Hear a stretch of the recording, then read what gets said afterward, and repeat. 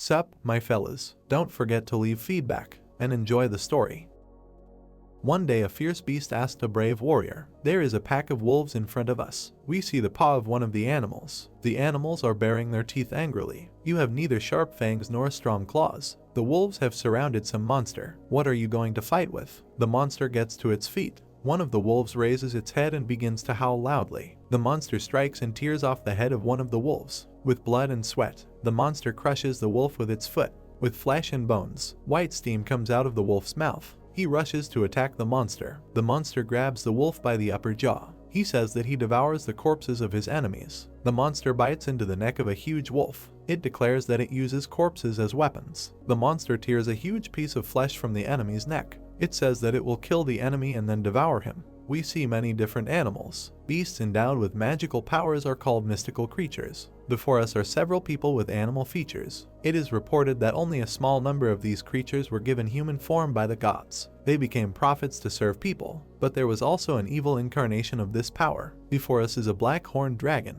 We see the eye of this creature. People later called him the god of demons. A man is running between the trees. We see his legs. He is begging for mercy. The guy's face is distorted with fear. He is calling for help. A crossbow is aimed at the fleeing man. The arrow hits him right in the back. Someone shouts that the shooter hit the bull's eye. We see a group of soldiers who are clearly villainous in appearance. One of them says that everything went better than he thought. The second replies that it was easy peasy. There are many corpses lying in front of them. Someone orders to take everything of any value since the detachment needs to return before sunset.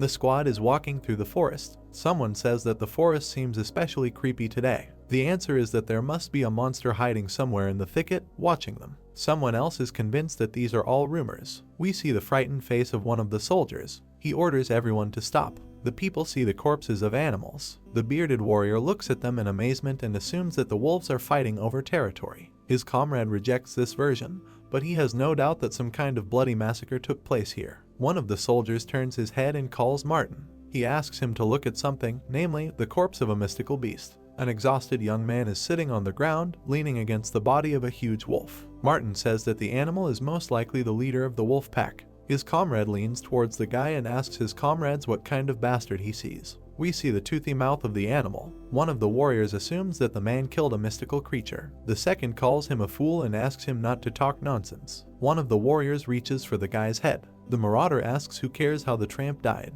We just need to see if he has anything useful. One of the warriors is in great pain. It turns out that a lizard has grabbed his leg. The soldier screams loudly and accuses the reptile of having no brains. A soldier sneaks up on the lizard with a dagger in his hand. Martin screams for the impudent creature to get off him. His comrade asks him to stand still and not twitch. He is going to cut it in half. The bald warrior raises his dagger. We see his eye. The guy turned out to be alive and struck him, from which he bent at the waist. Someone loudly asks what is going on here. A fist flies into the bald soldier's nose. He flies back, blood splattering around him. Someone shouts his name, and we learn that the victim is called Hans. The guy looks angrily at those around him and tells everyone not to touch the lizard. The young man stands with an axe in his hands and declares that otherwise he will bite everyone's throats out. The soldiers surround him. One of them says that this idiot is looking for a fight. Someone asks again what is going on here. The bearded soldier shouts that this scoundrel killed Hans. The guy looks at this same Hans with disgust and says that he is still alive.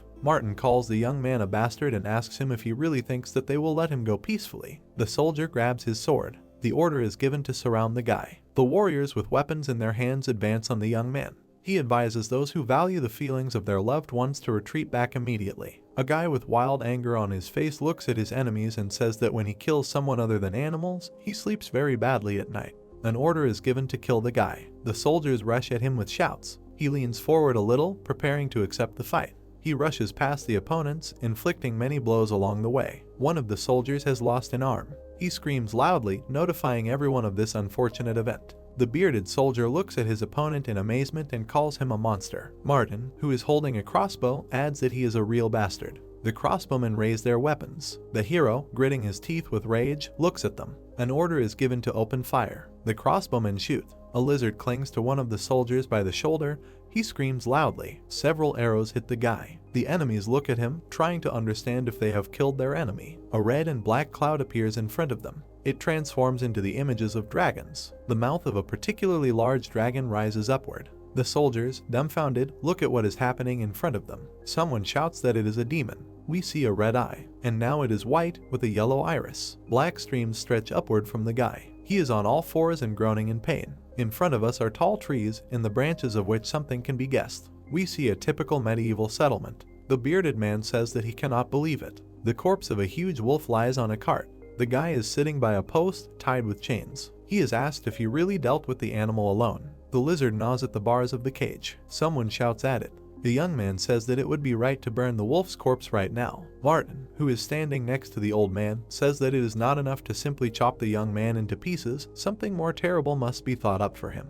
The bearded man approaches the boy and asks his name. The young man introduces himself as Ananta. The old man asks why the boy did this. He looks at his interlocutor angrily and says that he was hungry. The bearded man, judging by his face, cannot believe his ears. Martin, standing behind him, says that there is no need to ask anything further. They have already seen everything with their own eyes. We see the toothed dragon again. Martin says that this is the young man who transformed into it, and in this regard, we can recall the rumors that began to spread in the mountains. We see a horned monster with blue eyes. Martin says that this is the work of a demon that feeds on the dead. The old man, whose back of his head we see, objects. According to him, the boy sitting in front of them looks like a man, no matter how you look at him. Martin calls on the bearded man to examine the wounds of the mystical beast next to which the young man was found. We see the injuries he speaks of. The man says that these are teeth marks. Ananta, chained, looks at him angrily. Martin says that this guy is definitely a demon god in human form. Ananta laughs. Martin yells at him, trying to understand what is so funny. He says that if he really is an evil god,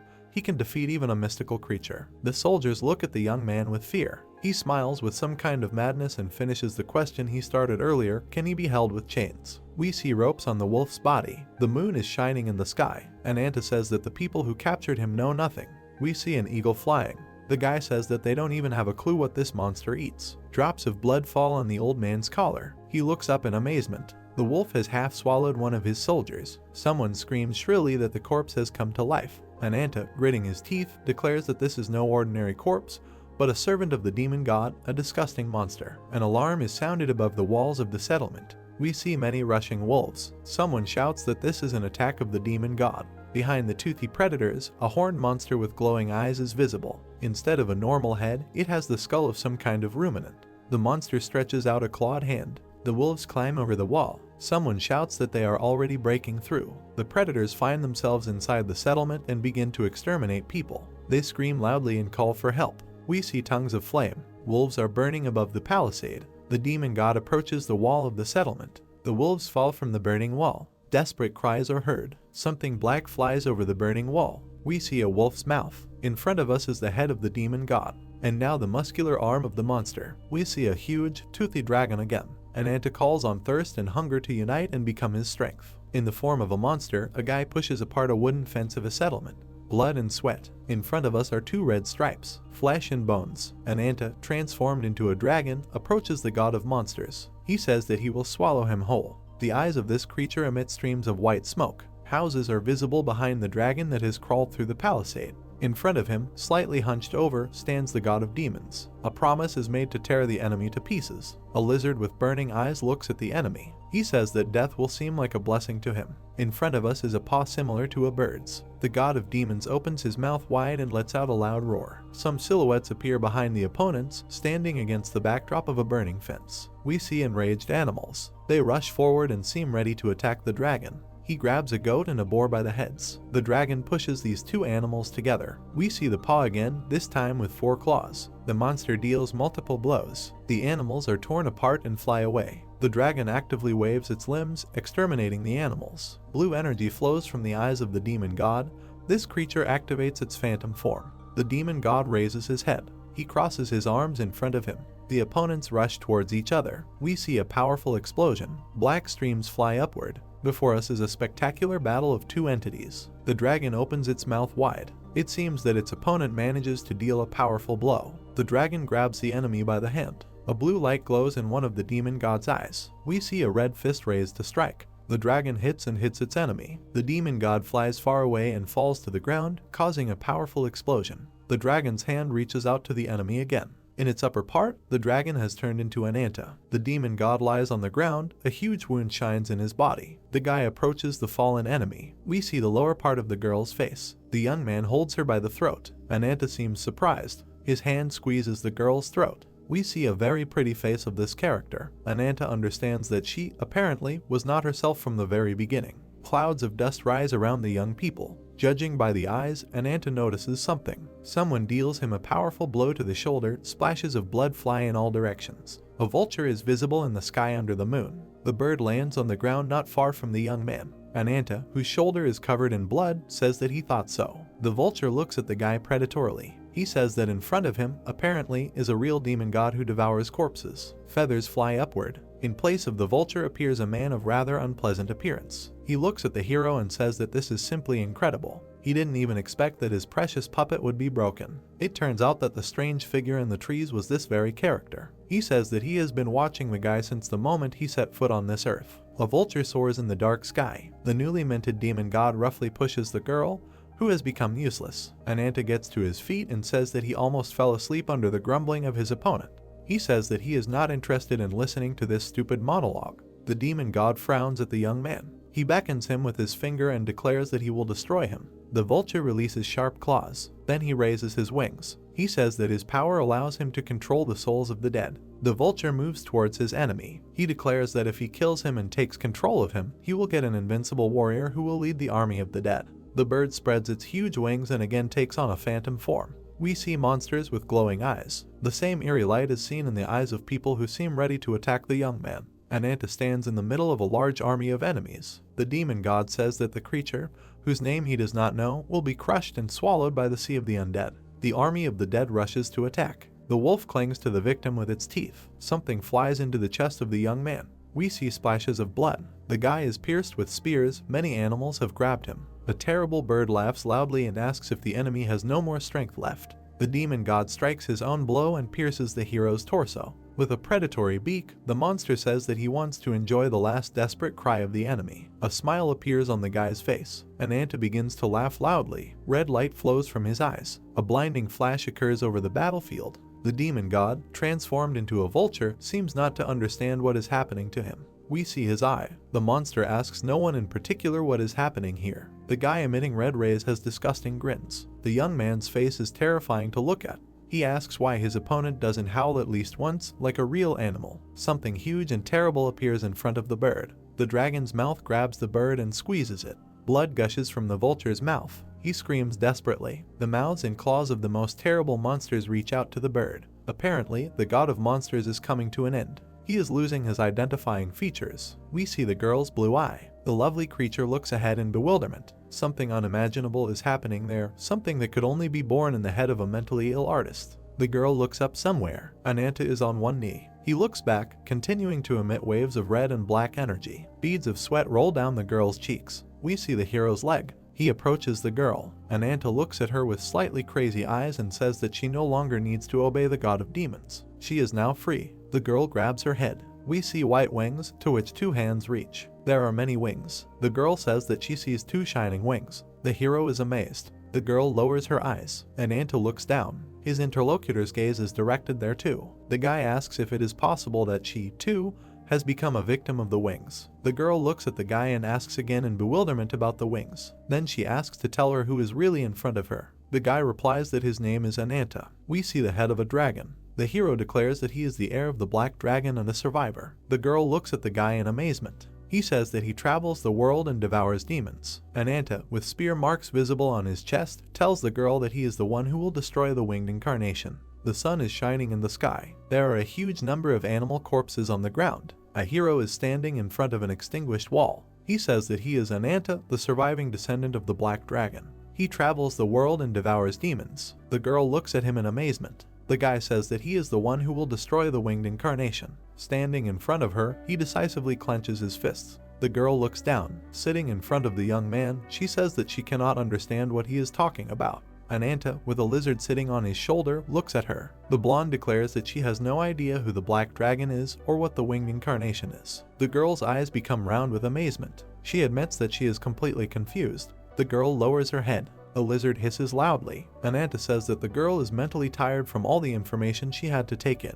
The guy looks at her. The girl runs away. We see some kind of symbol. The blonde notices something in front of her. In front of us is a skull with horns. The girl looks back. The demon god is running after her. We see black splashes. The blonde falls face down in a puddle. She lifts her blood-spattered face. The girl looks into the puddle and sees a skull with glowing eyes. It turns out that she is sitting in front of a river of blood, on the banks of which lie thousands of corpses. The blonde looks at her hands in amazement. A creature with shiny white wings appears above her head. The girl looks over her shoulder. We see a smile. The beauty's head is lying on the ground. Raising herself, she sees a girl with pink hair. She greets her. The funny little girl raises her hands and says that the blonde is tired and slept very restlessly. She asks if she had nightmares. She tries to understand if she dreamed of a bloody river. The blonde looks at the second girl and hears someone calling Ruby. The hero orders the lizard to begin. A fire lights up in the reptile's mouth. The lizard spews a powerful stream of flame from its mouth. It burns everything at a great distance. In front of us is a real wall of fire. Vague outlines resembling human figures rise above the flames. The hero looks sadly at the conflagration. Someone says that all the minions of the demon god were burned in an instant.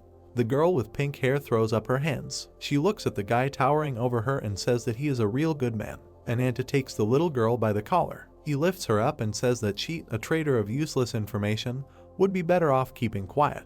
The girl laughs. The guy says that her stupid chatter is now causing trouble. Ananta points to the blonde sitting on the ground. The guy slaps the girl with pink hair. He says that he has fulfilled his part of the deal and now she must pay. The little girl bends over and says that the young man is still angry, although he should have calmed down a long time ago. She looks at the blonde and asks what the name of this avatar is. She looks up and says that her name is Nadia. In front of us are the faces of two girls. The one with pink hair says that this is simply amazing. She cannot believe that in front of her is another victim of the winged incarnation, besides Ananta. Nadia asks again in surprise. The guy looks angrily at the little girl and shouts at her not to blab too much. The girl with pink hair shows her watch and calls for patience. She opens the chronometer with a press of her finger. A huge funnel appears in the ground. Two girls and one guy fall into it and fly down. Nadia closes her eyes in horror. She opens one of them and notices something. The three of them are standing in front of a city nestled at the foot of an incredibly tall tree. Nadia lets out a surprised cry. The little girl is holding onto a small top hat that has appeared on her head out of nowhere. She says that a smart rabbit digs 3 holes and apologizes for not introducing herself yet.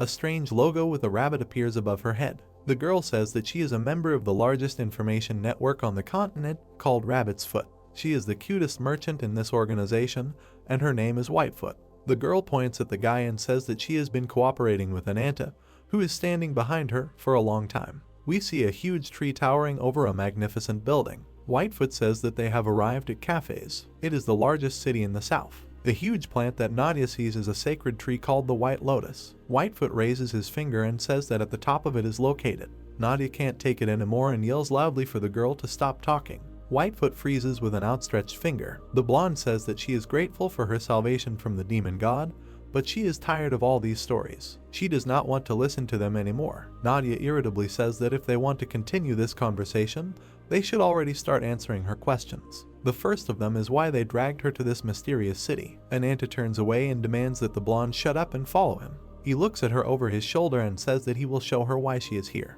The travelers pass through the arch between the houses. Nadia asks Ananta what kind of entity is the winged incarnation that he wants to get to. The hero, gritting his teeth with anger, says that it is a disgusting creature that imagines itself a god. We see the two girls next to each other. The blonde asks him to tell us more. Ananta states that just as the avatars are given human form and power, the winged incarnation can give other entities great powers. Before us is a red and black man trying to open his mouth. Ananta says that this is not an ideal power. It is impossible to know and determine what it is, a blessing or a curse. Nadia, looking at the hero, asks again in surprise. He says that they have arrived at the place. On the city street we see many people chained. Their faces are, naturally, sad. Before us is a little girl with her hands chained. We also see traders. Ananta says that he greets the girl at the slave market of the city of Cafes. Whitefoot, who still has a top hat on her head, says that for some reason the turnover of this market has recently increased greatly. Local slave traders bring here foreigners, wanderers, and vagabonds. We see a tiger with blue eyes. 2 men bargain for it. Whitefoot says that even mystical creatures have started to be sold here. The girls stand in front of a door with a barred window. Nadia asks what a slave market has to do with a winged incarnation.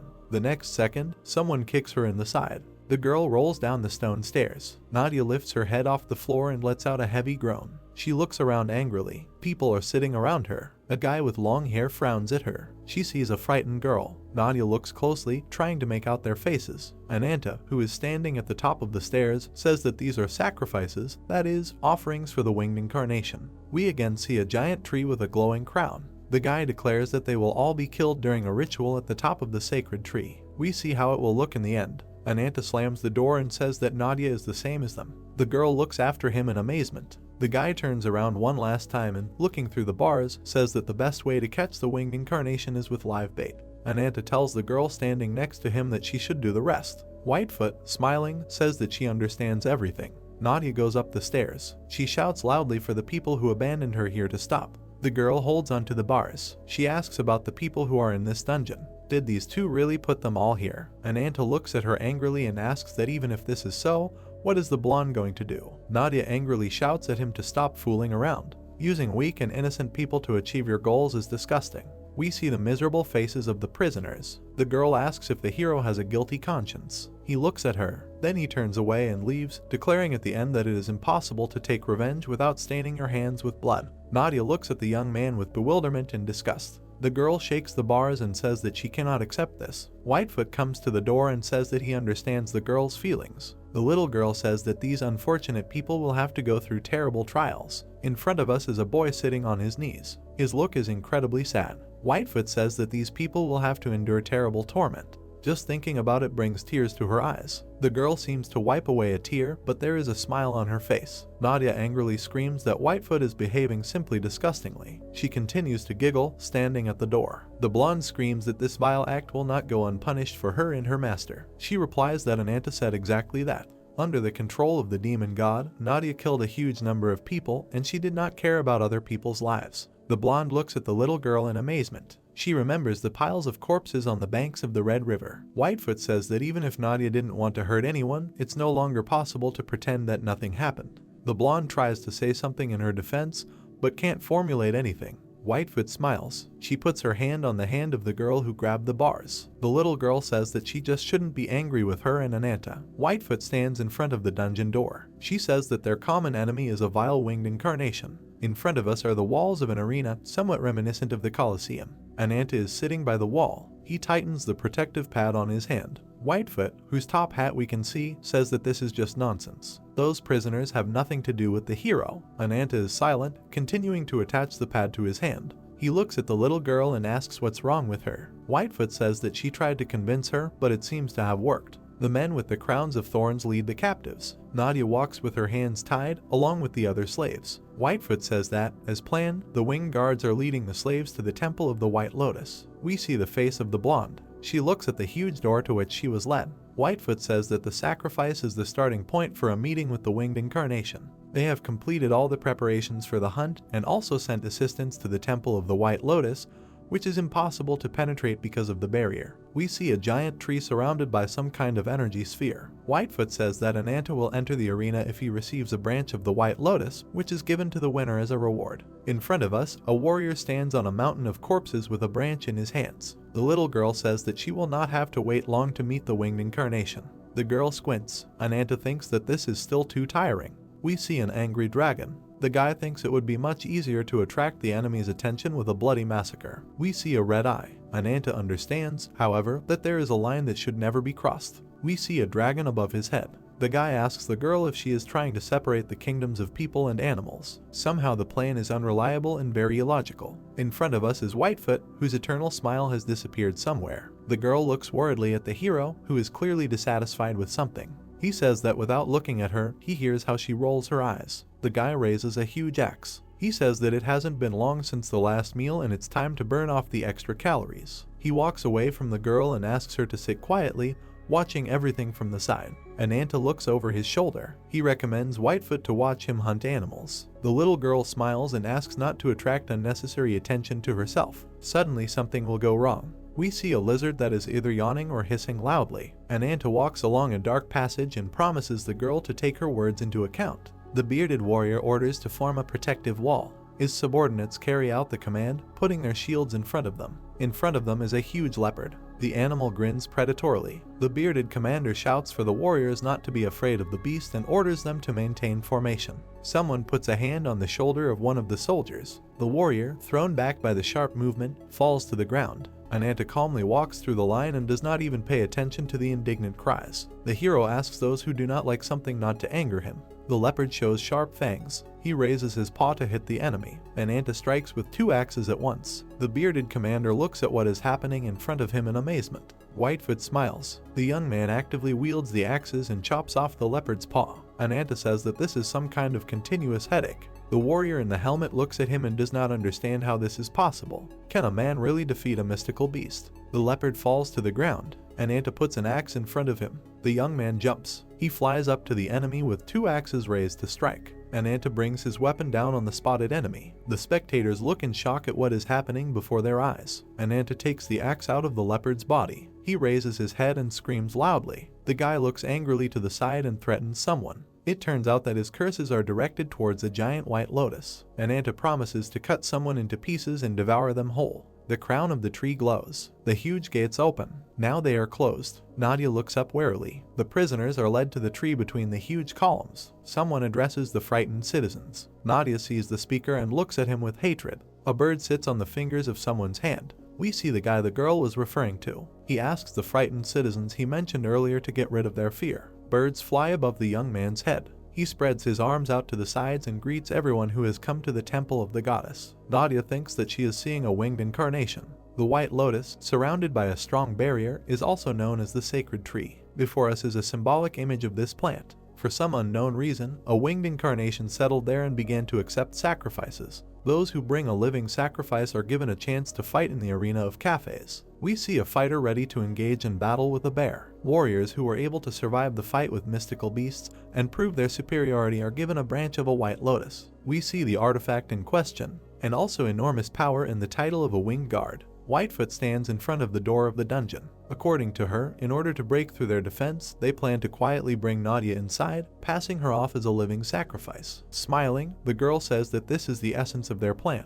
If there are any questions, the blonde can ask them. Nadia looks at her interlocutor in surprise from behind the bars. She asks why Ananta wants to kill the winged incarnation. Is it because of the power he possesses? Whitefoot looks at the prisoner and says that he cannot tell everything. A girl stands before a battlefield that is on fire. Her eyes are closed. Whitefoot says he has only one thing to say. If there is an embodiment of vengeance, it is Ananta. We see a hero crying tears of blood. A young man looks at the prisoners brought to him. He says that his charges, who have gone through so much hardship, should raise their heads and look at his bright face. The exhausted people look at the scoundrel, uttering meaningless remarks. He closes his eyes and says that he is a saint admired by the whole world. We see the hand of the scoundrel, who declares that as the owner of the white lotus and a winged incarnation, he brings the blessings of heaven to this mortal world. The blonde spreads his arms and says that his name is Balzac. Nadia frowns at this man. We see a sad little boy. Balzac addresses his poor victims and asks them to prepare for liberation. Smiling, the scoundrel declares that the people standing before him must entrust their souls to the winged savior. The girl in the brown vest screams loudly, attracting the attention of the scoundrel.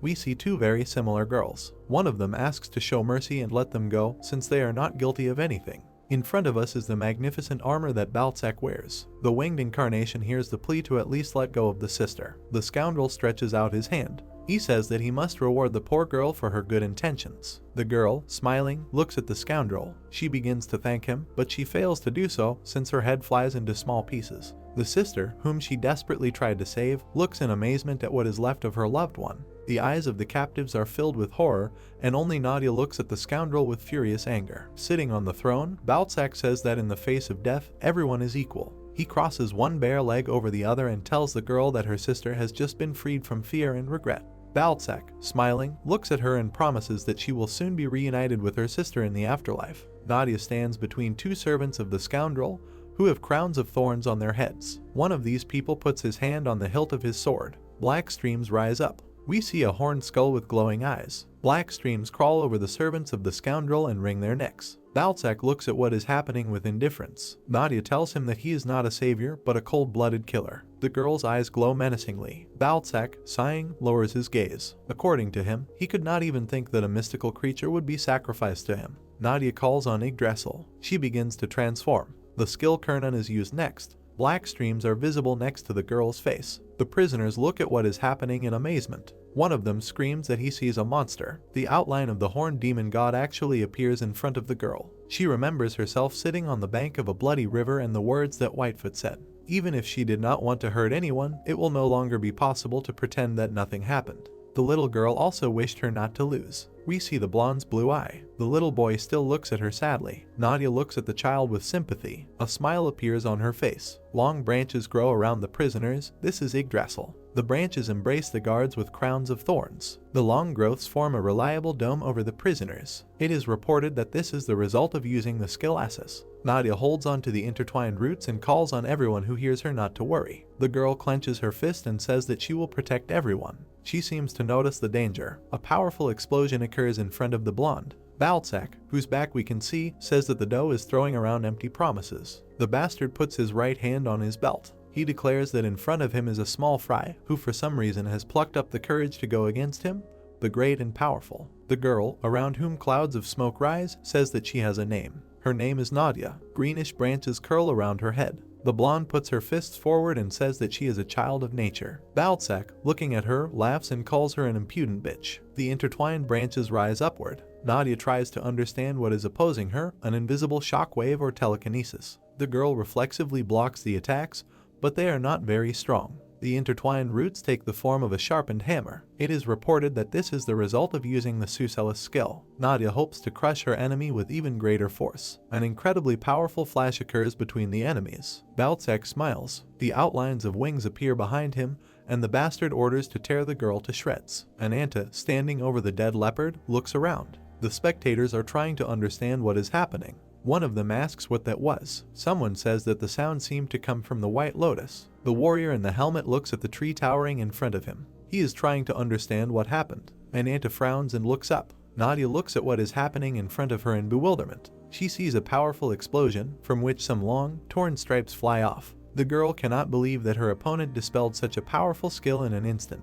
Balzac stands proudly in front of her. Nadia realizes that the enemy's attacks have become much stronger. A strange cylinder with a dome appears above the girl. Balzac asks if Nadia is capable of something more serious. The bastard snaps his fingers. The huge thing hanging over the girl's head falls right in front of her. Nadia looks up in amazement. She tries to understand what it was. A shadow creeps over the blonde, in which the outline of a dragon can be discerned. We see a torn wing. Nadia understands that there is a monster in front of her. A small boy screams from behind the branches for the girl to be careful. Animal horror is visible in the blonde's eyes. A sharp projectile pierces her body. Balzac smiles smugly. A huge dragon towers over his head. The bastard tells the girl to see his faithful servant. In front of us is an arena in which people and animal corpses are visible. Ananta, holding an axe in her hands, stands in front of a mortally wounded tiger. The animal roars. We see the hero's yellow eye. He looks at the tiger and says that it may hate him, but it must not turn away from its executioner in the face of death. Ananta raises his axe over his victim. Blood spatters from the beast's paw. Two warriors watch as the hero finishes off the animal. One of them turns to Duke Bernhard and says that everyone is confused by the unexpected turn of events. We see several warriors, including dead ones. The Duke's servant declares that the hero will undoubtedly win this contest, taking the championship from the one who should be the triumphant. The hero is covered in blood. Duke Bernhard and his subordinate listen to an announcement that sounds over the arena. The dear citizens of Cafes are informed that the winner has finally been determined. The warrior asks his lord what he will do. Men in white cloaks enter the arena. One of them calls the hero a valiant warrior and says that the winged guards will reward him with a branch of a white lotus. Duke Bernhard asks his servants to calm down and says that everything is going according to plan. Whatever happens, the branch will not go away from them. People in white cloaks approach the hero. Ananta looks at them rather sullenly. The branch lies inside a richly decorated box. The hero reaches out and takes it. The guy squeezes it in his fist. Duke Bernhard says that they will take possession of the branch at any cost. In front of us are two columns. Two children look at something in fear. Nadia, wounded in the stomach, crawls up to them. A huge monster, similar to a dragon, grows in front of her. Balzac looks smugly at the girl and asks if she is going to protect these people at all costs. It is very touching. The people who are to be sacrificed look sorrowfully at the scoundrel. He invites the girl to look at their faces. Balzac stands on a rock above some wooden debris. He says that these people are doomed. Their suffering must be ended quickly.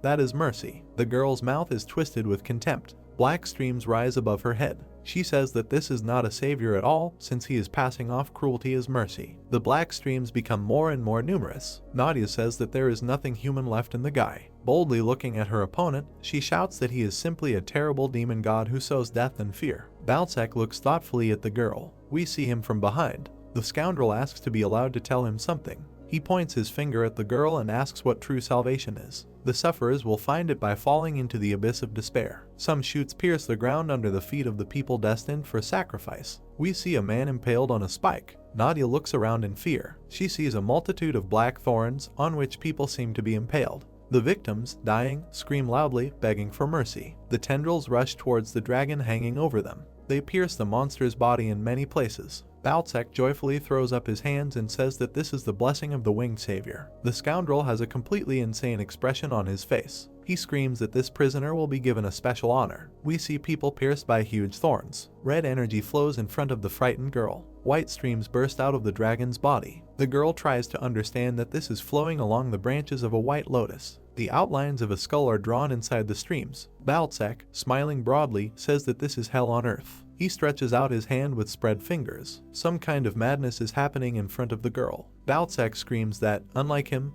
all living beings are mortal. The white streams reach the guards who serve the bastard. The guy screams that only he can give meaning to worthless lives. The mask falls from the face of one of the guards. Under it we see the face of a mummy with very good teeth. Balzac screams that everyone who can see must see that their life force feeds the white lotus. The guy declares that he is creating an immortal warrior. In front of us is the back of a dragon. Balzac declares that the flow of life must circulate and turn into light, which will protect the white lotus. The dragon, penetrated by streams of red and white energy, opens its mouth and screams deafeningly. The guy declares that this is the winged blessing. The girl looks at the bastard with disgust and asks what he is. How many lives has he absorbed? Balzac beckons her to him with his finger. Brown tendrils, similar to roots, wrap around the girl. Balzac approaches the blonde and says that he has lost count. He calmly passes by the immobilized girl and calls her a presumptuous woman. The guy looks at her sideways and asks if she wants to say anything last. Nadia screams in disgust for him to go to hell. The scoundrel, smiling, raises his right hand and accuses the girl of saying the most banal things. The door, which we see behind the sharp nose of the scoundrel,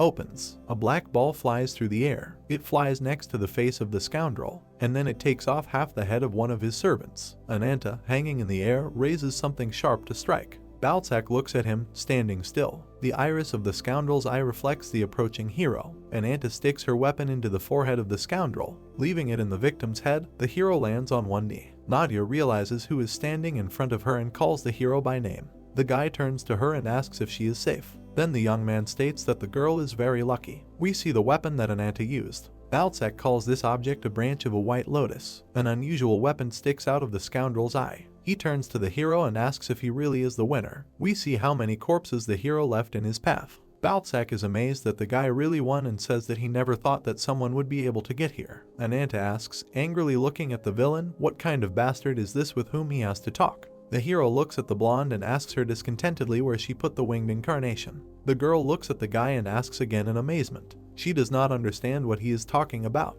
Balzac, whose face suddenly turned black, declares that it was not enough for the hero to invade his sanctuary. He even dared to insult his holiness. We see the scoundrel's face distorted with rage. Balzac begins to transform, sharp claws grow on his fingers. He threatens to tear off the uninvited hero's unholy tongue with them. Ananta, completely boorishly, tells his opponent to shut up. Standing right in front of him, he calls him an imposter. The hero's eyes and body glow with an ominous red-black energy. Ananta says that he does not see a winged incarnation next to him.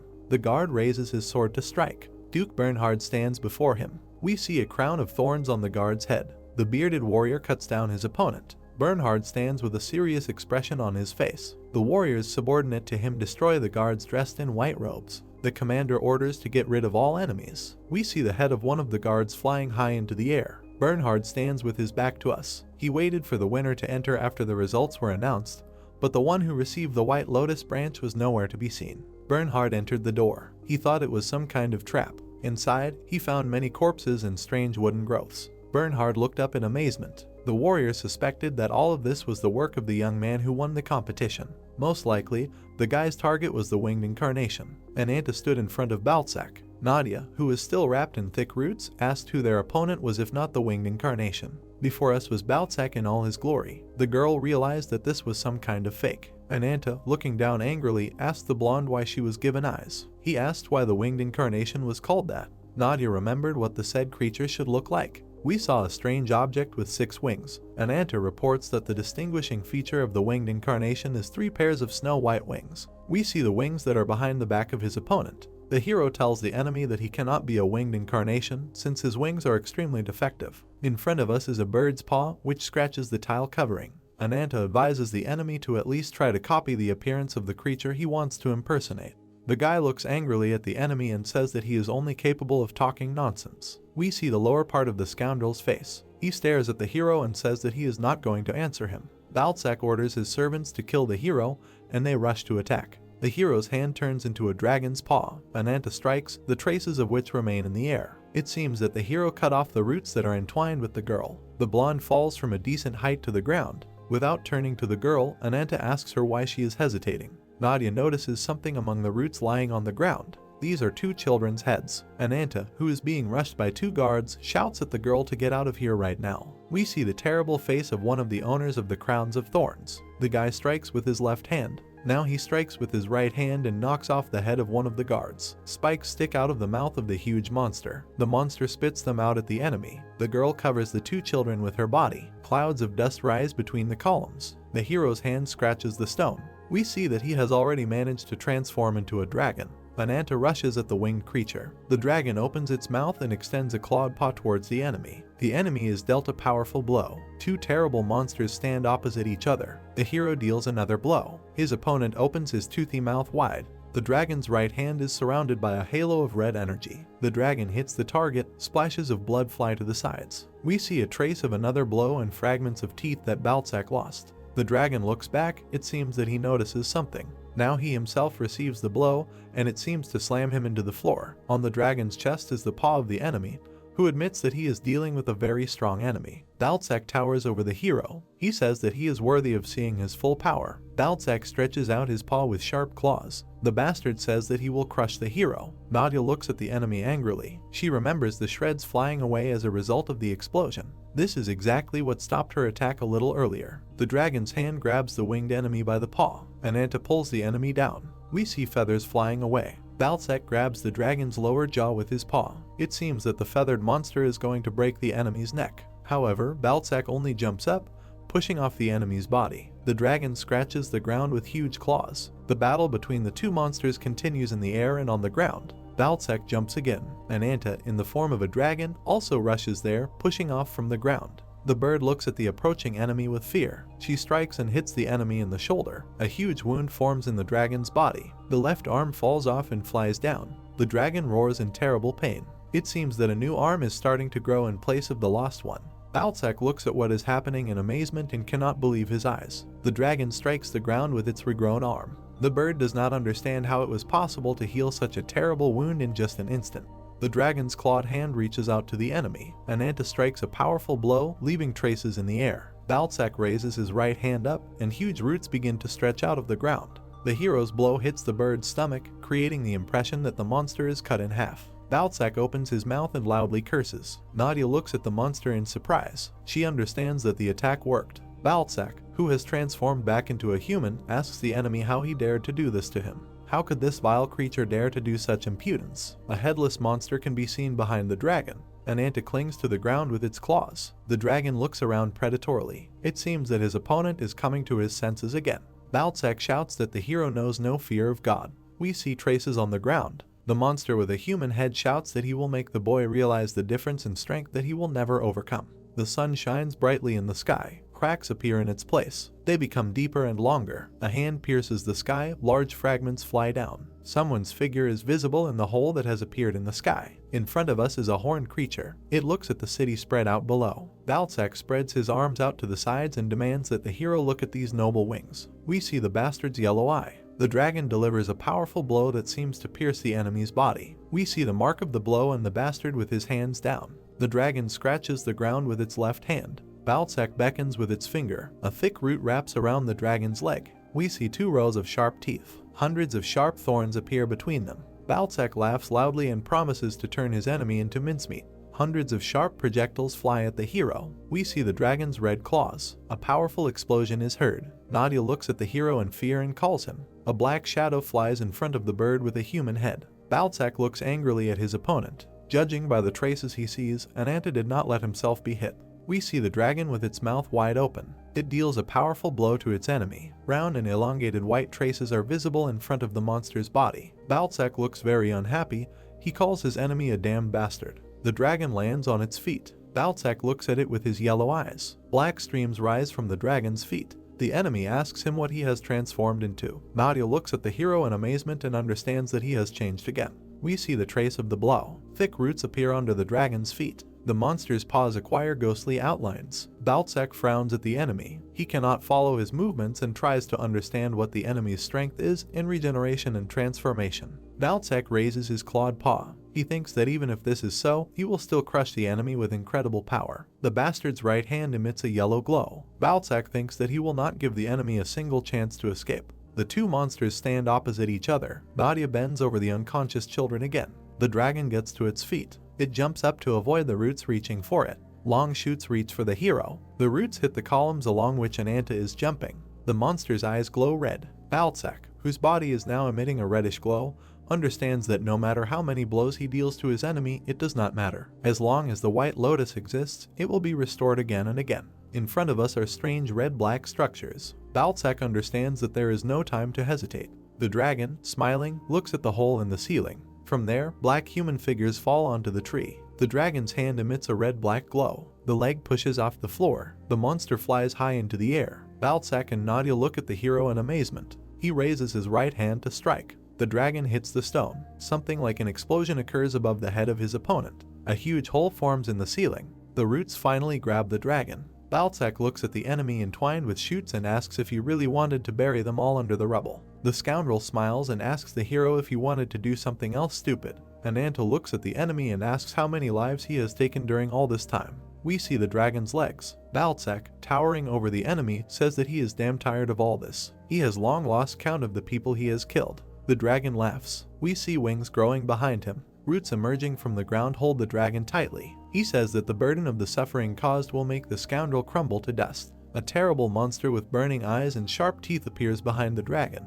The hero transforms into a phantom form. We again see a hole formed in the ceiling. Balzac looks up in fear. People are running up to the hole from all sides. They fall down. Balzac asks what the hell is this. He demands that the falling people not touch him. However, human bodies literally cover the bastard. He continues to scream that it is unacceptable to approach him. Nadia looks in amazement at the madness that is happening in front of her. She asks what is this. A clawed hand grabs the bastard by the face. A whole mountain of black corpses forms around the monster. Balzac screams loudly and tries to break free. We see the legs of the bird. Now Nadia and two children are in front of us. Someone reports the presence of a living victim. Cracks appear in the sky again. A white beam falls on the bird with a human head. A very powerful flash occurs. The girl squints so as not to be blinded. She sees a horned creature whose foot is standing on Balzac's head. The young man looks at her. Nadia looks in surprise at the creature that has appeared. Clouds of dust are visible under the girl's feet. The character that appears expresses hope that the girl's journey was pleasant.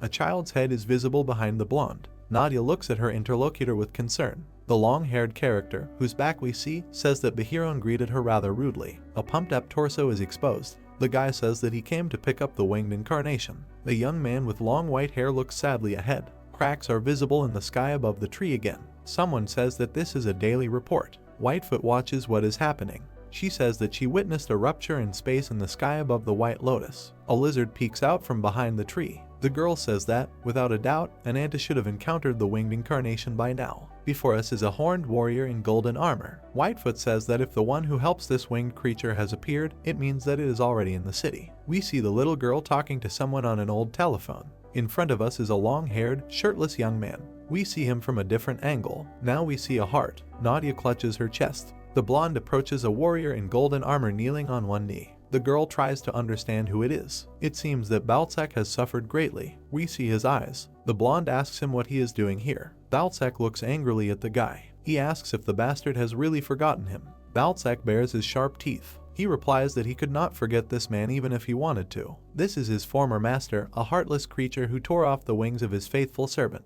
The blonde raises his index finger. He says that he took the wings to punish the one who was intoxicated with false glory. The horned warrior grabs the bastard by the neck. The blonde man tells the villain that wings are only given to those who are worthy of ascending to heaven. We see the villain's sharp, shark-like teeth again. Balzac says that the boy is saying this to the man who admired him more than anyone else. The blonde man tells him that the villain sacrificed millions of lives to create a monster and get his wings back. The boy places his hand on the villain's body. The blonde man frowns at him. He says that the stupid Balzac does not deserve this at all. The villain opens his mouth wide. The horned warrior relaxes his fingers. Before us is a pile of corpses. We see someone's yellow eye. In the distance, two figures can be made out, surrounded by clouds of dust. The blonde man watches the sun hanging low over the horizon. He says that he has a dream. The boy wants to find the edge of the world that connects this world with the land of the gods. The blonde seems to be addressing a very young hero. He declares that he will not stop until he fulfills his dream. The guy looks at the boy, smiling.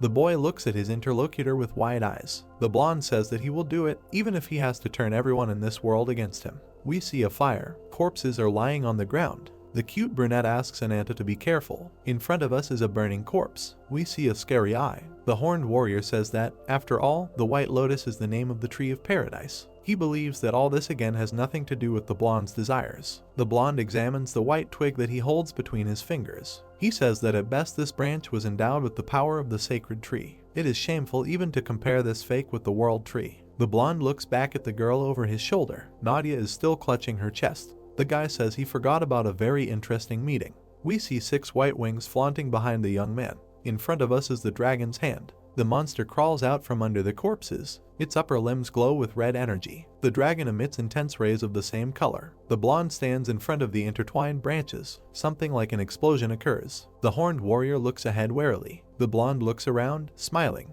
In front of us are red and black stripes. The guy says he finally saw someone. The dragon opens its mouth and roars loudly. Its hand falls to the ground with a crash. The horned warrior assumes a fighting stance, preparing to meet the enemy. The armored knight hits the dragon in the nose. The monster flies far back. It seems that its head has been completely blown off. The black-faced warrior demands that the enemy identify himself. The dragon, its red eye shining, roars. We see a fist. The horned warrior raises it to strike the enemy once more. He declares that words seem unnecessary here. The dragon prepares to strike as well. It roars deafeningly. 2 fists collide with each other. The blonde man calmly watches what is happening. Nadia grinds her teeth in excitement. The guy raises his hand to the girl's head. Someone swings an axe. It is Bernhard, who appeared here out of nowhere. The bearded man looks at someone warily. The blonde man, as is his habit, looks back at him over his shoulder. The blonde man says that Bernhard does not seem to know when to just give up. The duke holds the axe in his hands. He hears the blonde man call him an experienced man. The dragon and the warrior in golden armor continue to fight. The monster grabs his opponent by the fist. Bernhard, who holds a huge axe in his hands, looks at the blonde man.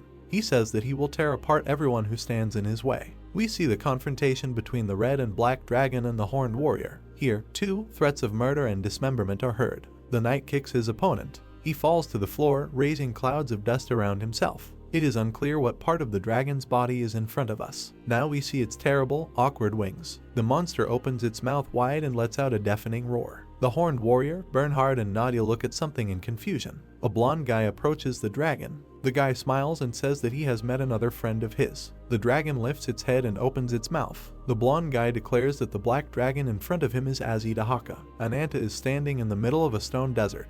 He looks around, trying to understand where he ended up. A drop of sweat runs down the guy's cheek. He tries to determine what kind of place this is and how he ended up here. We see a strange glow in the sky. The hero has a bad feeling. It seems to him that he needs to get out of here as soon as possible. Ananta looks up. He dreams of running away from here, but does not understand where to go. Someone addresses the young man. Ananta looks at the unexpected interlocutor with fear. A huge black dragon appears above his head. The monster tells the guy to remember the man who took everything from him. Ananta looks up with anxiety. We see his eye up close. The guy says that Azidahaka is in front of him. We see the dragon's yellow eye. The monster looks at the hero standing on the rock. He calls him a damned mortal and demands that he surrender to the power of his own anger and endless grief. The dragon prepares to attack with his right hand. A powerful explosion occurs under the feet of the horned warrior. One of the monster's limbs falls to the ground next to the knight. The warrior, whose back we see, asks if the dragon has gone mad. The monster's eye emits red energy. We see a fist. The black-faced warrior clenches his fists, and says that his opponent is acting very ugly. The dragon opens its huge toothy mouth. A stream of fire erupts from it. The knight strikes with his right fist. Two streams of energy collide exactly in the middle between the opponents. Circles of white energy spread in all directions from the point of collision. In front of us is a wing that is losing feathers. The blonde says that his opponent is unperturbed, despite the fact that he can turn into coals. Bernhard prepares to strike with his huge axe. The young man says that he is facing an enemy, but this is a truly great man. The bearded man takes off. He thinks that he simply does not have time to wait for his comrades to come to his aid. Bernhard rushes towards his opponent. He has decided to fight to the death. The man raises the axe above his head. We see a white stripe on the duke's arm. Blood gushes from his body. The axe falls to the ground. The blonde, with an unperturbed look, orders his opponent to bow down. Bernhard groans in unbearable pain. A powerful white beam pierces the fighter's body. The blonde stretches out his left hand. Nadia looks back at the blonde man in fear. He says that he sees her shaking with fear. White wings are visible behind the guy. He says that the girl doesn't look the same as before. Nadia looks at the young man and thinks that he is absolutely right. We see her face spattered with blood. The blonde man, spreading his wings, hangs over the girl. She thinks that she has met him before. The guy puts his hand to his chest and says that the resonance of the branch proves that Nadia was also chosen by the sacred tree. The girl asks again in surprise. The blonde man approaches some black object. A tiny branch hovers above his hand. The guy says that this magical artifact is capable of granting its owner divine powers. The branch emits a blue glow. The blonde man declares that he wants to cross the border of worlds. His body emits yellow energy discharges. A powerful stream of energy rushes upward. We see a head with sparks crackling above it. A blonde man stands in front of a fair-haired child. He calls him a brother created from countless lives and still locked in a cage, and asks what his name is. The girl looks ahead in amazement. A smiling boy with red eyes replies that his name is Diz. We see a white trail. Now in front of us are the dragon's teeth and a knight in golden armor. The two continue to fight. A very bright flash occurs in front of the dragon's mouth. Puffs of smoke are visible behind the horned warrior. The dragon, with its mouth wide open, hangs over its opponent. He frowns at the monster. The dragon spreads its huge wings. Something white rushes upward. The dragon hovers above a round building. Ziz looks up angrily. Someone puts a hand on the child's head and asks him not to be afraid. A black and yellow whirlwind appears in front of the dragon. It grows in size. It is said to be the result of the heavenly fire jade skill. A huge fireball flies down. The blonde man and the boy look up. The young man asks someone how they dare look down on him. The blonde man holds out his hand with his fingers spread out and says that his opponent has no place in the heavens. The phrase "let there be light" is heard. A wall of white light appears in front of the dragon. An incredibly powerful beam hits the huge tree. Black stripes are visible in the sky. Ruby squeaks sadly. Whitefoot says that it is over. The girl presses the receiver of an old phone to her ear. We see that the top of the tree is completely destroyed. Whitefoot confirms to someone that as a result of the battle with the winged incarnation, the White Lotus was destroyed. Something black falls from the sky to the ground. It turns out that it is an Anta. The girl says that their trump card, the incarnation of revenge, was defeated. Before us is a typical prairie from a bird's eye view. We see several animals. These are hyenas chasing a lizard. The predators rush after their prey, sticking out their tongues. One of the coyotes opens his mouth wide, preparing to grab the reptile. A spinning axe flies through the air. Its tip plunges into the coyote's head. A human leg appears next to the lizard. Its owner screams for the reptile to hide somewhere. Young Ananta raises another axe over his head. Blood spurts in all directions. The coyotes look at their dead relative in fear. Ananta, making a terrible face, screams loudly. The predators, yapping pitifully, turn away. The boy sighs with relief. The lizard looks at its savior in amazement. Ananta is sitting under a huge boulder. The reptile wags its tail next to him. The boy asks the reptile why it is following him. Ananta replies with displeasure that he has no food to feed the lizard. The boy waves his hand to scare the tailed creature away and asks why it doesn't disappear somewhere. The reptile starts to get angry. It spews a stream of flame. Ananta looks at the strange animal in surprise and shouts that this simply cannot be. The boy looks at the lizard in surprise. Ananta seems to notice something not far from him. The child looks up. Some huge animal towers over him. We see two eyes, one of them belongs to the creature that appeared, and the other to the hero. Ananta runs away from the giant rhinoceros. The boy runs to the cliff. He jumps off the edge of the cliff. The child lands on the ground and sees that there is someone in front of him. A man is sitting under a tree, his head covered with a hood. Ananta clearly did not expect to meet a person here. The boy looks up at the rhinoceros standing on top of the cliff. The animal is breathing heavily, steam is coming out of its nostrils. Ananta looks at the pursuer and asks if he is going to pursue him to the end. The boy takes the lizard off his head and places it on the ground. He says that this scenario suits him perfectly. Ananta takes an axe in his hands and challenges the rhinoceros to fight him. We see a yellow eye. The boy says that he is going to show the enemy the power of the air of the black dragon. Ananta looks back. The man he noticed takes off his hood. In front of us is the already familiar long-haired blonde. The rhinoceros seems to be shaking with fear. The young man calmly looks at the animal. The rhinoceros turns and walks away. Ananta looks at the young man in amazement. The blonde man, smiling, asks the boy if everything is okay. Ananta looks at his new acquaintance in amazement. That day, after meeting this young man, his life completely changed. Ananta and the blonde boy are standing next to each other. We see an Indian settlement. In front of us are 3 locals. One of them calls out to the boy. The second asks why Ananta is always wandering around somewhere. The child and his new acquaintance approach the Indians. One of the natives asks who is next to him. We see the boy's eyes full of horror. He just tried to explain everything, but someone calls out to him very angrily. In front of us is a pretty girl with the same yellow eyes as the hero. She asks where Ananta has been for so long. The girl grabs the hero by the cheeks. She asks the boy if he has visited the territory of the mystical creature again, and what he will do if something irreparable happens. The girl also asks where he got this strange creature. We see a lizard sitting on the boy's head, and we understand that this is what we are talking about. Ananta says that the reptile just followed him. The girl looks at the blonde and asks the boy who the girl is. Ananta turns to the young man and says that this is Ashita, his sister. The girl puts her hand to her mouth. There is blood on her palm. Ananta looks at his sister with concern and asks if she is okay. He asks her not to worry and to quickly go inside.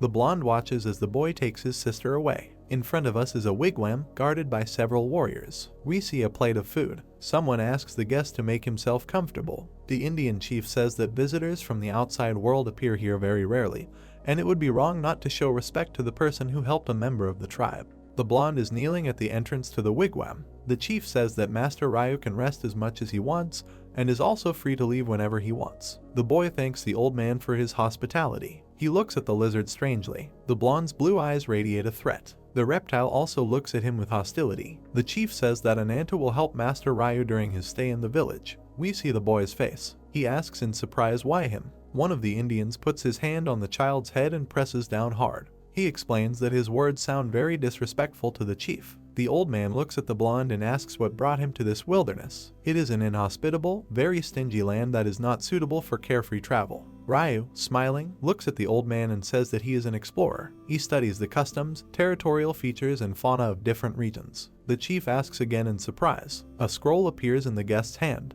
Ryu asks the old man to look at it. The blonde opens a map of the area. He says that for many years he has been traveling around the continent, studying traditions and legends. He has been to a mighty empire in the east, to harsh icy lands in the north, and to dense forests in the west. The young man claims to have heard a story about a deity who came to this red desert. Ananta looks at the blonde man warily. The chieftain looks at the young man and says that the incarnation he is looking for. Ryu interrupts the old man and says that this incarnation is called Azidahaka. Before us are 6 different creatures that have one thing in common: glowing eyes. Ryu claims that of the 6 incarnations that received divine power, he was the very first. We see something incomprehensible. The blonde man says that Azidahaka is still considered the largest and most powerful. We recognize the scales of a dragon. Ryu claims that this creature is feared and worshipped. Before us is a huge sleeping dragon. The young man says that this is the incarnation of a demon, the black dragon Azidahaka. Some kind of potion is being cooked over a fire. Ashita is holding a cup in her hands. She hears that it is a healing decoction that has extraordinary properties. It strengthens the immune system and improves health.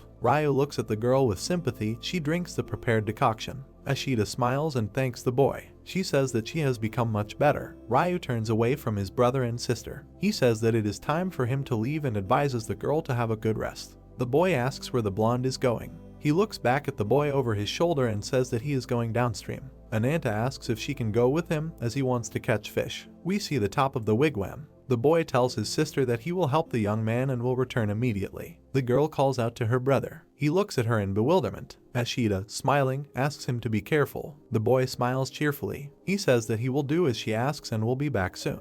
Ananta follows the blonde and looks back at his relatives. The Indians frown after them. Anxiety is written on the hero's face. We see a lake spread out in front of high cliffs. Ananta and Ryu are sitting by the fire. The boy tells the blonde that he has been in the village for about a week. The lizard eats fish with appetite. Ananta asks if the young man's research has progressed during this time.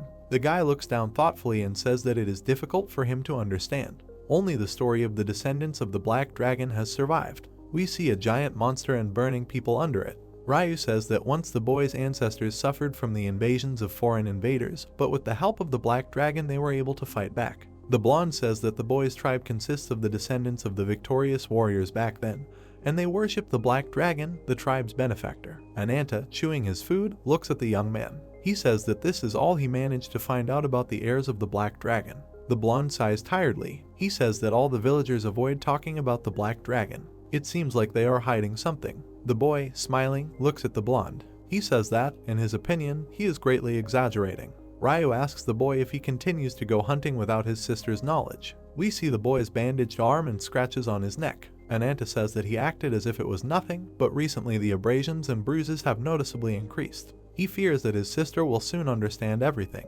We see the child from behind. He asks the young man to keep all this a secret, as he does not want his sister to worry unnecessarily. Ananta puts his hand to his chest. He says that winter comes quickly in the wild lands, so you need to hunt as much as possible while there is still something to hunt. Ryu asks where the boy's parents are. We see the hero as a baby in the arms of his sister. Ananta says that his parents died of illness when he was very young. That is why his sister constantly takes care of him. The girl holds the child in her arms. The hero says that for her, he is still a foolish baby. Ananta looks down sadly. He says that his sister should think more about herself. She does not spare herself at all. That is why he wants to give her some kind of gift. Ryu looks at the boy and asks if all this is too much trouble for him. Ananta smiles and says that not at all. It is all for the sake of his family. The interlocutors sit in front of the fire. The boy says that he has had enough of difficult conversations for today. He asks the blonde why he is studying the first incarnations. Ryu takes a stick with a fish in his hand. He says that it is necessary in order to find divine revelations. Ananta asks again, puzzled.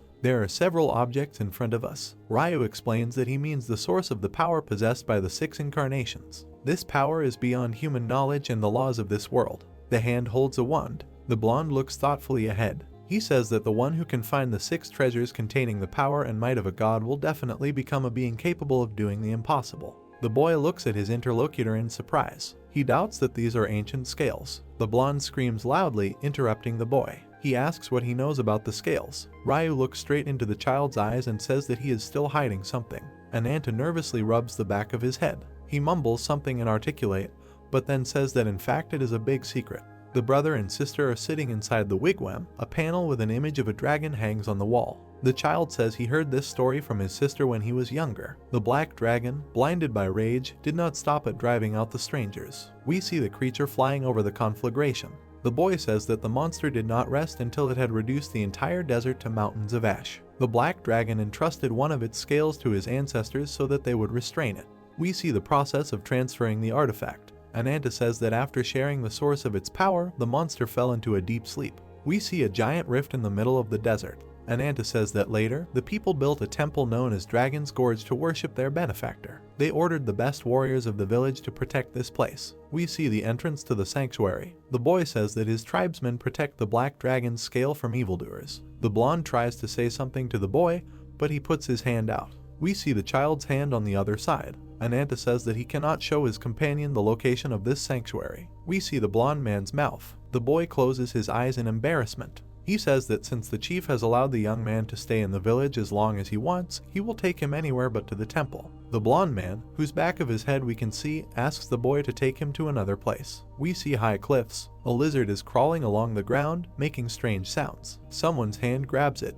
The hero puts the reptile on his shoulder. He says that they have already gone very far and need to hold out just a little longer. Ananta squints one eye. The boy and the blonde man look at the sun, which hangs low over the horizon. The child looks at his companion. He says that he has a dream. The blonde man says that he wants to reach the end of the world and find the lands of the gods. The boy stands behind the young man. He promises that he will not stop until he fulfills his dream. Ryu looks at the child and declares that he will do it even if the whole world turns against him. Ananta looks at the blonde boy with wide eyes of surprise. A drop of sweat runs down the boy's cheek. He asks what all this means. We see the cold eyes of the young man. Ryu asks if the child has never thought about this. His sister is sick because of the curse of the black dragon. Judging by the expression in his eyes, Ananta is shocked. Ryu and the child are standing on a cliff. The boy asks again in surprise, not understanding what his interlocutor means. He asks how much the child knows about the black dragon, whose name is Azidahaka. The sun is shining in the sky behind the clouds. Ryu says that it is a servant of the demon god, who sends curses and mortal torments. Ananta looks at the boy standing in front of him in amazement. He says that a beast that obeys such a villain for no apparent reason cannot give a divine treasure to an ordinary tribe. The lizard on the hero's shoulder arches its back. Ryu says that the black dragon used the Indians to cast the demon lord's curse on the people. The guy looks at the boy with kind eyes. He says that this is why the child's parents died and his sister is doomed to suffer. Because of the dragon, the tribe has nothing but trouble. Ananta looks at the blonde with wide eyes. He made the boy believe his words too easily. The child naively asks if this is true. Ryu smiles sweetly. The blonde takes something out of his bag. It is a flower with bright white leaves. The young man says that this is a sacred plant that must be brought to the treasure of the guardian deity of the tribe.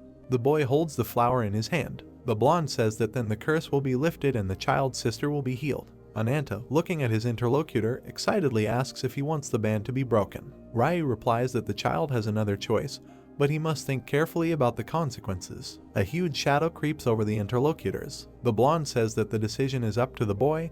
He must make it himself. In front of us are wigwams. Ashita opens her eyes. She lifts her head from the pillow and calls her brother. Coughing, the girl comes out of the Indian dwelling. She looks somewhere up and asks where her dear brother is walking at this late hour. Ashita looks at the sky, strewn with stars. She says that it is very cold now and her brother may catch a cold. In front of us is the entrance to the tribal sanctuary. Two warriors stand in front of it, holding spears in their hands. We see the face of one of the Indians up close. He notices Ryu approaching him and prepares his weapon for battle. The warrior asks who is coming. The Indian orders the guy to stop. He looks at him with cold eyes. The warrior warns that one cannot enter the sanctuary without permission. Ryu simply walks towards him. The warrior prepares to use his weapon. The blonde intercepts the tip of the spear. The warrior's eyes are filled with horror. He doesn't understand what's happening. Ryu stabs his opponent in the back. The second guard looks at what's happening before his eyes in fear. Ryu slams the Indian's body into the wall. The guard slides to the ground. The blonde turns around and tells someone that everything is fine and that he can come out.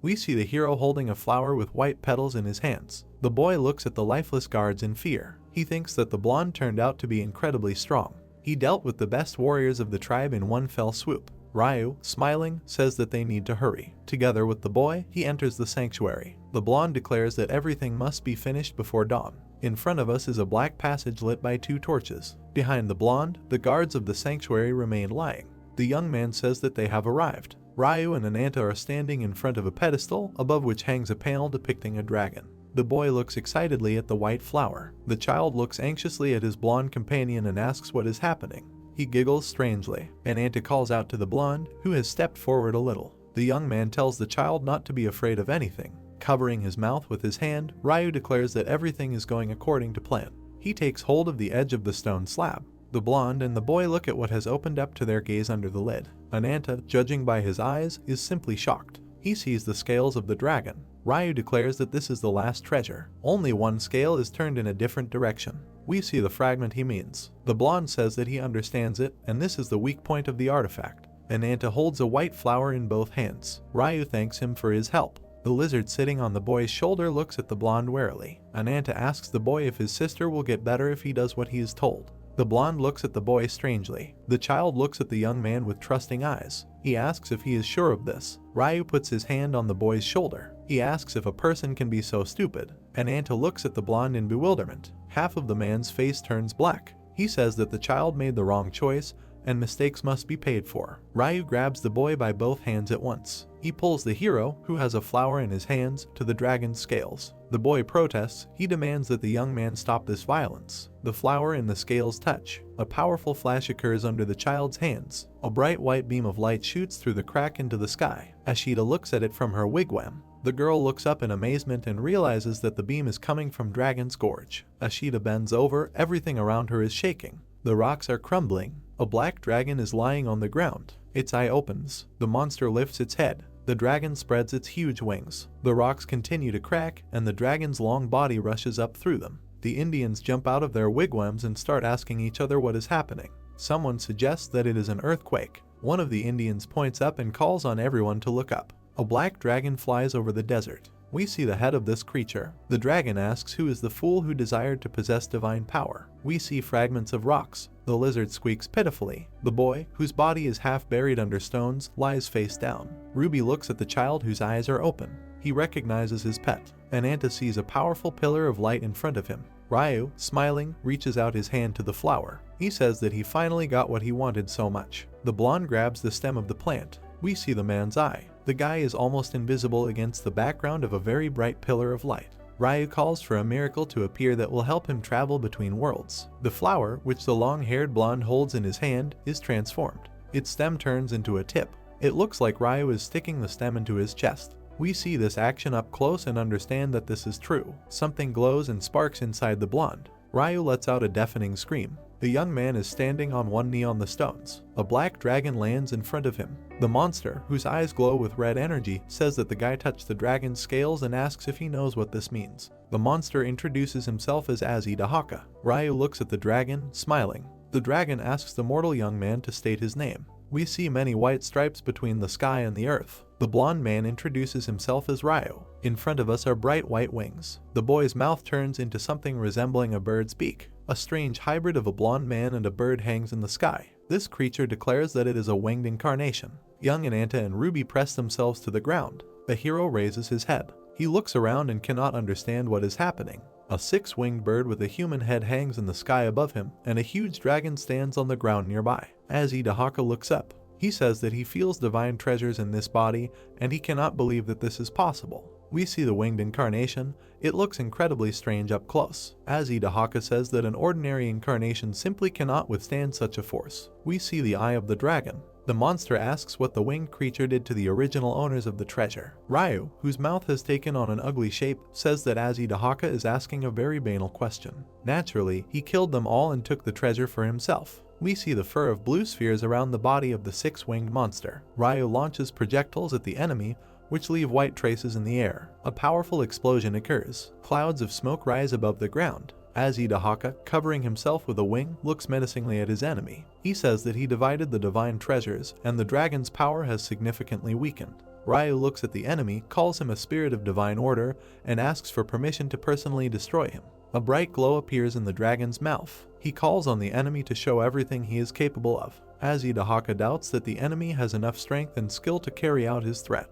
A powerful stream of fire bursts out of the monster's mouth. Ryu dodges with difficulty. The dragon flies up. Azidahaka flies towards the enemy above him. Ryu seems to be trying to break away from the dragon. Magic formations with fire spheres inside appear around the black monster. Black and yellow projectiles fly towards the enemy. A powerful flash occurs in front of the winged incarnation. The dragon says the phrase "let there be light." Another powerful explosion occurs. The dragon looks at his opponent. Azidahaka is surrounded by black jets. Flapping his wings, he sends these projectiles towards his enemy. We see the terrible face of the winged incarnation. Ryu, actively flapping all six wings, hovers in the air. He also attacks the enemy with jets, but his are white. Energy projectiles meet each other in the air. The dragon does not seem to like what is happening in front of his eyes. An incredibly powerful flash occurs in the sky. We see a huge white ball. The Indians standing in front of their wigwams also observe this sphere. Ashita looks up, clutching her fists to her chest. She calls out to her brother. Ananta is shaking. Blood is pouring out of his mouth. We see that the hero is missing both his arms. The boy looks up at the sky and calls out to his sister. Something falls to the ground, causing a huge explosion.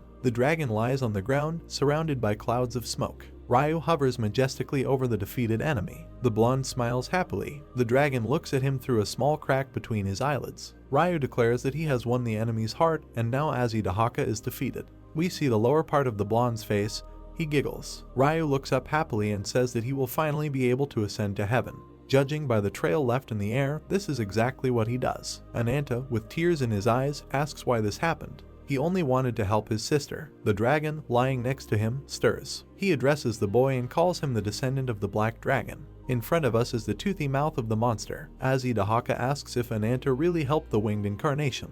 The boy, bursting into tears, looks at the dragon and asks to forgive him for what he did. He only wanted to help his sister. In front of us is the red eye of the monster. It says that it is sincerely sorry. The monster's eye turns completely red. The dragon says that the perverted heart of the demon, standing on the threshold of death, cannot forgive the child. He will be cursed. Black pieces separate from the monster's body and fly up into the sky. It looks like Dahaka is starting to evaporate. A huge red and black ghostly mouth is visible in the sky. A full-fledged dragon forms in front of the hero, looking into the sky. Anta looks at this monster and understands that in front of him is a demon. Dahaka rushes upward, leaving a fiery trail behind him. He flies across the sky. Tears flow from the child's eyes. Anta understands that the monster is flying towards his village. A fiery monster hovers above the Indians. The dragon burns the settlement. People burn, screaming loudly from unbearable pain. The hero's sister also dies in the fire. A wall of flame destroys the village. The armless hero looks up and screams that this should not happen. A ghostly dragon, its mouth wide open, rushes towards the boy. The monster crashes into the ground. The hero's body emits black streams. We see long red structures on a black background. Something similar to a heart is formed from them. Now all this resembles a human face. A moment later, we see the outline of the dragon. Dahaka calls the hero a fool. We see the dragon's mouth pointing upward again. The monster tells the child that wherever he goes, death and misfortune will always follow him. The dragon's huge paw is on the ground. A red and black figure is visible in the desert under the bright stars. We see the prison door. The hero, shackled, is kneeling. The boy opens his eye. We see a huge tree that has lost its crown. Ryu and Ziz are standing in front of it. The blonde man says that it has been an amazingly long journey. Nadia looks at these characters intently. Ryu tells the child that it is time to return to their secluded temple. Cracks appear above the blonde man, the horned warrior, and the little boy. A hole is formed in space after the knight's blow. The shards fly past the blonde man's face. He hears the girl's voice. Nadia says that Anta called Ryu a disgusting beast who imagines himself a god. We see the child's slightly frightened face. Nadia states that the boy she sees is undoubtedly the true incarnation. Kneeling on the thick branches, the girl asks the blonde man to answer her question. She does not remember anything that happened before meeting Ryu. Could it be that this child? The blonde man smiles and interrupts the girl. He says that Anta is indeed the boy from that time. The girl sees the blonde man's back and the smiling boy. Ryu states that everything has a cause and effect. When cause and effect disappears, everything loses its meaning. Ryu looks back at the girl and states that this is fate. He looks forward to the day when they will meet again. Nadia looks at the blonde man. He finally says that she is the incarnation of nature. We see a stone circle in the middle of a lake in a cave. In front of us is a girl with long red hair. Someone calls her a queen. Now we see a boy with a piece of paper in his hand and a yellow-haired girl. The child says that news has arrived of Duke Bernhard's return from the southern observation post. Without turning to face her interlocutors, the queen replies that this is the most joyful news she has heard in a long time. The girl comes out of the pool. She says that the boy, whose name is Mur, is very lucky. If he had brought bad news, she would have spanked him. The child says that he does not like this prospect very much. The girl with yellow hair covers the queen with a cloak. The boy says that, according to the messenger, one incarnation and 2 people are traveling with the duke. The queen asks again in surprise, what kind of incarnation is this? A creature with wings and fins. The blonde says that she has no idea about this, and it would be better if Her Majesty saw everything for herself and, as always, gave her own assessment.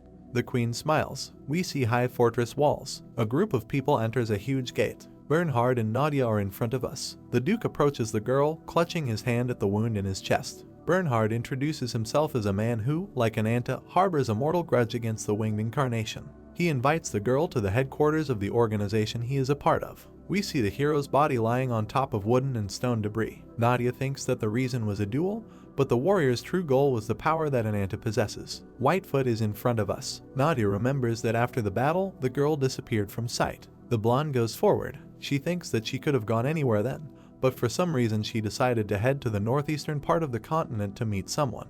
The gates open. The arrival of Duke Bernhard is announced. In front of us is a red carpet leading to the throne. We see a girl with wolf ears and red eyes. Now in front of us is some kind of hero with horns sticking out of his temples. We see the backs of the queen and her 2 companions. Those present are advised to greet Her Majesty. Nadia looks at someone carefully. She thinks that she is the ruler of Valkyrie, a fallen kingdom of female warriors. Now she leads an armed group of people for whom the winged incarnation is a sworn enemy. Above the head of the red-haired girl hangs a coat of arms with a unicorn. On the throne sits a muscular girl. She declares that the queen has taken her place. Nadia realizes that she is Ladrasa Einijar, the leader of the Levitane. Bernhard bows and greets Her Majesty. The queen declares that she is glad to see the duke in triumph. The girl smiles and suggests that they skip the formalities. First, she wants to hear a report on the results of the expedition. Before us is a warrior who strikes with his weapon. Bernhard says that, as planned, they pretended to be ordinary fighters in order to infiltrate the temple of the city of cafes. Before us is the powerful press of the Duke. The man reports that something unexpected happened then, but he eventually managed to reach the top floor of the temple. There he meets the winged incarnation of Wail. The girls in elegant helmets look at the Duke with fear. The queen looks at the warrior with concern. She asks what happened next. Bernhard, looking down, states that he engaged in combat with the enemy, but, to his shame, was defeated. Larissa looks at the warrior, resting her head on her hand. She asks if he wants to say that he returned in disgrace, having achieved nothing. Bernhard looks boldly at the girl. According to him, victories and defeats are part of a warrior's life, even if there were several in a row. The Duke clenches his fist. He promises that one day he will definitely strangle the scoundrel with his own hands. A smile appears on the queen's face. She cries out joyfully, greeting the warrior, and demands that this determination be maintained in the future. We see the back of the head of the blonde, who is standing next to the Duke, who has just reported. The queen asks the warrior who is the girl next to him. Nadia closes her eyes. Bernhard apologizes for not telling him earlier and says that Nadia, a child of nature, is with him. She was part of another squad that was hunting for the winged incarnation. The Duke looks at the queen with determination. He states that Nadia is their new ally and that by accepting her into Levitane they will become much stronger. The girl helped the warrior a lot during the expedition. We see the blonde bandaging the Duke's wounds. Bernhard states that he brought the girl to introduce her to the queen. Larissa looks at the blonde standing by the throne and asks where the rest of the squad are. The girl states that it was some kind of barbarian and a completely ordinary girl. In exchange for good care and protection, the baby was offered cooperation. We see who the queen's assistant is talking about. She states that the girl is relatively healthy and will soon be transferred to civilian housing. Now we see a bandaged Ananta. The assistant states that the male barbarian is under the care of a doctor. He is currently in critical condition, does not regain consciousness and is unresponsive. The girl with yellow hair looks at the queen and says that she can drag him here, even if she has to beat him up. Larissa replies that there is no need for that. The queen approaches the blonde beauty and greets her. Larissa, smiling, extends her hand to the girl and introduces herself as Larissa Einijar. Nadia modestly lowers her gaze and thanks the queen for her hospitality. The queen notices that the blonde can act naturally, without formalities. The girls shake hands. The queen asks why Nadia wants to become an ally of her organization. The queen's gaze becomes slightly threatening. She says that if this is an enemy spy, she will not be well. Nadia, whose back of her head we can see, says that she wants to make a deal. She touches the branch that is inside her. The blonde wants to know everything the organization knows about this object. Someone calls out loudly to the queen. Larissa and Nadia turn to the one who did it. In front of us is a girl with wolf ears. She angrily shouts that Larissa should not listen to what Nadia tells her. Ever since the blonde came here, she has been smelling unbearably of the winged incarnation. The girl is simply furious. She points at the blonde and accuses her of having a branch of the winged incarnation inside her. The horned giant also looks unkindly at the blonde. The queen looks warily at her guest and asks if this is really so. Nadia puts her hand to her chest. She declares that the girl with wolf ears told the truth. After meeting the winged incarnation, the branch continues to beat inside her. Nadia resolutely looks at her interlocutor. She states that it is also certain that she has no information whatsoever about the branch inside her. The queen asks the Duke if he has told the girl anything about the branch. Bernhard states that he has not, as he did not have permission to do so. Nadia is reflected in the iris of someone's eye. Bernhard says that if she really is the one the winged incarnation is looking for, the organization has an excellent opportunity to catch the scoundrel. Someone runs into the hall and shouts loudly, not letting the queen finish speaking, who was just about to object to the Duke. Larissa looks angrily at the girl who ran in. She says that the royal council is in session. What the hell could have happened to interrupt it like this? The girl apologizes and says that she has very important and urgent news. Something is happening in the residential area of the fortress right now. Apparently, the hero has come to his senses. He is partially transformed into a dragon. The girl screams that a bloodbath is taking place where she said. It is night above the mountain gorge. Streaks of bloody energy are creeping onto the deserted land. In front of us is an enraged red and black dragon. We see the outline of a man, in which Ananta is easily recognized. The hero has very large eyes and a mouth. He no longer feels his body, his consciousness is dimming. In front of us is the dragon again. At the end of the gorge, something is burning, emitting black smoke. We see the dragon's paw. The monster lowers it to the ground. It seems that the monster is quickly rushing somewhere. The dragon is actively working its front limbs. White traces are left on the ground behind the monster. The monster stands on its hind legs and lets out a deafening cry. Before us again are the red and black outlines of the hero. Before us are burning wigwams and a charred corpse. The dragon looks at the village engulfed in flames. Red and black stripes rush into the sky. Before us is a human leg. Ananta, slightly opening his mouth, walks forward. We see that he has arms again. Ashita, smiling sweetly, looks at her brother. She calls him by name. The hero is kneeling in front of someone's body. The disfigured corpse is burning. Ananta remembers how his sister asked him to be careful. Horror is in the boy's eyes. He picks up the corpse of his sister. The hero bends over his loved one. The guy, from whose eyes bloody tears are flowing, looks up and screams loudly. Before us is Whitefoot. She hears how the hero swears to kill the enemy with his own hands. The boy looks up at the sky and shouts the name of his enemy, Ryu. Before us is the yellow eye of the hero. He gets out of bed and tries to understand where he is. Near his bed sits a funny girl with mouse ears. She looks at the hero and makes some strange sounds. Ananta asks her who she is. The little girl looks at the hero, resting her head on her folded hands. The guy looks at the girl in surprise. He tries to understand if she could be an incarnation. Then he puts his feet on the floor and tries to get up, realizing that he cannot waste time like this. Ananta, gritting his teeth with anger, looks ahead. He thinks that he must find Ryu, and as soon as possible. The hero coughs, something black pours out of his mouth and eyes. The girl looks at the coughing guy in bewilderment. He wipes his mouth with his hand and feels that he cannot breathe. The floor under his feet is splashed. Ananta realizes that his vision has not yet fully recovered. The young man falls and hits his head on the floor. He realizes that these are all side effects of using the curse's power. The girl screams and runs away. The guy trying to get up curses behind her back. The little girl disappears behind the door. Ananta watches her go. In front of us is a street of a populated area, above which the sky is not visible. The girl and the old man look at someone in amazement. Naturally, it is Ananta. The guy looks around and tries to understand where the hell he is. The hero pays attention to the vault hanging over the city. The fact that he cannot see the sky in such a huge space makes him think that this is an underground city. Someone appears in front of the hero and demands that he stop. We see 3 warriors. The girl commander says that Ananta seems suspicious and he is clearly not a resident of the civilian area. The fighters point their spears at the hero. The girl demands that he obey the order and says that he is under arrest. If he tries to resist, he will be immediately executed. Ananta exhales tiredly, lowering his head slightly. Gritting his teeth in anger, he demands to be let go. A little ahead of him we see a smiling guy in a blue vest.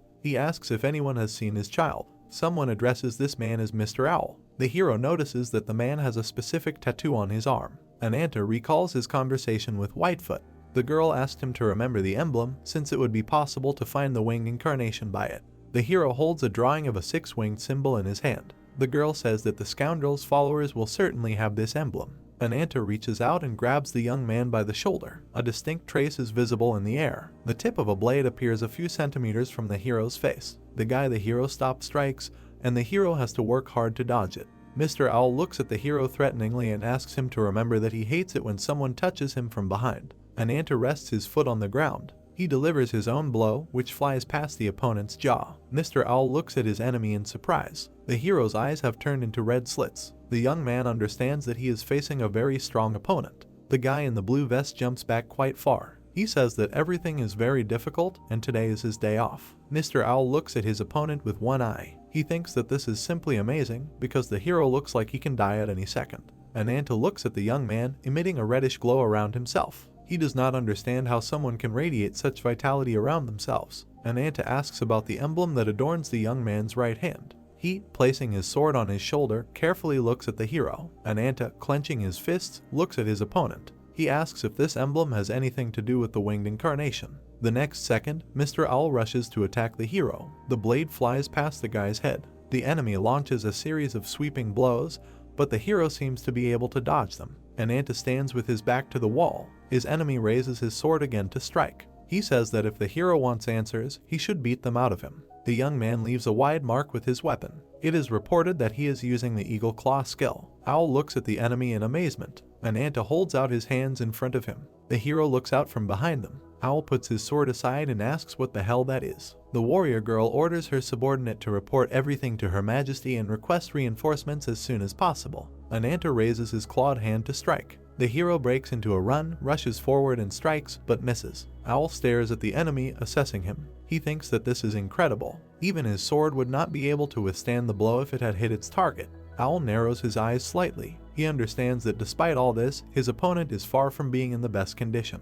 Ananta, whose hands emit red streams, nevertheless looks quite threatening. The hero lowers his head. His experienced opponent notices something. Taking advantage of the gap in the defense, Owl pierces the hero with his sword. We see a deep wound in the guy's back. It seems that Owl intends to finish off the enemy. Judging by the lower jaw, the hero begins to transform into a dragon. Now there is no doubt about it. The monster roars menacingly. Owl jumps back. We see black and red stripes. Streams of energy rise from the hero's body. The monster roars deafeningly. It looks like a full-fledged dragon is already standing in front of the hero's opponent.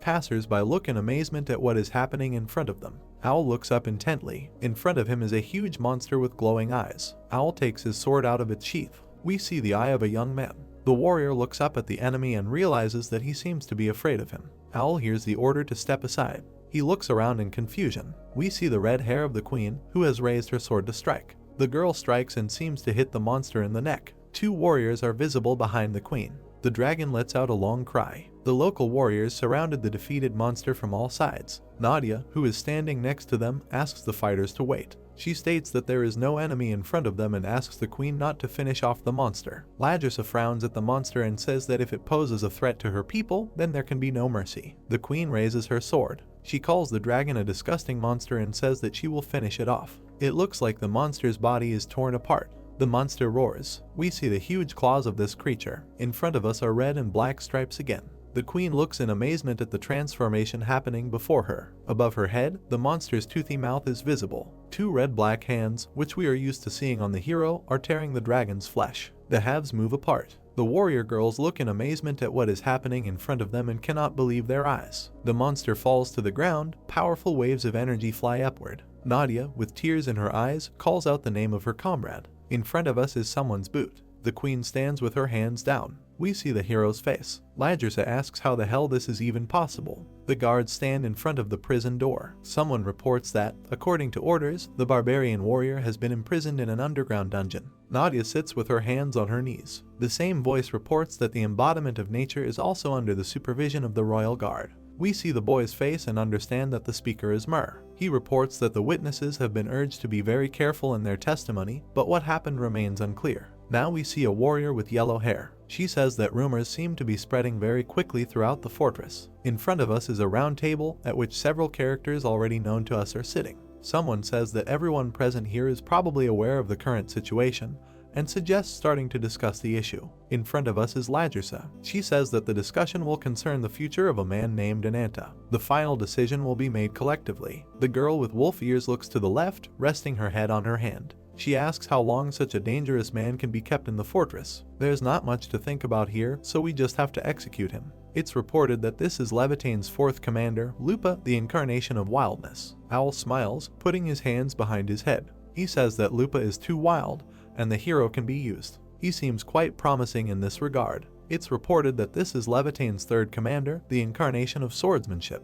The offended girl screams at this orator to shut up. We see the horned hero. He says that he is not interested in all this. It's Levitane's second commander, Tarkan, the incarnation of breakthrough. The queen looks at the already familiar bearded man. She asks if Bernhard knew about this guy from the very beginning. The stern warrior puts his fist on the table and says yes. It's reported that this is Levitane's first commander, the incarnation of valor. Lupa slams her fist on the table. She asks if this is some kind of joke, to bring such a monster into the fortress without warning anyone. And what was the Duke thinking? Bernhard looks at the girl with displeasure. According to him, he understood that the boy's presence would undoubtedly cause internal discord. But despite this, it seemed to him that they should all allow the boy to join the organization, even if this would mean some instability with it. The queen looks closely at the Duke. He says that the young man's power is still unstable and poses a threat. However, Ananta is a clear and very strong enemy of the winged incarnation. Bernhard looks closely at his interlocutor. He states that if they can curb the young man's power, it will be a powerful weapon against their common enemy. The Duke states that he expresses an undoubted desire to accept him into Levitane. Lupa jumps up from her seat. She turns to the queen with a question whether she is really seriously going to consider what the Duke is saying. The girl looks at Owl, who is sitting with her at the same round table. She says that he fought this guy and could have killed him if he had fought for real. The young man smiles, rubbing his chin with his finger. He states that these words may seem strange coming from a man who immediately grappled with the hero, but he will support the Duke. Ananta certainly has potential. Owl, smiling, remembers his fight with the dragon. He states that if the fight had been real, neither side would have remained unscathed. Lupa looks at someone with surprised eyes and asks what this is. Someone says that everything has already been decided. A figure appears in a huge doorway. This character states that a messenger has appeared to those present.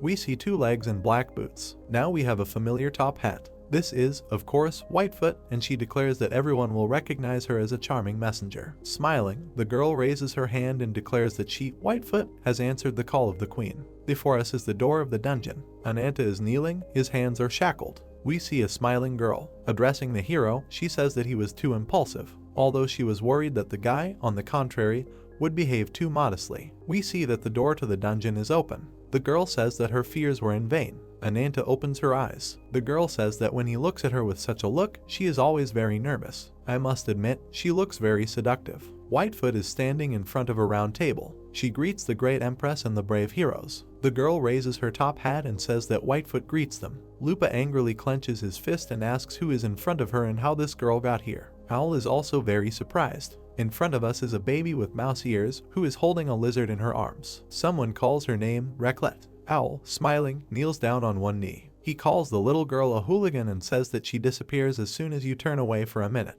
The girl, gasping, rushes to him. We see a watch with a picture of a rabbit. Someone says that there is no need to scold the girl since she has the power to cross space. Bernhard, looking at Whitefoot, asks the queen who she is. Ladrasa says that she is a member of an information group called the Rabbit's Foot. The girl in the top hat stands in front of the throne. The queen tells the duke that before his return, Whitefoot came and offered a deal. The girl asks if the queen is interested in the power to kill the winged incarnation. We see a wide smile from the girl. Ladrasa says that at first she considered Whitefoot crazy, but now it is clear that she foresaw this situation from the very beginning. Folding her arms across her chest, the queen looks at her interlocutor. Ladrasa says that she is interested in the offer and asks to tell her the terms of cooperation.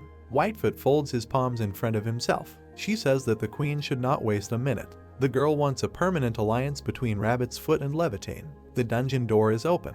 Whitefoot says that in exchange, the organization will receive all of Rabbit's Foot's power, and together they can destroy the winged incarnation. A heavy bracelet lies on the floor. Whitefoot promises to provide the queen with an incarnation for revenge. Beads of sweat run down the smiling girl's face. Someone shouts that useless information has just been voiced. Ladrasa looks at someone in surprise. Bernhard looks in the same direction. The man who has attracted everyone's attention asks Whitefoot who she is talking about. How dare she introduce someone? Lupa looks at the speaker, grinding her teeth in anger. Tarkin looks at him menacingly. The speaker, as yet unknown, declares that there is no need for cooperation since the efforts will be joint. Reclet looks around in fear. Lizard looks in amazement. She breaks free from the baby's arms and, making strange sounds, runs towards the one who entered. Naturally, it is Ananta. He points at himself and says that he is the one who will kill the winged incarnation. Lupa shows her sharp claws. She declares that this is a criminal who should be in prison. The warrior girls look at the hero with their mouths slightly open. Someone asks what the hell the guards are doing. The queen frowns at the guy. Lupa says that if Ladrasa gives her the order, she will cut this bastard into many small pieces right now. The queen asks the girl to calm down and says that she wants to listen to the hero. Lupa clicks her tongue in displeasure. We see the queen's red eye, and now the powerful torso of the hero. Ladrasa understands that the scars on the hero's body indicate the number of battles he participated in. We see the hero's eyes emitting a red glow. Ladrasa thinks that the guy's entire life, which has been incredibly cruel to him, is reflected on his skin. It cannot be compared to anything the queen has seen before. Before us is an enraged dragon. Ladrasa realizes that the embodiment she sees before her still resembles a man. Whitefoot points with both hands at the hero. She declares that in front of those gathered, Ananta is the most powerful force of the Rabbit's Foot. Ladrasa wonders if this man is really the embodiment of revenge. Ananta puts his hand on Whitefoot's head. She cries out in surprise. The guy presses down hard and asks since when did he become her property. Does the girl really want to die saying such things? The little girl continues to giggle. Behind this couple, the same beauty we saw in the dungeon appears. She gently takes the hero by the hand and says that Ananta was really defeated by the winged embodiment. The young man, gritting his teeth, looks at the girl clinging to him. She says that he needs friends because he can't do it alone. Beauty looks at Whitefoot. She notices that her sister is not in a very good mood. Whitefoot sheds tears. She calls her sister by name, Blackfeet, and says that everything is exactly like this. Lizard looks at the hero, who bows his head. Whitefoot says that Ananta looks a little unstable. It seems that his settings have been completed. In front of us is a round table. The queen asks the hero if he can really kill the winged incarnation. Whitefoot, smiling, tries to tell something about the guy. Ladrasa looks at her sternly and says that she asked the young man, not her. The hero's origin is a complete platitude that means nothing to her. Ananta glares at the queen. Ladrasa and her two assistants look at the hero carefully. The queen says that of course she has some concerns, But what matters is that she has seen the boy's strength and abilities with her own eyes. She states that everyone gathered here has a common goal: to destroy the winged incarnation. In front of us are Lupa, Tarkin, and Bernhard. Ladrissa states that the grudge held against the winged incarnation is actually the basis of Levitain. Owl has his back to us. The queen says that the prosecutor who had a fight with the hero earlier is the embodiment of the art of swordsmanship. He was a member of a clan that obeyed the winged incarnation. We see a symbol on the back of the young man's hand. Ladrissa reports that this clan was destroyed because some of its members spoke out against the winged incarnation. After this, Owl swore revenge and tried to burn off his tattoo. We see the young man's hand and understand why it looks so strange. The queen says that she accepted this man into her team without hesitation. The girl looks sternly at the hero. We see the image of a dragon above the figure of the hero holding something in his hand. Ladrissa says that she fully understands the bottomless rage that the young man feels towards the winged incarnation. Ananta looks at the girl boldly and asks her name. The queen responds with a puzzled look and says that she is Ladrissa Einijar. The hero removes his hand from Whitefoot's head. He reminds the queen that she asked if it was possible to kill the winged incarnation. Ananta raises his clenched fist. The boy declares that it is cursed by evil spirits. We see the red and black shoulder of the hero. He says that the more fallen animals he eats, the stronger he becomes, and his power continues to grow. Ananta, standing in front of the round table, boldly points his finger directly at the queen. He declares that after hunting evil spirits and regaining his power, he will kill the winged embodiment in her name. So all the idiots who have gathered here should just shut up and unite with him. Lupa jumps up again, filled with rage. She asks what is wrong with this moral monster. However, the queen just smiles calmly. She says that she accepts the guy's conditions. Ladrissa laughs loudly and says that she is looking at a very impudent young man. We see the girl's shoulder. She repeats again that she is satisfied with everything. The queen gets up from her seat and goes to someone. The girl approaches the hero and folds her arms across her chest. She declares that she promises as the queen, Levitain, to unite with him, the embodiment of vengeance. She calls her two assistants by name. This is how we learn that the girl's name is Scald. They respond. Ladrissa orders Nadia to be brought here. A bright glow is visible in the sky in the opening. We see legs clad in knightly armor. The hero approaches an ornate door. He opens it and hears someone greeting him. Ziz stands in front of the slain monster. One by one, we see several faces, some of which seem familiar. Ziz, splattered with blood, looks over his shoulder at someone. He chuckles nastily. Ryu, dressed in luxurious robes, says that they are celebrating the birth of a new incarnation. The hero bows his head. He states that they have all gathered together as planned. The blonde smiles and orders the door to be opened. The knight tears apart space itself with his hands. Behind him, a huge hole is visible, surrounded by sharp shards. Ryu, Ziz, and Bihiron look into the hole. In front of us, a huge number of scary black monsters. Ryu stands over hundreds of monsters. The monsters grin viciously. The blonde looks calmly at the monsters. Ryu opens his mouth and asks them to remember that they were abandoned by a god. In front of us is Bihiron, with fragments flying around him. Ziz smiles very strangely. Ryu says that they have lost their status as a spiritual being and have become evil. They will not be able to return to his original form again.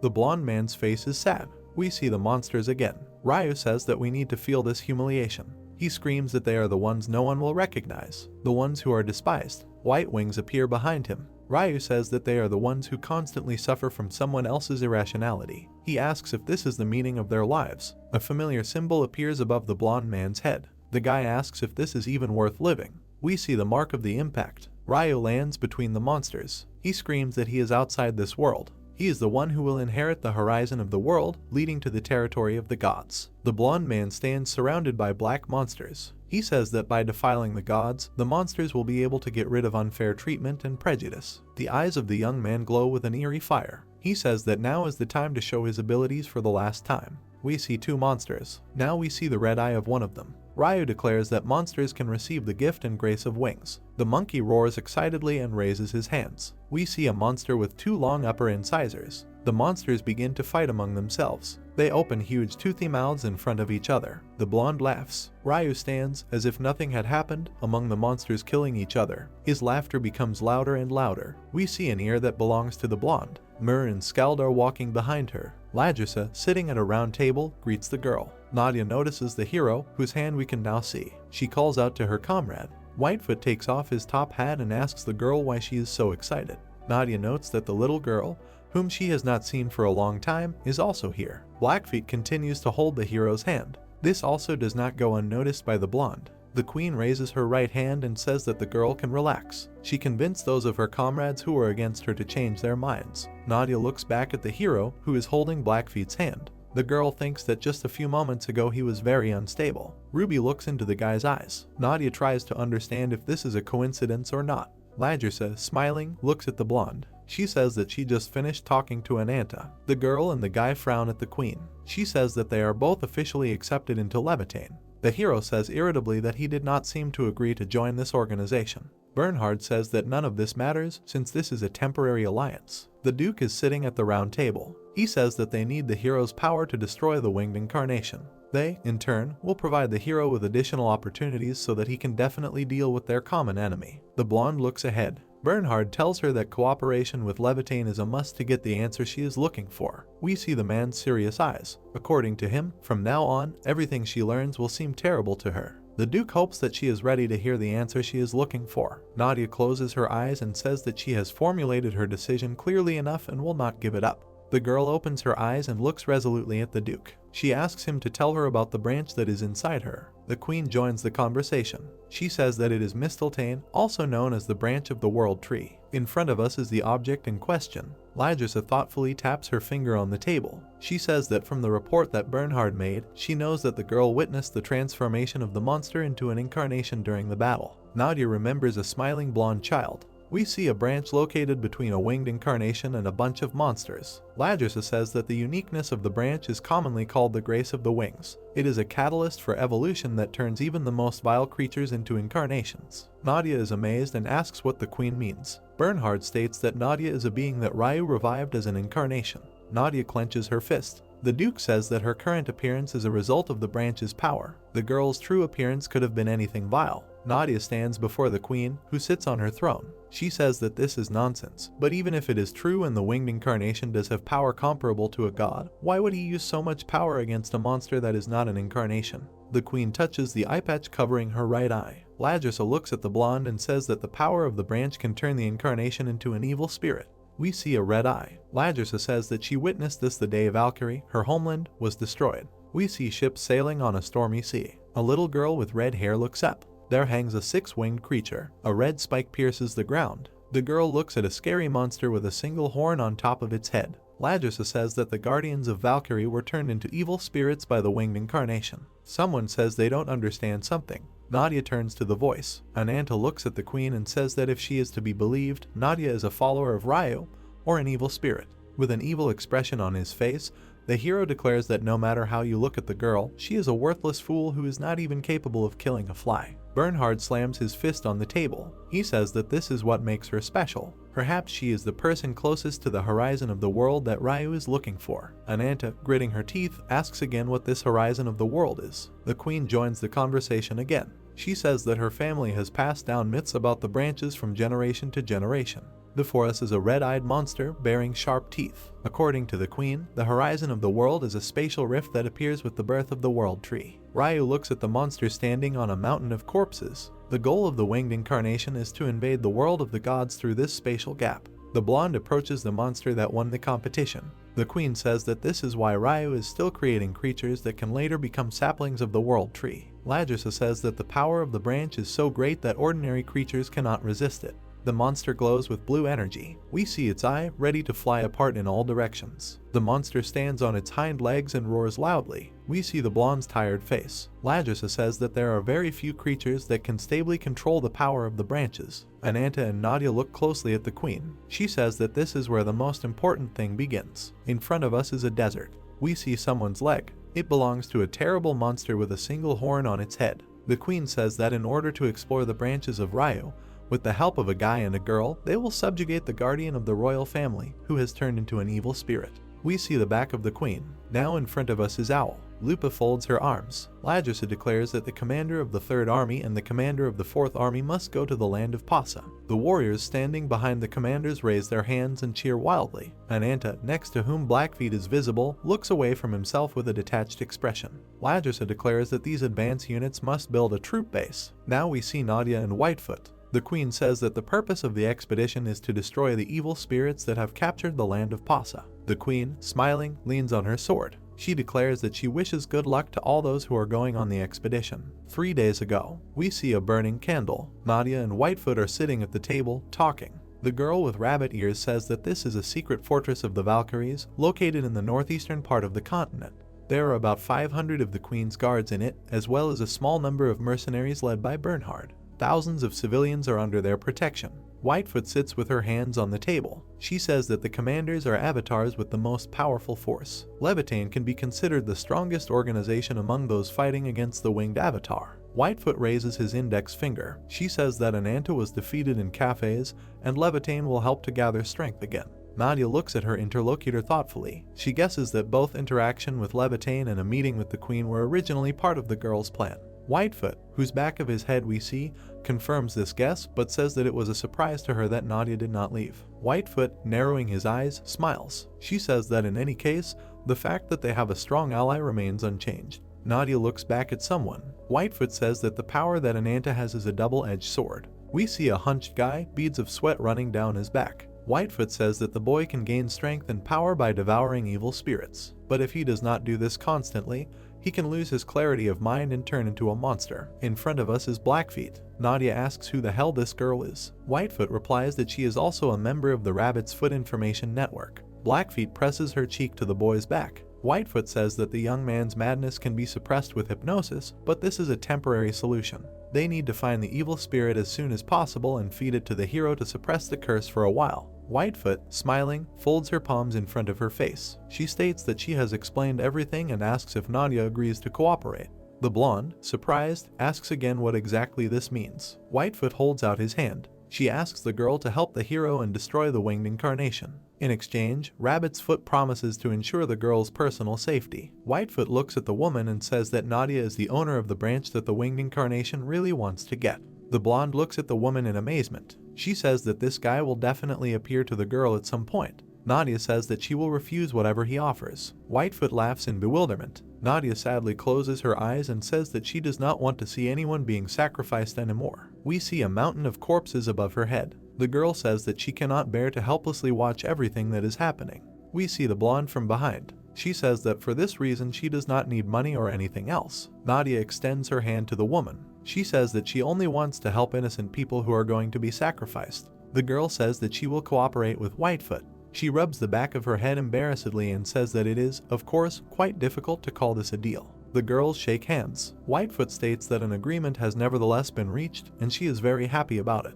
Whitefoot places her hands on the table and says that she will now tell us about the further plans. We see the Queen bending over a map. Whitefoot declares that Ladrasa will use the power that Ananta possesses to conquer the old capital of Valkyrie. Preparations for the conquest of Folkbang must have already begun. It is a cursed land that destroys even death itself. We see a strange figure behind the trees. Whitefoot says that he is the lord of a place called the Lands of Pasa. The blonde interrupts her and declares that it is an alicorn, the embodiment of divinity. Whitefoot confirms that it is a sacred unicorn, one of the original 6 incarnations. Before us is the creature in question. Whitefoot reports that the unicorn was a servant of the god who protected Valkyrie. Before us is the back of the 6-winged creature. The girl says that, according to the queen, Alicorn transformed into an evil spirit immediately after meeting the winged incarnation. Nadia puts her hand to her chest. Whitefoot says that it works 9 times out of 10. The power of the branches is probably interconnected. Someone comes up to the table where the girls are sitting. This person says that, in short, the queen wants revenge on the beast that destroyed her kingdom.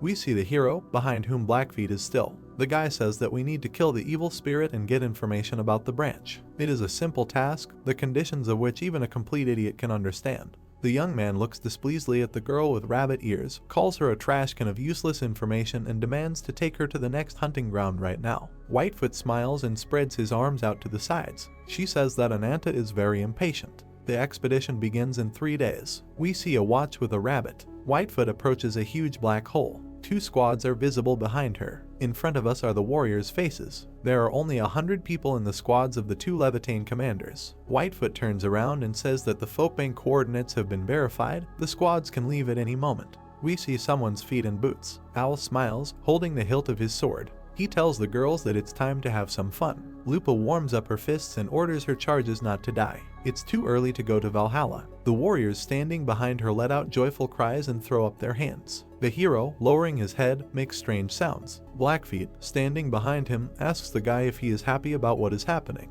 The hero looks back at her and says that, of course, he is. Frowning in front of him, he declares that he can kill anyone. We see ugly trees and a cliff towering over them. There is a huge hole in the ground. Lupa and Al rush forward. At the same time, the young man seems to slow down and the girl accelerates. In front of us is a wolf's ear. Lupa notices something and tries to warn her ally. In front of the commanders appears an unpleasant monster with ram's horns. Green branches curl in front of the blonde's head. It is reported that Nadia is using the world tree. We see twisted branches. Now in front of us is a horse made of them, which rushes towards the monster with ram's horns. It is reported that the Epona skill is used. In front of us is a white trace from the jump. Lupa and Owl land at the base of the cliff. The monster rises above a cluster of branches. It seems that the monster is smiling. A giant hand appears above the monster, which, as we understand, belongs to the hero. Ananta strikes. His allies look at what is happening before their eyes in bewilderment. Lupa and Owl have completely opposite emotions on their faces. The hero looks at someone with anger. Twisted roots are visible in front of the blonde's face. Owl says that this mission promises to be much more fun than he expected.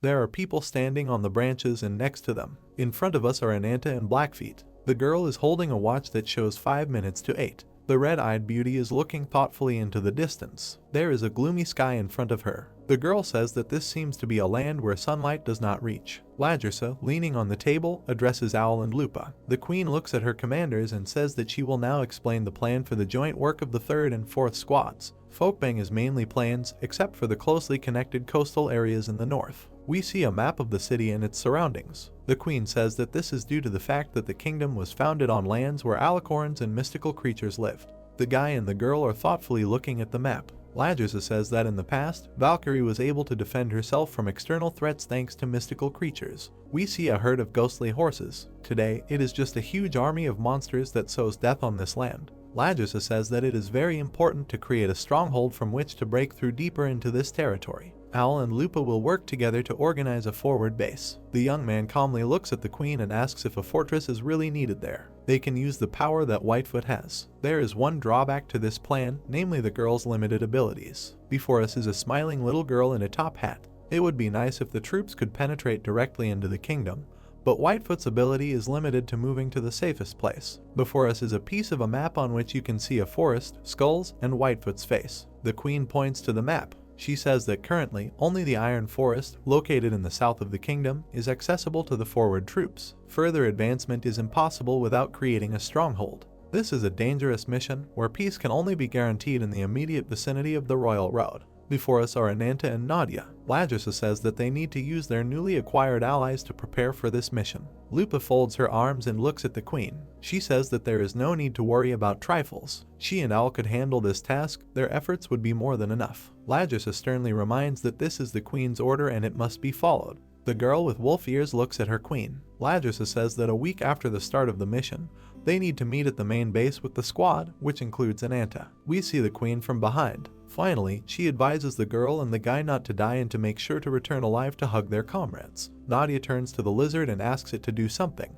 A powerful stream of fire shoots out of the reptile's mouth. Something is burning up ahead. Lupa looks sideways at the blonde with displeasure. Now the girl looks in the other direction, where Ananta and Blackfeet are sitting under a tree. Lupa snorts contemptuously. Owl approaches her and says that the girl does not hide her displeasure. She should be a little calmer, since they will all soon go into the forest. The guy holds a piece of paper in his hand. He explains that these are now their comrades who will fight shoulder to shoulder with them. Lupa frankly says that this is what infuriates her. She remembers her dead friends. The girl says that calling their new acquaintances comrades is disrespectful to those who left this world earlier, to those who could be trusted with their lives at any moment. Lupa looks angrily at her colleague. She declares that these are the real comrades, and she cannot consider a guy whose origin is unknown as such. The girl resolutely walks towards the hero sitting under the tree. Owl tries to stop her. Ananta frowns at the approaching girl. She stands next to him and begins to hint that she is a weakling. He only swung his fist once and he was already out of breath. What kind of ally is this who can't even move a muscle without a guardian by his side? Blackfeet, who is meant, looks at the squad leader with displeasure. Ananta tiredly tells the girl with wolf ears to leave him alone and mind her own business. Lupa looks at the hero with disdain and says that Ladrissa seems interested in the strength the boy has, but she personally has a completely different opinion on this matter. Black streams rise up from the hero's body. Lupa says that the hero cannot fully control his strength. She noticed that during the recent battle he was limiting his strength. Could this be due to the fear of going mad? Nadia, who is standing with a lizard in her arms, asks what all this means. Lupa says that it is like dealing with a bomb that can explode at any moment. Ananta, bending at the waist, brazenly interrupts the girl's flow of speech. He approaches her and looks straight into her eyes. The hero demands that she mind her own business. This causes an inadequate reaction from the girl. Lupa, looking angrily at the guy, demands that this son of a bitch stop chatting. We see sharp claws. The squad leader shouts at the young man to take his gang and get out of here. She promises to tell the queen that he got scared and ran away. The girl's eyes glow with rage. She declares that if Ananta refuses, he will be torn apart right there and then. The hero asks Lupa if he wants to hear his answer. His eyes begin to glow with an eerie red energy. The hero advises the girl to disappear before he kills her. We see a white hand. Its owner asks everyone to calm down. Lupa looks into the cave, which is literally filled with the corpses of monsters. The girl looks around in bewilderment and tries to understand what it is. Rocks fall from above. Lupa covers her face with her hand. She looks at something in amazement. The queen is visible in the gap, holding a sword. Lupa calls out to her. Blackfeet looks at the hero, smiling. She asks Ananta to stop. The guy asks him in bewilderment why he should avoid a fight that he did not start. Blackfeet looks him in the eye and says that no matter who started it, Ananta crosses the line. We see that she is using a skill called Enchanting Emptiness Hypnosis. The hero turns away in displeasure. Judging by the expression in his eyes, he notices something. Ananta pushes Blackfeet away with a sharp movement. The beauty looks at the guy with resentment. It turns out that the hero saved the girl from a giant snake. The monster snaps its jaws, but misses. Al calls out to her colleague in alarm. We see the snake's huge body. Taking up his sword, Al orders 10 of his warriors to follow him. He is going to drive away the monster. The guy looks at something in bewilderment. We see the hooves of a horse. Now in front of us are 4 black monsters with glowing eyes. Someone holds a branch in his hand and uses the Yggdrasil skill. Spikes appear from under the ground, which pierce the horses. It is reported that the Two-Dates skill was used. Nadia shouts for everyone to prepare for battle. According to her, hordes of monsters are approaching the people. We see several spikes and black ghostly horses approaching them. An order is given to be ready. The hero's hand covers the mouth of the squad leader. The guy looks out from behind the tree he is sitting behind. On the other side of the trunk, 2 giant snakes are visible. A snake is crawling between the trees. The hero, cursing, props up some mass with his back. The guy angrily looks somewhere down. He rests his hand on a not very pleasant surface. Ananta scratches it with her sharp claws. The snake opens its eyes wide. It looks like the monster's body is being torn in half. The snake's head hits the ground. Ananta tries to catch his breath. He carries the girl in his arms and curses everything in the world. Lupa lies on the ground under the trees. She opens her eyes. The girl notices the hero sitting under the tree. He asks if she has finally come to her senses. Looking down, the young man says that she is very lucky. Lupa angrily asks what kind of appearance the guy has. Then she looks at herself and realizes that there is something wrong with her clothes too. The hero asks her if she remembers how she fell into the snake's mouth. Ananta tells the girl that they somehow managed to get out. Lupa looks at the young man in amazement. She tries to understand if this guy was protecting her. Ananta looks at her palm. He realizes that the regeneration is too slow. He will not be able to move for some time. The hero sits sadly under a tree. He asks the girl if it was poison. He feels like it was some kind of acid. Lupa replies that she was analyzing something when she suddenly passed out. The girl asks how much time has passed and where her allies are. The hero seems to notice something to his left. The guy grabs the girl's hand and pulls her towards him. Lupa screams in fear. Ananta sits the girl in front of him and presses her to himself. Lupa asks what he is doing.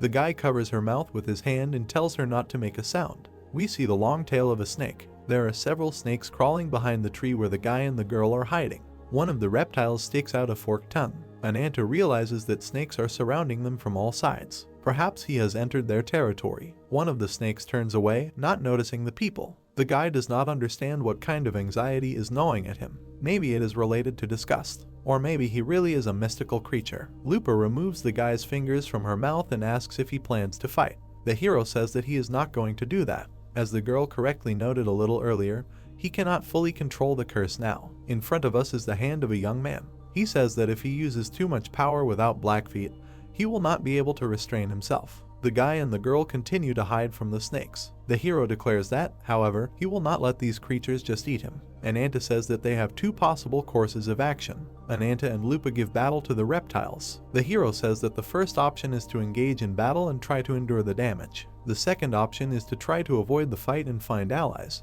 We see Ananta and Lupa running away from the snakes. The guy says that the girl can come up with her own plan. Lupa looks at him thoughtfully. She says that she has a third option: break through the encirclement, get out of the forest, and head to the original destination. Ananta seems to be thinking about this scenario. The girl says that she can tell by the smell that there are a lot of snakes in this forest right now, hunting for prey. The reptiles continue to crawl between the trees. The girl says that if they try to engage in battle, the monsters will instantly surround them from all sides. Lupa fears that even if they manage to meet up with allies, it will only lead to unnecessary casualties among the people. Ananta looks at the girl and asks if she really wants to do as she said. Lupa closes her eyes and says with disgust that she does not really like this option, but she will still choose it. The girl turns her back to the hero. She demands that he climb on her. The guy does not understand what this could mean. The girl tells Ananta to stop talking nonsense and do as she says. Her eye turns bright red. Lupa advises the guy to hold on tighter so as not to fall. Two snakes look at something in amazement. They rush in pursuit. In front of us is the paw of the beast. The silhouette of a wolf rushes between the two reptiles. One of the snakes opens its mouth wide. The next second, its body is torn in half. The hero, riding on the wolf, rushes past many monsters. The snakes come to their senses and rush in pursuit. Ananta shouts to the wolf that he has attracted the attention of almost all the enemies. The beast notes that they will soon leave this forest. They just need to hold on a little longer. Nadia and Owl fight ghostly horses. Lupa tells the hero that if they distract the snakes, their allies will have to face far fewer enemies. The wolf seems to notice something. There is a man sitting on the snake's body. Ananta shouts that there is someone beyond the edge of the forest. The hero's eyes widen in surprise. He notices a familiar symbol. In front of us is an old man who is casually reading a book. The man looks up, apologizes, and says that no one can leave here. Black snakes stick their heads out from under his feet. The old man orders them to tear the hero and his wolf apart. The black monsters rush to attack, their jaws wide open. Ananta looks at the enemies in fear. He understands that they are too fast and there is no way to avoid a fight. The wolf grabs the hero by the hand. Then he throws him far away from himself. The snakes bite into the wolf's body. Ananta, landing on one knee, looks at what is happening to the girl who has turned into a wolf. The beast, whose throat the snake has bitten, wheezes loudly. We see white traces. Ananta rushes to attack. Lupa, emerging from the wolf's body, smiles. She says that this is how the hero repaid her for the favor he did. The guy's clawed hand lies on the girl's shoulder. The old man, slamming the book shut, asks if he really sees enemies who protect each other. He says that it's all in vain. We see that his eye is very similar to a snake's. Ananta answers him with an equally menacing look of her yellow eyes. The guy holds his ally in his arms. He asks the old man if he really wants to be beaten to death. In front of us is a horse with red eyes. Owl, holding his sword forward, uses the silent strike skill. He strikes and hits the horse right in the chest. The use of the heavy lance skill is also reported. The monster falls to the ground. Owl looks at the defeated enemy in surprise. Nadia stands in front of a horse entwined with thick roots. The warriors look around the battlefield, strewn with dead monsters. Someone says that it looks like no one was seriously hurt. Owl tells the girl that he noticed something strange. The monsters they defeated did not initially plan to attack people. Ruby crawls to the horse's corpse. It lies on its side, its tongue hanging out. Owl says that most likely, the monsters were trying to escape from predators. The squad leader remembers the giant snake in whose mouth Ananta and Lupa disappeared. He asks if this could have something to do with the snake that swallowed their two allies. Blackfeet approaches the guy and the girl. She says that now is not the time for talking. Pressing her hand to her chest, the girl says that Ananta must be found as soon as possible. We see the hero's face. Blackfeet says that if the situation is let to proceed, she may not be able to cope with it. There is some kind of black splash in front of us. Ananta holds the girl in his arms. Their opponent says that he warned them about the futility of resistance. Lupa grinds his teeth in unbearable pain. The old man says that a very strong poison that his clone has is now taking effect. Under the influence of this poison, even demonic creatures die in an instant.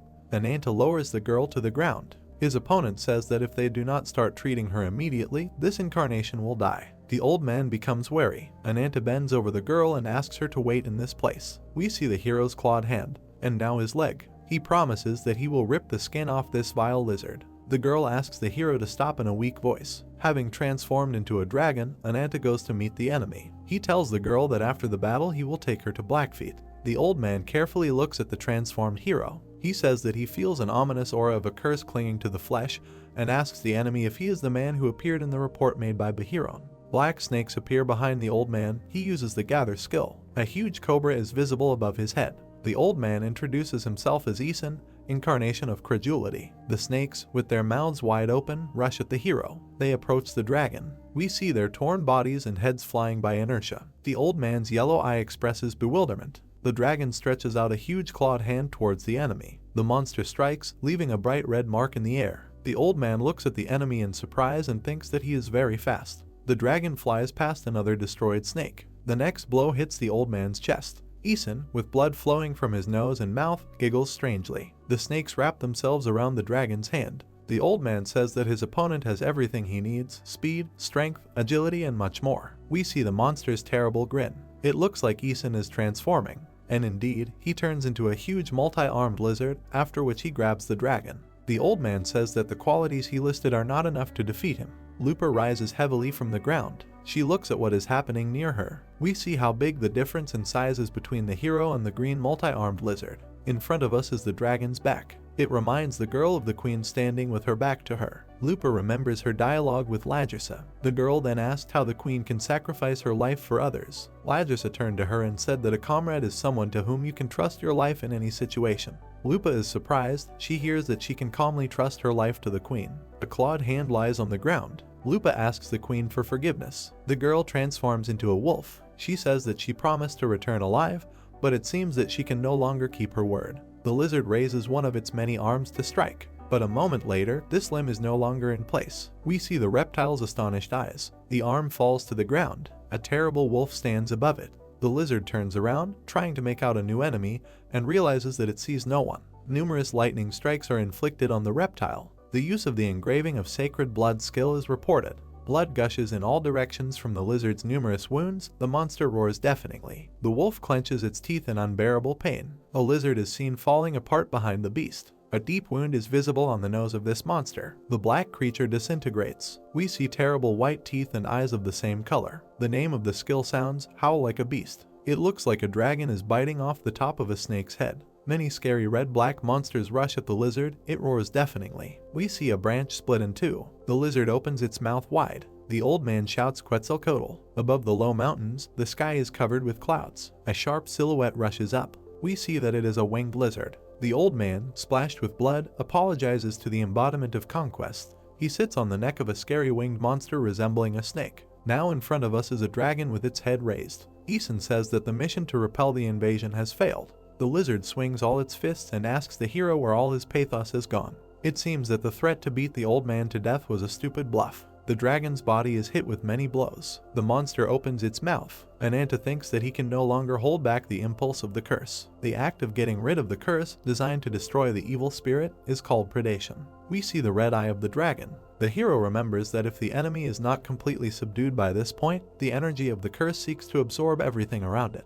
Lupa behind the dragon tries to get up from the ground. We remember the moment when one of the lizard's arms was cut off. Ananta thinks that his ally may also suffer, so he needs to find some solution to protect her. In front of us are the sharp teeth of the monster. The inscription of sacred blood skill is used. The wolf jumps away from the lizard, which has suffered a huge number of wounds. We see the head of the predator. Lupa declares that she leaves the rest to the hero. Ananta looks at his ally in surprise. The wolf falls to the ground and lies there, unable to move. A figure wanders through the smoke. Red streams are visible around the dragon. Ananta feels overwhelmed with power. He puts his hand to his chest. We see his harp. The boy feels as if he has swallowed an unquenchable flame. The dragon opens its mouth wide again. This is not enough for the hero. The monster looks up. A four-winged snake is visible in the sky. Ananta wants much more. We see a bright flash. The dragon's hand bends strangely. Enormous wings grow on its back. He understands that he must kill someone now. The monster sits down on all fours, preparing to push off and fly away. Ananta is determined to devour the enemy. The dragon seems to be smiling. Lupa lies face down on the ground.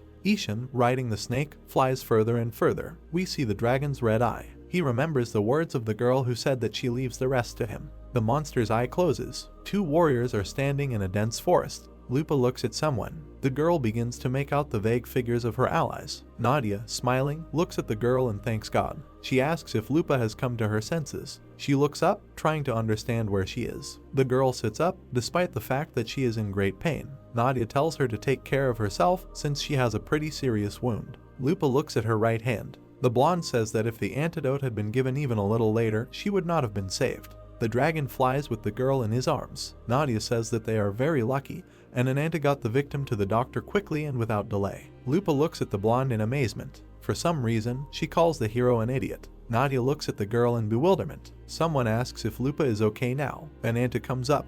He says that instead of thanking her savior, she calls him an idiot. This is simply outrageous. We see Blackfeet and Owl standing behind the hero. The latter reproaches the victim for not being able to stop in time. Lupa looks at the hero and asks what is wrong with his body. He replies that the girl should take care of her body, not his. Ananta, who has a lizard sitting on his shoulder, says that the girl should stop doing stupid things and rest for a while, and in the future, she should not do him any favors. Nadia and Lupa look at the young man in surprise. The squad leader calls him an idiot once again. The fighters are sitting by the fire. Owl says that Lupa will soon recover if she is given a proper rest. She has a very strong and resilient body. The guy closes his eyes and thanks the hero on behalf of himself and his comrades. Ananta looks sadly at the fire. Nadia asks if he really fought with a man who was under Ryu's command. The hero, next to whom Blackfeet is sitting, says that it was an old man named Ishin. He has the ability to summon snakes from his shadow. The boy remembers how he hid behind a tree with the girl. He says that the snakes are primitive clones that can only perform the most basic actions. Judging by the fact that there were no corpses of victims nearby, their main purpose was to scare away strangers, not kill them. Ananta remembers the moment when he was swallowed by a snake. He assumes that the reptiles grabbed strangers who were heading to Pasa's domain, and then received a command to immediately return to their master. Nadia, surprised, asks what the purpose of all this could be. The hero, looking down, replies that he does not know. The boy puts his hand to his chest. He says that, however, he clearly feels that the branch that the enemy owned has taken root in him. Blackfeet puts her hand on the hero's shoulder and says that this is exactly how it is. The curse that is inside the hero, according to her feelings, has noticeably stabilized. Ananta looks at the girl angrily. She says that such a significant effect was achieved with a very small portion. In front of us is the girl's red eye. Nadia looks at Blackfeet displeasedly. She says that if the hero absorbs the entire branch, the outcome can be incredibly interesting. The hero rudely pushes the intrusive beauty away from himself. Someone says that Ishin, incarnation of credulity, is the sixth Sephiroth. In front of us is Owl. The hero asks him who the Sephiroth are. In front of us are Behiron and Ziz. Owl explains that the Sephiroth are an elite called to protect the winged incarnation. This is a title that is awarded to the 10 most powerful individuals endowed with the power of the branch. We see another group of characters. Owl says that among them are warriors of the highest rank, known as the 5 disciples, and above them are the 5 chief aides, who watch over the disciples. The boy looks at the hero anxiously. According to him, Ishin is unlikely to have come here alone. One of the 5 closest disciples of Ryu may appear after him. Nadia and Ananta look closely at the narrator. He says that the power possessed by the best Sephiroth is incredible. It is believed that they can cause natural disasters with just one movement. A winged snake climbs up a high watchtower. Ishin climbs down from it and begins to make strange sounds. A man appears in front of him, who says that the old man has an expression like a frightened lamb. The young man, whose face we see, asks how much the old man's pride was damaged by such a blow. Ishin looks at the boy and says that it seems that accusations from the embodiment of conquests cannot be avoided. Something black flies in the direction of the old man. His interlocutor asks him what his role was. Ishin replies that he was to block the passage to the land of Pasa and hold back anyone who might delay the conquest.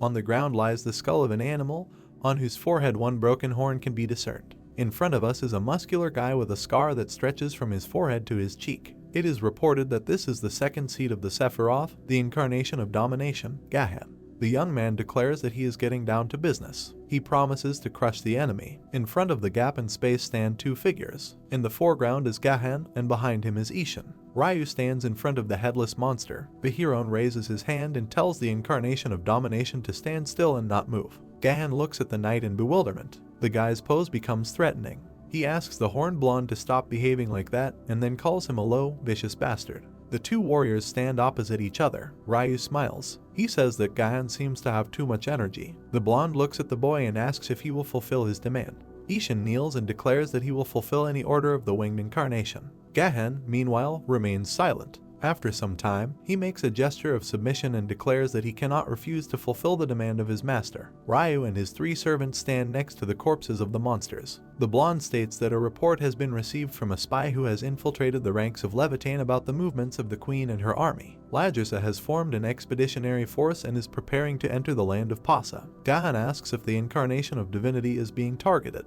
Ryu tells him that the queen plans to walk on the old tracks he left behind. It was a failed attempt to bloom with imperfectly shaped branches. A ghostly unicorn is visible above the blonde's head. Ryu orders that this failed attempt be disposed of and the branches be returned. Ishin places his hand on his chest and asks his master to entrust him with this mission. He promises to personally destroy all these pathetic humans. Bihiron asks the old man if he remembers who Baltsak is. Ishin asks if this is the exile who had the number 10. We see a black dragon with its mouth wide open. The knight says that this is indeed the man who was cursed by the black dragon named Azidahaka. The guy who killed Baltsak is now in Levitain. He is a very experienced man who has fought both Bihiron and the winged incarnation, but somehow managed to survive. Gahan listens silently. Bihiron says that it would be wise to use the incarnation of conquest as a precaution.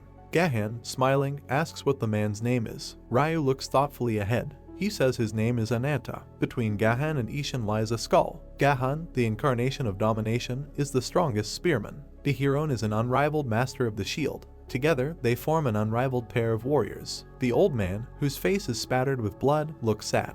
He thinks that these two are undoubtedly the most formidable weapons of the Sephiroth, but at the same time, they are the most dangerous. Before us is Gahan. The old man knows that this man does not feel the slightest loyalty to Ryu. Before us is a girl and a bear. Ishin thinks that it would be enough to use the fighters ranked 4th or 5th. So why did Ryu assign this guy this mission? Someone is holding something like a flower. The man calls out to the old man and asks if he knows what it is. Ishin looks at the object shown to him and says that it is an imperfect branch that Alicorn carried in his heart. It turns out that the plant is in the hands of a young man with a scar on his face. He says that compared to what they have, this is indeed a very mediocre product. Gahan throws the branch behind him with a slight movement of his hand. He says that things are going great, and he has just practically fulfilled the order of Lord Ryu. The branch falls into a huge hole in the ground. The old man indignantly asks the boy what he is doing. Gahan, smiling, looks at the old man. He says that he has already told him about this. A powerful beam of light beats up from the hole. The boy promises to conquer the enemy. An armless old man stands at the edge of the abyss. Gahan says that there is a demon who ruled the land of Pasa, and there is a fearsome army of demons that he commands. The boy asks the old man how everything should end.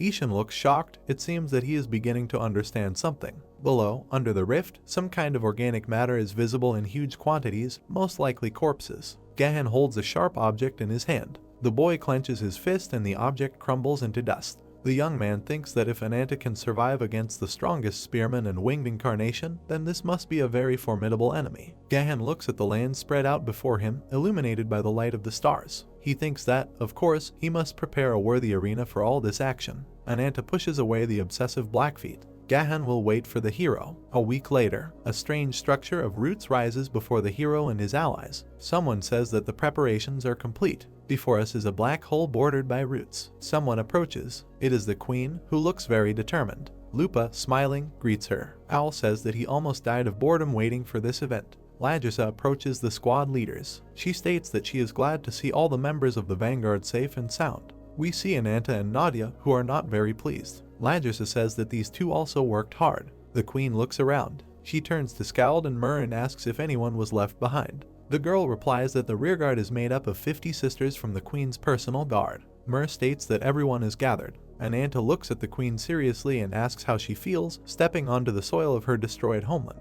Ladrasa looks thoughtfully into the distance. The hero looks at her silently. The queen stands in front of a huge wasteland. She says that this is her homeland. A smiling Whitefoot approaches Her Majesty. It seems that she wants to report the current situation. We see a bright pink beam. Whitefoot reports that a week ago, a huge pillar of light appeared where the capital of the kingdom is located. Nadia looks up anxiously. This is most likely a phenomenon that occurs when the power of the branch manifests. Whitefoot holds an old telephone receiver to his ear. The girl says that she is observing the appearance of the 6th seed of the Sephiroth and the manifestation of the power of the branch. Ladrasa listens attentively on the other end of the line. Whitefoot states that most likely this is an enemy trap. Now the girl with long rabbit ears is standing next to the queen. She says that the previously considered scenario does not work for the current situation.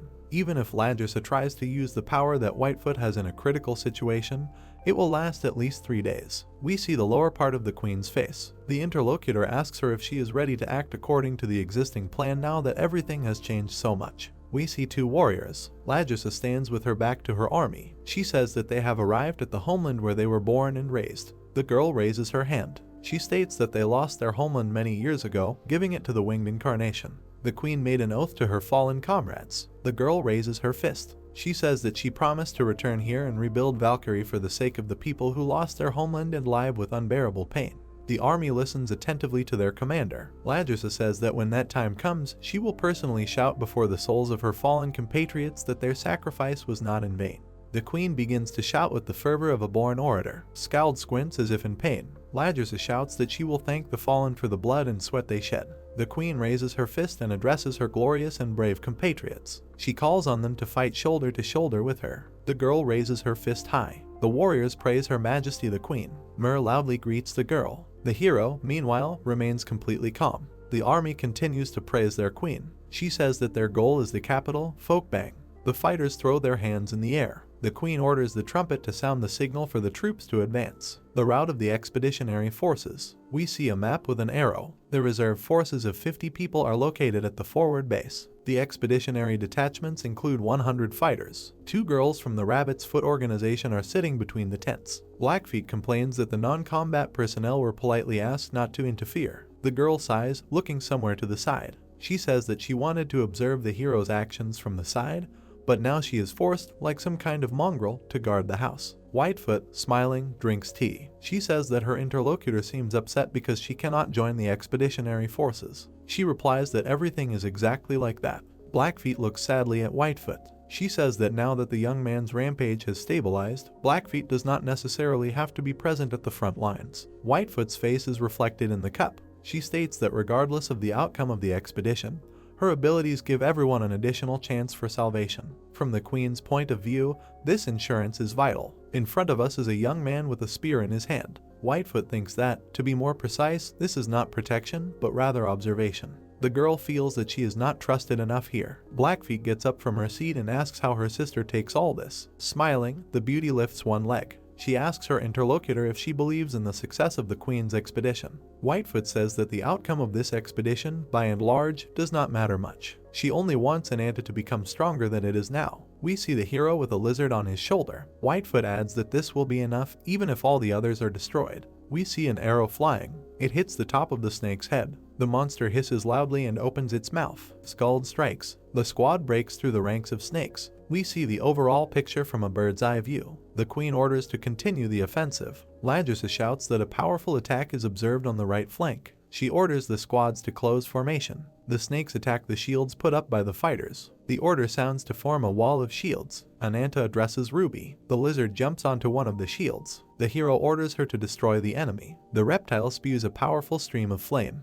Ananta frowns at what is happening. He thinks that for some time there will be no particular need for his personal intervention. Nadia, meanwhile, pierces a huge snake with a tree that has grown out of the ground. In the hero's opinion, breaking through the enemy encirclement, advancing through dense enemy ranks, all this can provoke a mistake that will lead to the destruction of the allies. We see the guy's yellow eye. Ladrasa looks at her warriors and wonders if she is confident in their powers. Murray is in front of us, shooting a bow. Scald strikes with his axe. The queen walks forward resolutely. She realizes that she really is confident in them. Ladrasa looks at the snakes rising above the shields. She remembers Ishan, who was mentioned in the report, and thinks that the soldiers, who have undergone careful training, will be able to easily deal with this enemy. The girl's face seems thoughtful. She does not understand why, despite the fact that they are already in the very center of Pasa territory, she has not yet encountered either alicorn or demonic creatures. Scald points somewhere to the side with his axe and asks Her Majesty to look in that direction. We see a tall, half-ruined watchtower. The girl reports that they have reached the Vigrid watchtower. In front of us is a long-haired character who greets the arrivals. It turns out that this is the same Ishan that the queen just mentioned. He declares that those who reject the winged incarnation will end their existence here in the most pitiful way. Something is reflected in the lens of his pince nez. The old man intercepts the arrow. Before us is Myrrh, who fired it. Ishan declares that it is necessary to refrain from bravura words about someone's demise for now. A snake appears in front of the old man and bites off the arrow. Ishan says that everything that happens from this moment on will be just the petty anger of an old, vindictive man. the outlines of a huge monster appear above the old man's head. The four-winged snake approaches the queen's army. Ladrasa looks up in amazement. It looks like the monster is about to drop a vile organic mass on the people. The black fetters begin to dissolve. The queen orders the fighters to take a defensive formation. The cargo delivered by the monster flies down. It falls to the ground in front of the observation tower. Ladrasa looks at this abomination with disgust. Something red and black splashes in front of her army. The queen looks ahead in bewilderment. The vile mass swells and takes on the outline of a skeleton. It seems that Ladrasa recognizes who it is. Before us is a strange mutant, but the girl says that it is Alicorn. The skull that crowns the monster's body opens its mouth and says something incomprehensible. The queen orders all her fighters to take cover. An eyeball appears between the jaws of the skull. Someone orders the monster to become an incarnation. The black monster begins to transform. The sticky mass reaches the snakes. It crawls onto the warriors, who covered themselves with shields. The girls scream loudly. Skald chops the crawling mass with an axe and demands that it let go of those it has reached. However, her weapon simply gets stuck in the disgusting substance. The queen orders the girl to retreat. She says that this abomination cannot be touched. The organic mass grows in size. A horn with many eyes is shooting upwards from it. In front of us is the very unicorn that the queen expected to meet. A powerful wave of energy falls upon the soldiers. Ishin declares that he will no longer underestimate his opponents. We see the monster full frontal and it is a very strange sight. The old man orders Alicorn to demonstrate the gigantic difference in strength between him and the enemies. The monster, with strange appendages sticking out of its back, rushes to attack. We see dragon scales. Having transformed, Ananta grabs the monster by the horn. Owl rushes to attack. He uses the skill claws of ferocity. Lupa is not far behind. She uses her skill seal of sacred blood. The unicorn is attacked from 3 sides at once. The queen reaches for her sword. She asks the monster not to worry, as she will personally put an end to its miserable existence. Alicorn rears up. Ladrasa declares that she will fulfill the duty of a true ally. The dragon, letting out a deafening roar, rushes into battle. We see the burning eye of the monster. Ananta flies over the unicorn standing on the ground. A terrifying black whirlwind is visible at the end of the monster's horn. The use of the quasar skill is reported. Something black flies at the dragon. A whirlwind forms next to it. It looks like this black hole is tearing the hero apart. Lupa, terrified, tries to shout to her ally. Something falls to the ground next to the unicorn. Lupa screams that Alicorn is a bastard and rushes to attack him. Twisted toothy tentacles grow from the monster's body. They stretch in the direction of the girl. In front of us is some kind of blade.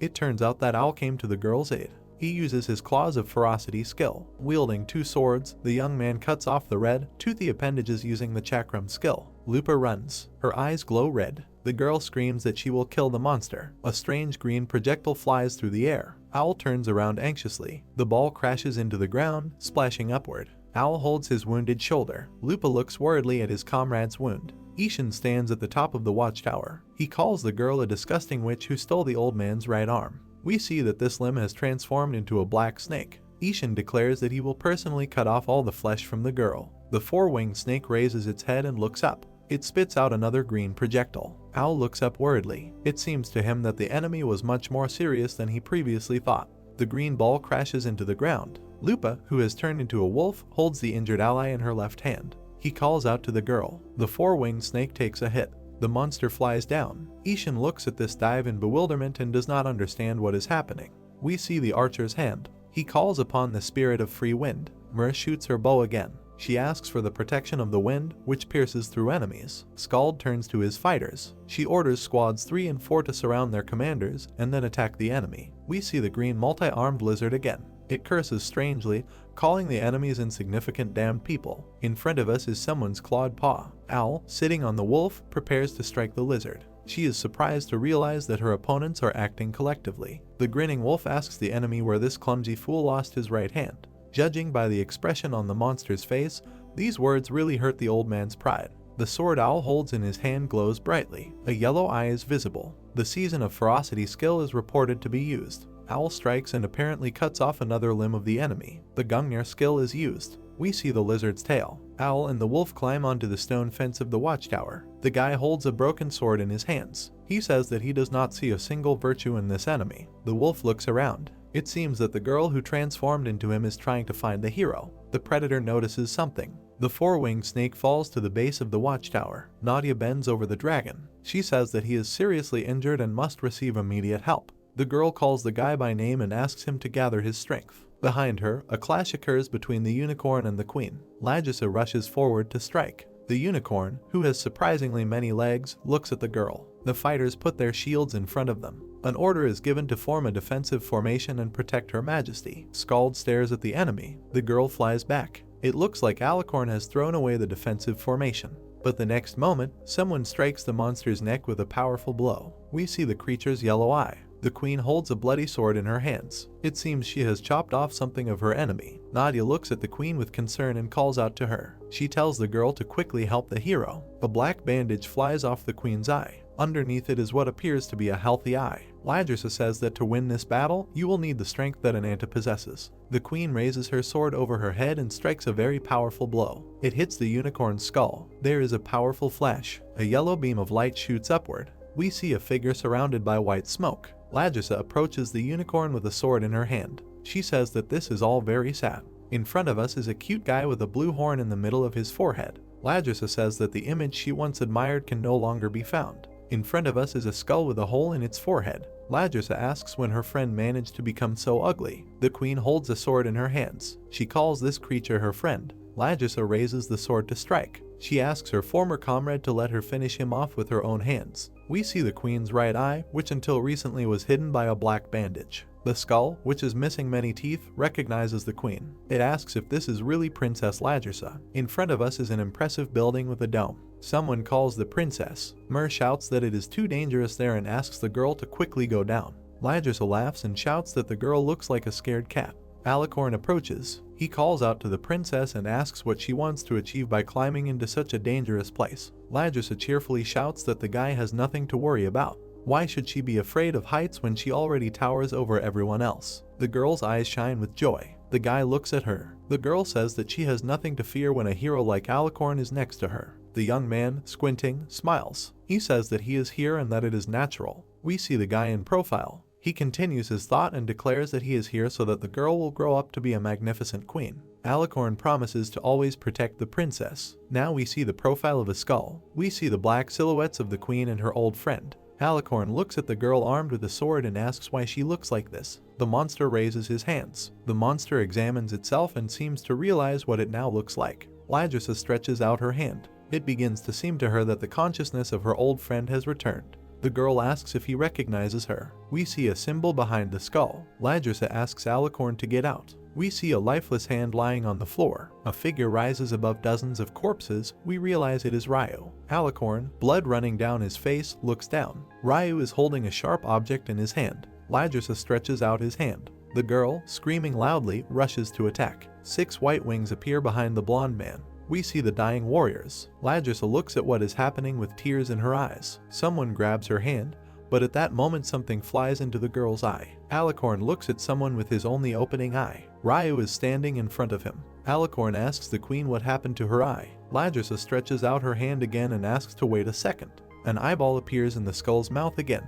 He says that it's dazzling. The monster demands someone's incarnation, most likely its own. The queen sees a disgusting organic mass in front of her. Nadia puts 2 twisted branches in front of her. A thick root grabs the queen by the waist. It pulls her back somewhere. Some new creature grows out of the disgusting mass. The whole head of this creature is strewn with round eyeballs. Ruby looks at someone in surprise. We see a dragon lying on the ground. The lizard seems to be crying. The reptile crawls forward. Its whole body is engulfed in fire. Nadia is kneeling behind the queen. She tells Her Majesty that if she behaves as she did, the damage will increase uncontrollably. Now it would be wise to retreat as soon as possible and take care of the wounded. Ladrasa screams furiously that this will not happen. We see black monsters on a red background. The queen says that she panicked and lost control of herself, but Alicorn has already reached his limit. Ladrasa takes the sword in his hands and shouts to the girl that everyone should gather their strength again and deliver a fatal blow to the monster right now. The girls hear someone asking them to step aside. They turn around in surprise. In front of them is a dragon, whose back and arms are burning with yellow flames. The monster says that it is better to get out of its way so as not to turn into a pile of ash. The dragon spews a wall of fire. The queen looks at it in shock. She is amazed by the appearance of the hero. Ladrasa recognizes the manifestation of the spirit of flame. This is the same type of defense that Mer has. Ananta approaches the sickening mass. We see a toothy mouth with eyeballs. The dragon molds a fire sphere in its hands. It throws it at its opponent. It is reported that the heaven engulfing blazing orb skill is used. A black whirlwind appears near the monster's mouth. In this case, the quasar skill is used. The monster launches a black whirlwind at the opponent. The red and black spheres collide. There is a powerful explosion. Waves of flame fly at the many-eyed monster. It squeals shrilly. The dragon, engulfed in flames, approaches the enemy. We see the very top of the monster's body. Now we see black spikes. The dragon actively works its arms, breaking the sharp black projectiles flying at it. It shouts at the enemy that they are both victims of the same winged bastard. In front of us is the hero's fiery fist. Ananta raises it to strike. The hero calls the monster a coward mired in fear. We see the dragon's mouth filled with flame. Ananta asks the enemy how long he is going to cling to life. We see an incredibly powerful explosion. Flames cover the enemy. Alicorn does not understand what he is being accused of. Why on earth would he cling to life at all? Nadia, who is holding a very original staff, uses her Yggdrasil skill. Huge roots grab the monster and lift it high above the ground. An eyeball appears in the skull's mouth again. A powerful beam of light hits upward. It breaks through the clouds. At the base of the beam stands a queen, raising a sword above her head. The eye in the skull's mouth seems somehow frightened. The girl introduces herself as Ladrasa Einijar, the Valkyrie Queen. We see that tears are flowing from the girl's eyes. She orders her friend to rest in peace right now. The beam that emanates from her disperses the clouds. Rays of sunlight break through the clouds. Some black flakes are falling from above. Clouds of dust rise behind the strange structures. Half a skull lies on the ground. Alicorn, in his human form, looks up. The light seems blinding to him. Next to him, on a round roof, sits a young princess. The sun sets behind the horizon. The boy thinks that he wants to always be with this girl. Ladrasa, with a sword in her hand, stands in front of the boy. He smiles and looks at her. Ladrasa sadly looks at the sky. Alicorn says goodbye to her. Tears stream from the girl's eyes. He calls her his queen. We see the clouds again, with rays of sunlight breaking through. A lizard sits on the dragon's head. Ruby looks down and makes a strange clicking sound. Ananta looks at her clawed hand. He asks the lizard what kind of power it demonstrated not long ago. The hand holds a sword. A white flower lies in front of the queen, who is kneeling on one knee. Nadia approaches the girl and offers her condolences. Ladrasa states that it is okay to honor the dead. We see two warrior girls. The queen says that she, however, has no time to shed tears. Something large falls to the ground in front of the watchtower. Mer looks over her shoulder at someone. The queen says that they must move forward. The small archer looks at her resolutely. Ladrasa states that only then will the deaths of the fallen not be in vain. Owl stands on the parapet of the tower and looks into the distance. Lupa grabs the old man by the lapels, calls him a scumbag and asks how much blood was spilled because of him. The girl is furious. She promises that the bastard's death will be painful. Ishan giggles strangely. Lupa raises his hand to strike. She asks if the old man really thinks she is joking. Ishan looks at the girl with disdain and says that it would be better if she died in the place he has prepared. Someone calls out to the girl, who has raised her hand for another blow. Lupa turns around. Owl looks somewhere. He says that it is not over yet. From the place he is looking at, a powerful beam of light hits the sky. At the base of this beam we see a small figure of a man. It turns out that this is Gahan. Someone notices him and shouts that the enemy is approaching from the royal road. The dragon and the lizard look at the watchtower. We see the faces of two girls. Gahan stares ahead. We see a powerful white beam. Owl looks at something with fear. The tower beneath his feet shakes. A huge hole is visible at its base. The beam continues to destroy the structure. A dragon fist flies at the young man's face. It hits the target, namely in the jaw. Gahan flies high into the air. Ananta straightens up after the blow. He remembers that he was told about Ryu's loyal follower. We are reminded of this conversation. Owl sits with a thoughtful look. The hero asks who the Sephiroth are. In front of us are Behiron and Ziz. Owl explains that the Sephiroth are an elite cult to guard the winged incarnation. This is a title given to the 10 most powerful individuals endowed with the power of the branch. We see another group of characters. Owl says that among them are warriors of the highest rank, known as the 5 disciples, and above them are the 5 chief aides who watch over the disciples. The guy looks at the hero anxiously. According to him, Ishin is unlikely to have come here alone. One of Ryu's 5 closest disciples may appear after him. In front of us is Behiron. He wonders if the guy is really experienced enough to be on the same level with him. Gahan, with clouds of smoke rising around him, gets to his feet. He says that his opponent has saved him the trouble of searching. The young man assumes that Ananta is in front of him.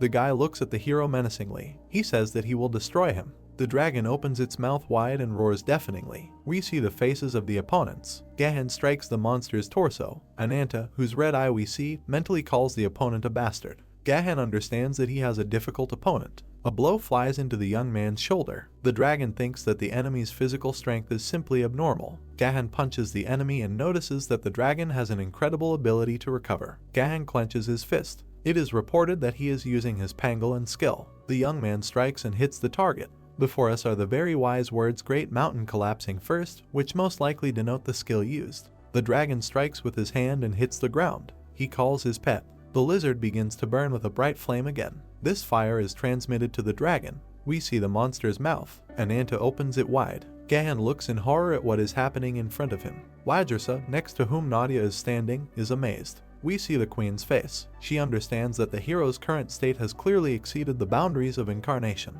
The dragon spews a powerful stream of flame from its mouth, which covers the enemy. A spectacular halo appears near the monster's head. Gahan covers his face with his hands. The flames reflect off the guy's body and rise up. Nadia uses her Yggdrasil skill. We see clouds of smoke. Nadia looks at someone excitedly and asks if he is dead. It is clear that the smoke is rising from a rather deep hole. A dragon appears from there, its entire body burning with bright flames. The flaming hero calls the enemy some kind of monster. Gahan is smoking. An anta asks him what the hell happened to his body. We see the back of a young man with the already familiar symbol. He calls out to the hero. The young man has a completely crazy expression on his face. He declares that he recognizes the hero as his opponent, after which he promises to conquer him. Ruby sits on the dragon's head and wheezes exhaustedly. An anta takes it off and puts it on the ground. The hero says that the lizard has worked hard and can now rest. The dragon is going to fight on its own from now on. An anta approaches the monster and openly declares that it is an enemy. The transformed Gahan is covered in thick scaly armor. He declares that he will not talk about victory until he tramples the hero under his feet.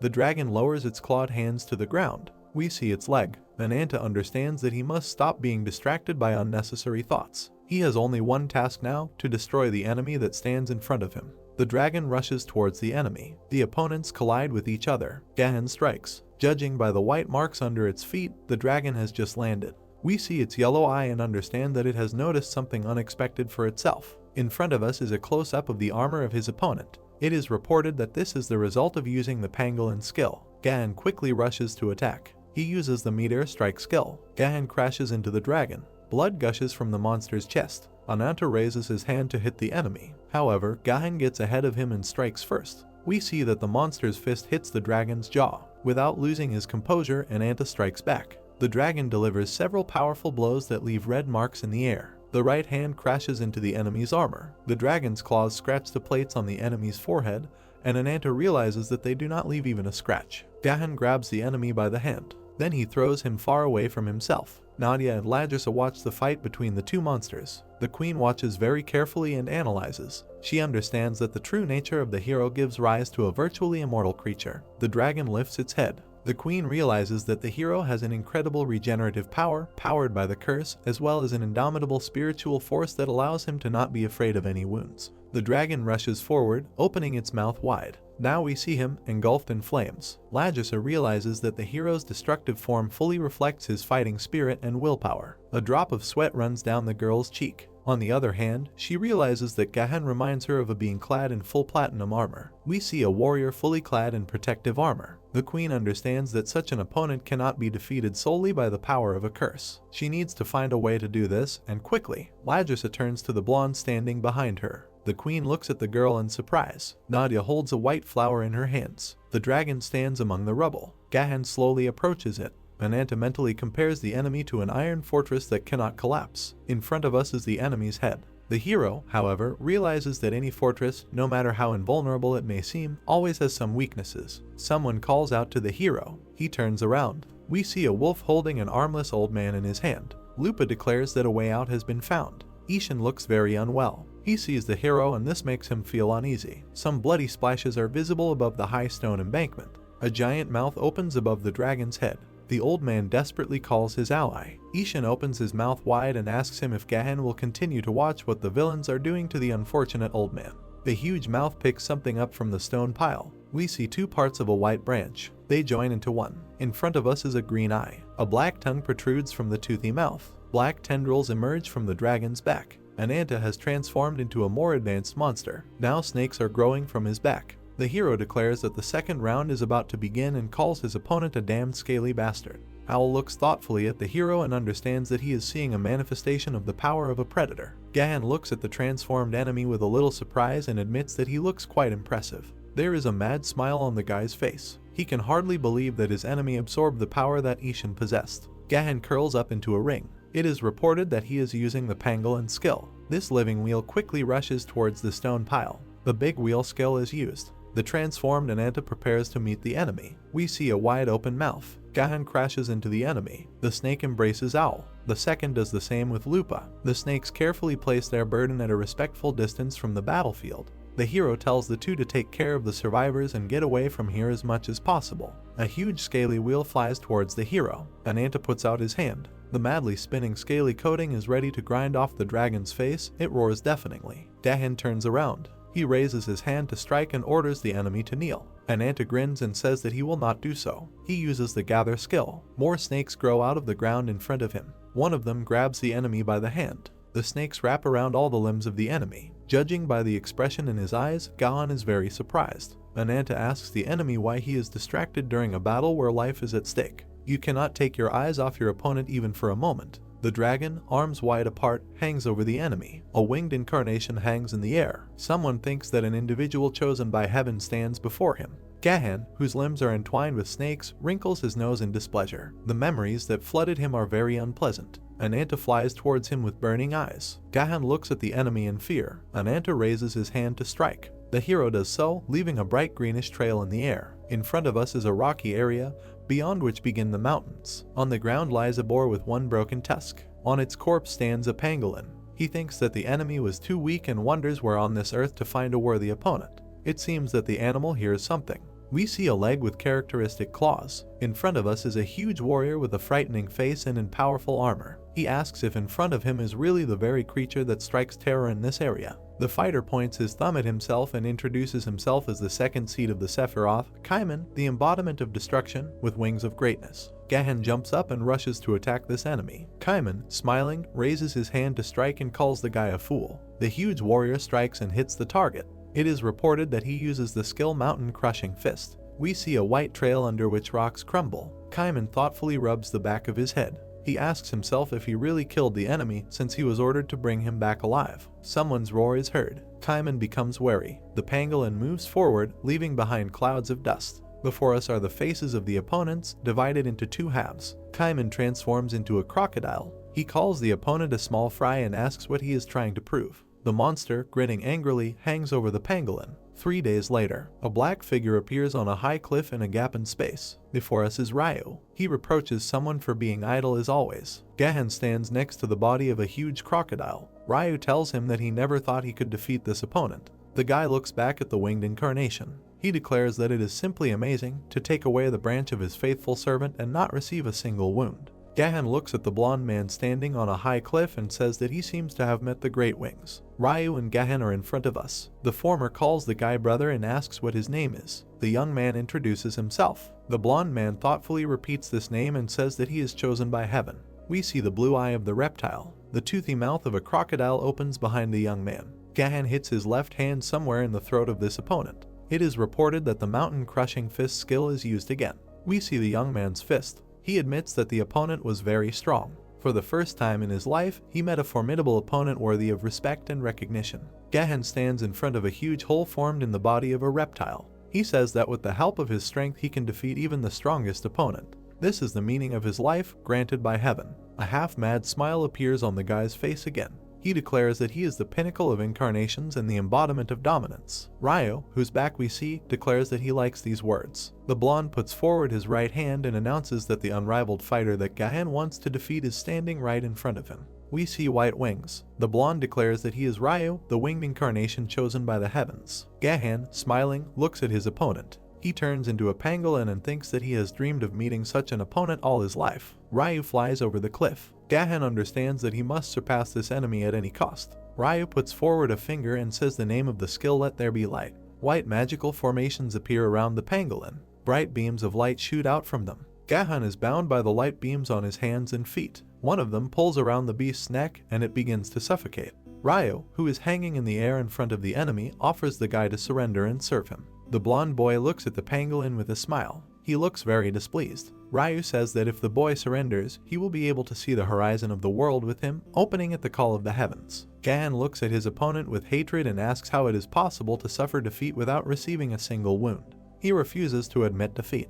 Ryu calmly says that his opponent himself wished for this. He puts forward his hand with spread fingers and says that Gahan must imprint this defeat into his flesh. In front of us is the outline of an eye, which is almost invisible due to the very bright light. The blonde boy uses his let there be light skill again. It seems that the young man's eye simply explodes. The pangolin lifts its head and lets out a deafening roar. Ryu raises his hand. He demands that Gahan imprint today's wound into his soul. This will undoubtedly help him grow into the most majestic tree. We see a bright trail that crosses the black body of the pangolin. Ryu expresses his hope that his opponent's desire to win will reach the horizon of the world. The transformed hero stands before the pangolin. Ananta looks at his opponent with a predatory expression. He thinks that everything was clear to him after the first encounter. The dragon's fist crashes into the young man's jaw. The hero then noticed that the opponent was trying not to expose his left eye to the blow. In front of us are the pangolin's claws and broken scales. Ananta thinks there is no doubt about it. We see sharp claws. The hero realizes that he has clues on how to defeat this guy. Ananta seems to notice something disturbing.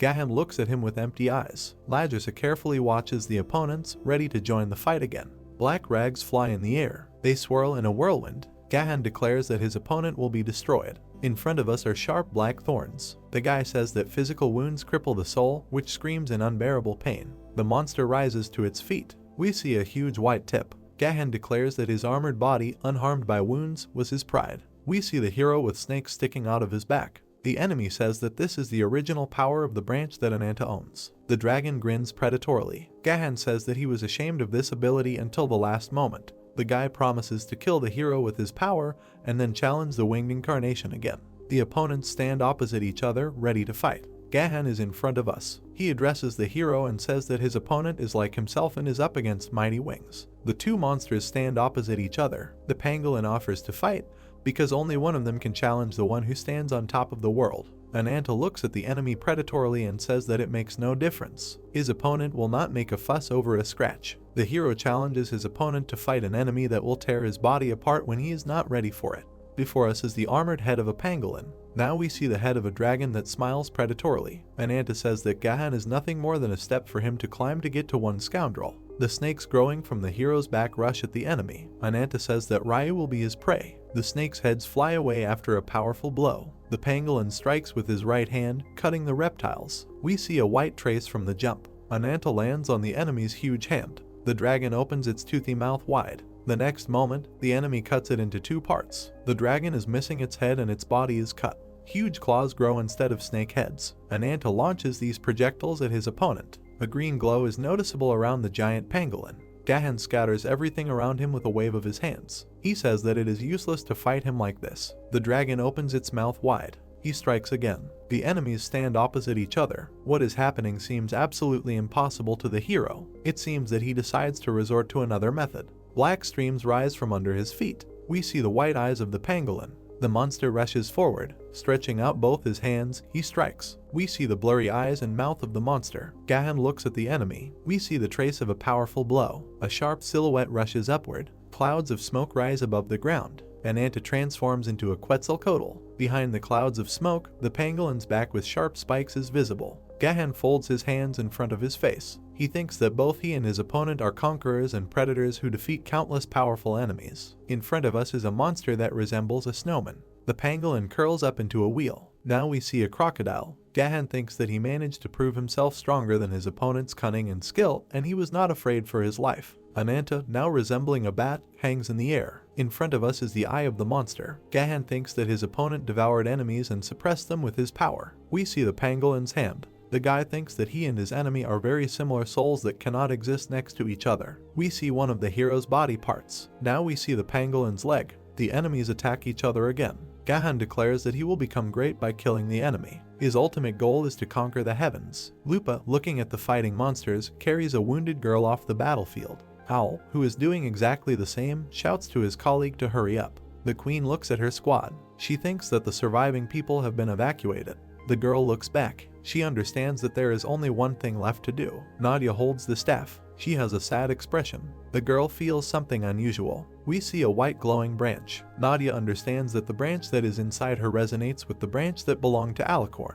Before us is a unicorn and 2 of its manifestations. The girl thinks that these branches have incredible power that changes its owners. If someone cannot resist this power, they fall into madness. Due to the imperfections of the branches, it has become impossible to maintain the desired shape. We see a flower located at the top of the staff. Nadia understands that the branch that Alicorn owns still contains an incredible amount of energy. The girl closes her eyes. She realizes that if she can release the remaining energy, Nadia opens her eyes. She is determined to do so. The result will be a spear that can pierce any defense. Streams of energy are drawn to the flower at the top of the staff. Alicorn appears before us. The queen sees a powerful white flash. A sharp white crystal appears at the end of the staff. Alicorn must protect those he loves. Nadia uses her Yggdrasil skill. She looks up and asks her old friend to share his power with her. Andrasta is used. We see a white splash. Pangolin cannot understand what kind of energy it is. Snake bodies wrap around him. Ananta mockingly asks if his opponent is distracted again. Gahan sinks his teeth into the snake that is wrapped around him. The hero asks if it is really necessary to do this when everything the opponent has is at stake. The dragon bares his teeth and says that he will not die even if his body is torn into many pieces and scattered around. Nadia prepares to throw her staff at the enemy. The projectile is sent flying. The pangolin sank his teeth into the enemy. The projectile thrown by the girl hits the target. Nadia looks at what is happening before her eyes in amazement. The pangolin seems to have managed to tear his enemy apart. Gahan says that the secret weapon that Ananta prepared turned out to be useless. Gahan looks at his opponent and says that he is very sorry. A little earlier, he thought that he had found a worthy opponent. Black streams fly up. Gahan says that he was hoping for some kind of thrill, but he never got it. Something white glows on the dragon's forehead. It looks like a horn is growing there. Ananta laughs. He plunges the weapon that appeared into the pangolin. We see that the horn enters the enemy's head. Someone calls out to the hero. The horn pierces the monster's armor. A black whirlwind appears above the dragon's head. A star flashes. The use of the quasar skill is reported. We see something resembling a space object that bears this name. In front of us is a huge funnel. Gahan is lying on the ground with a huge hole in his chest. He is also missing his left eye. He says that the defeated learn to merge with their wounds. Ananta in human form spreads a red aura around himself. We see the guy up close. Gahan admits that Ananta has won. However, he giggles. The hero asks in bewilderment what good it is to die without being able to fulfill your dream. Gahan looks at the sky and declares that, good or bad, Ananta carries within him the smoldering embers of a curse, which eventually grow into a powerful flame. Rays of the sun break through the clouds. In front of us is Ryu, in whose chest a white flame glows. Gahan says that one day this flame will devour even the greatest wings. Gahan, with a mad smile on his face, says that if he becomes part of the hero's curse, he can still take part in throwing their common enemy from the sky. Ananta looks at his defeated opponent in surprise. He asks the hero to devour him with joy. Ananta, with a dragon's face visible above his head, asks if this is all his opponent wanted to say. He, lying on the ground, replies that he and the incarnation of vengeance will meet one day in hell. We see black splashes. Mountains rise above the hero sitting on the ground. Ananta sits on a rock, his head down. He says that he is very tired. A huge dragon appears behind him. The guy asks the monster to leave. Azidahaka calls him a foolish mortal and says that after a miserable battle, he managed to gather at least some strength. Ananta stands on a rock in front of the monster. The dragon says that the hero probably remembers the pact they once made. We see the guy's powerful torso. Ananta says that nothing has changed and the dragon's curse is just a tool for him. The guy looks at the monster over his shoulder. He says that if he had managed to kill Ryu with his own hands at the very beginning, his life would have no meaning at all. He says that the dragon is waiting and pouring out resentment that simply does not reach the hero. In front of us is some part of the monster's body. Azidahaka dissolves into thin air behind the guy. He says at the end that he will wait for the inevitable death for the hero to approach. Ananta looks thoughtfully ahead. Someone appears behind him. The hero looks back. Someone is hiding behind the tent door. The guy cannot understand who it was. He puts his hand to his chest, in which he feels warmth. Ananta approaches the tent door. We see warriors with torches who are ready to set fire to the corpses of their fallen comrades. Lagusa gives the corresponding order. Mer brings the torch to the wooden platform. The funeral pyre flares up. Lupa and Owl are in front of us. Nadia looks at someone with a sad expression. Ananta approaches the place where the ritual is taking place. Someone calls out to him. The hero tries to find with his eyes the one who did it. Nadia approaches the guy and states that he has come to his senses. Ananta asks how much time has passed. The girl, looking at the hero, replies that only half a day has passed since he defeated the enemy. The survivors have finished helping the wounded and are now burying the dead. Unfortunately, less than half survived. The queen looks sadly at the pyre. Nadia says that it is already amazing to come out of such a fierce battle alive. Swords are stuck in the ground. The girl says that if it were not for the hero's efforts, as well as the sacrifices made by each individual warrior, there would be no victory. Nadia states that more importantly, however, the aura of the curse that surrounded the hero has changed. Ananta is washed by waves of red energy. Nadia says that he has become stronger. In front of us is a blue branch. The girl says that with the power that the hero now has, he can defeat any incarnation, no matter how strong it is. Ananta suggests postponing this conversation. Ruby crawls up to the girl from behind. The hero says that there are more serious problems now. The lizard looks up. Ananta, smiling, looks at her pet. The guy sits down on one knee and calls out to the lizard. The man and the reptile look at each other. Ananta says that they have something to talk about. Someone's figure is visible behind the open door. In front of us is an elegant blue shoe. It is reported that the girl we see is Levian, incarnation of Abyss. In front of us are Ziz and Behiron. Someone is calling the latter. The knight looks at his interlocutor with blue eyes. He hears that an emergency meeting will be held. He needs to explain what is happening. In front of us is something blue. A deafening roar is heard. Someone says that there is very bad news for Lady Lavian. We see a bear, which ranks 5th in the Sephiroth hierarchy. It turns out that the bear is actually Wur, incarnation of Frost. He angrily informs us that their wonderful comrade has fallen into the hands of a vile enemy. A cry is heard that this is simply impossible. Before us is a centipede crawling up a pole. It is reported that we are dealing with the 4th seed of the Sephiroth. We see the body of a centipede behind a girl in traditional Asian costume.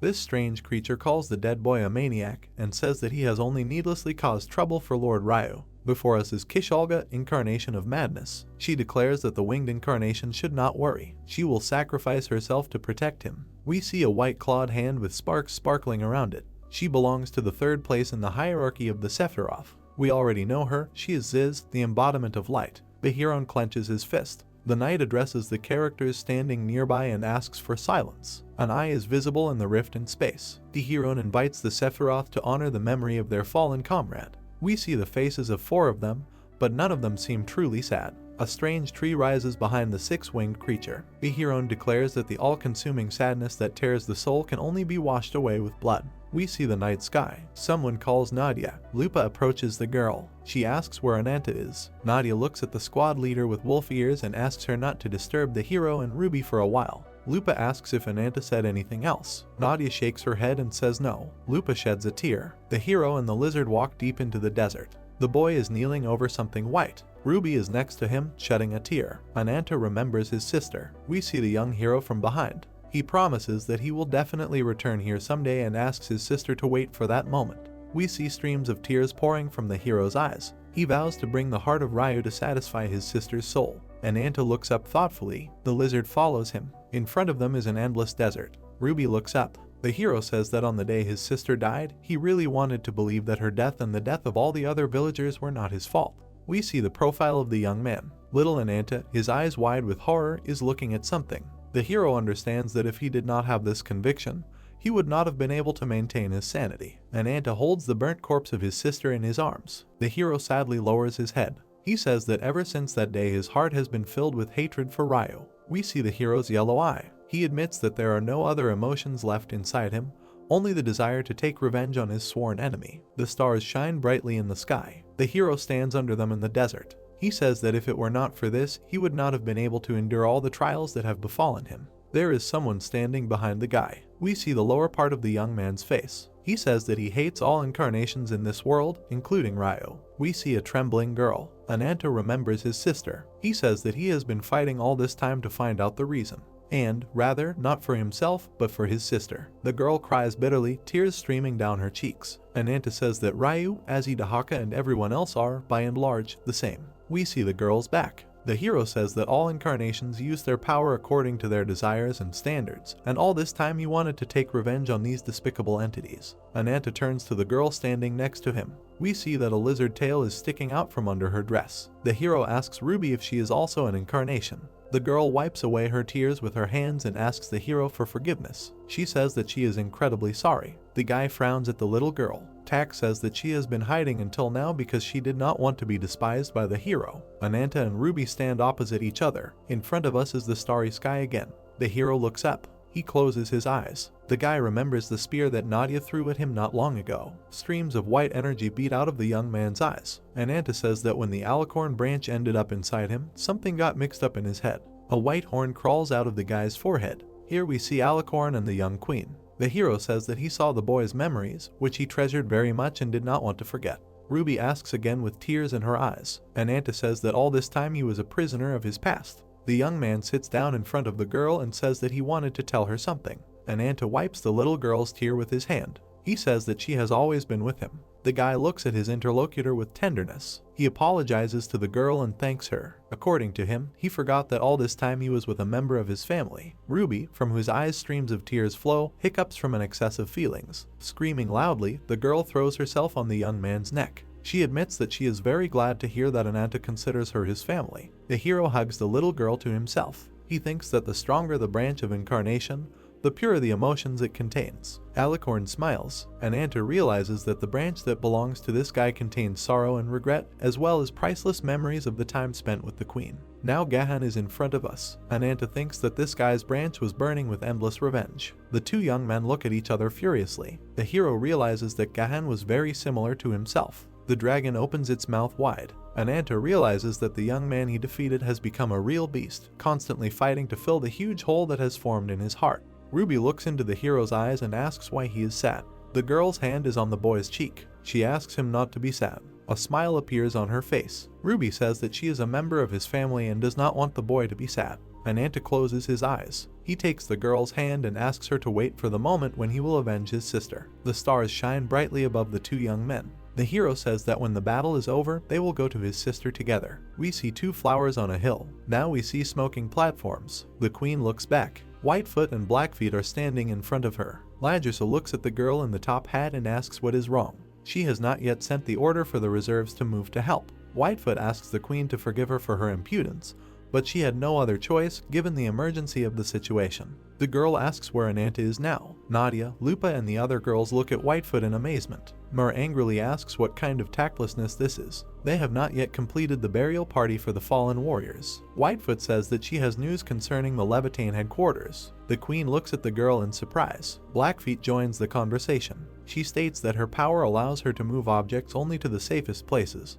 The beautiful woman shows off a watch with an image of a rabbit. Blackfeet says that she also has the ability to monitor the current situation in real time. Holding out her right hand, the girl launches into a lengthy explanation of her sister's abilities. Someone abruptly interrupts her and asks her to get to the point. The queen firmly approaches the members of Rabbit's Foot and asks what reason they have to say that the fortress is unsafe. Whitefoot looks at the frowning queen and says that there is only one standard by which her abilities are judged safe. We see a wolf ready to grab a defenseless rabbit.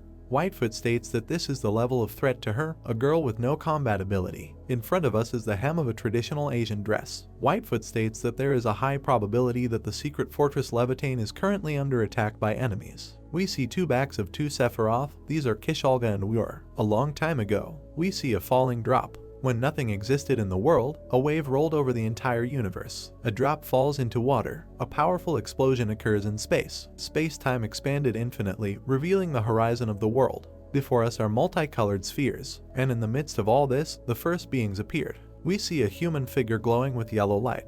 Divine beings ruling over blessing and life, holy gods. Now we see a black monster, and divine beings ruling over curses and death, demonic gods. We see a girl with long hair. The gods of magic ruled over miracles and laws. Before us is a living tree. The gods of witchcraft were responsible for cycles and harmony. A huge warrior clenches his fist. The gods of war ruled over war and discord. We see something mechanical. The gods of machines ruled over creation and destruction. Before us are all of the above. Some say that these are the 6 absolute gods. We see the earth floating in space. The speaker suggests starting with the blue planet they live on. The teacher explains, with several children sitting in front of her. The woman says that the gods began by creating countless lives, including human lives. The gods also found it necessary to create prophets to ensure the existence of life in their name. The children look at the teacher carefully. She says that the gods gave revelations to 5 beings that contained the power of the gods, and called them the first incarnations. She asks one of the children if he really has a question. One of the boys raises his hand and asks how it is that there were 6 first incarnations. The woman says that this is an excellent observation. We see a unicorn, and then a dragon. The teacher explains that, unlike the gods who gave revelations to powerful beings, the machine gods decided to create their own representative. We see the creation of a robot. Now we see the face of this mechanical being. The woman says that this being was modeled after humans. It had no flaws and became known as the machine incarnation.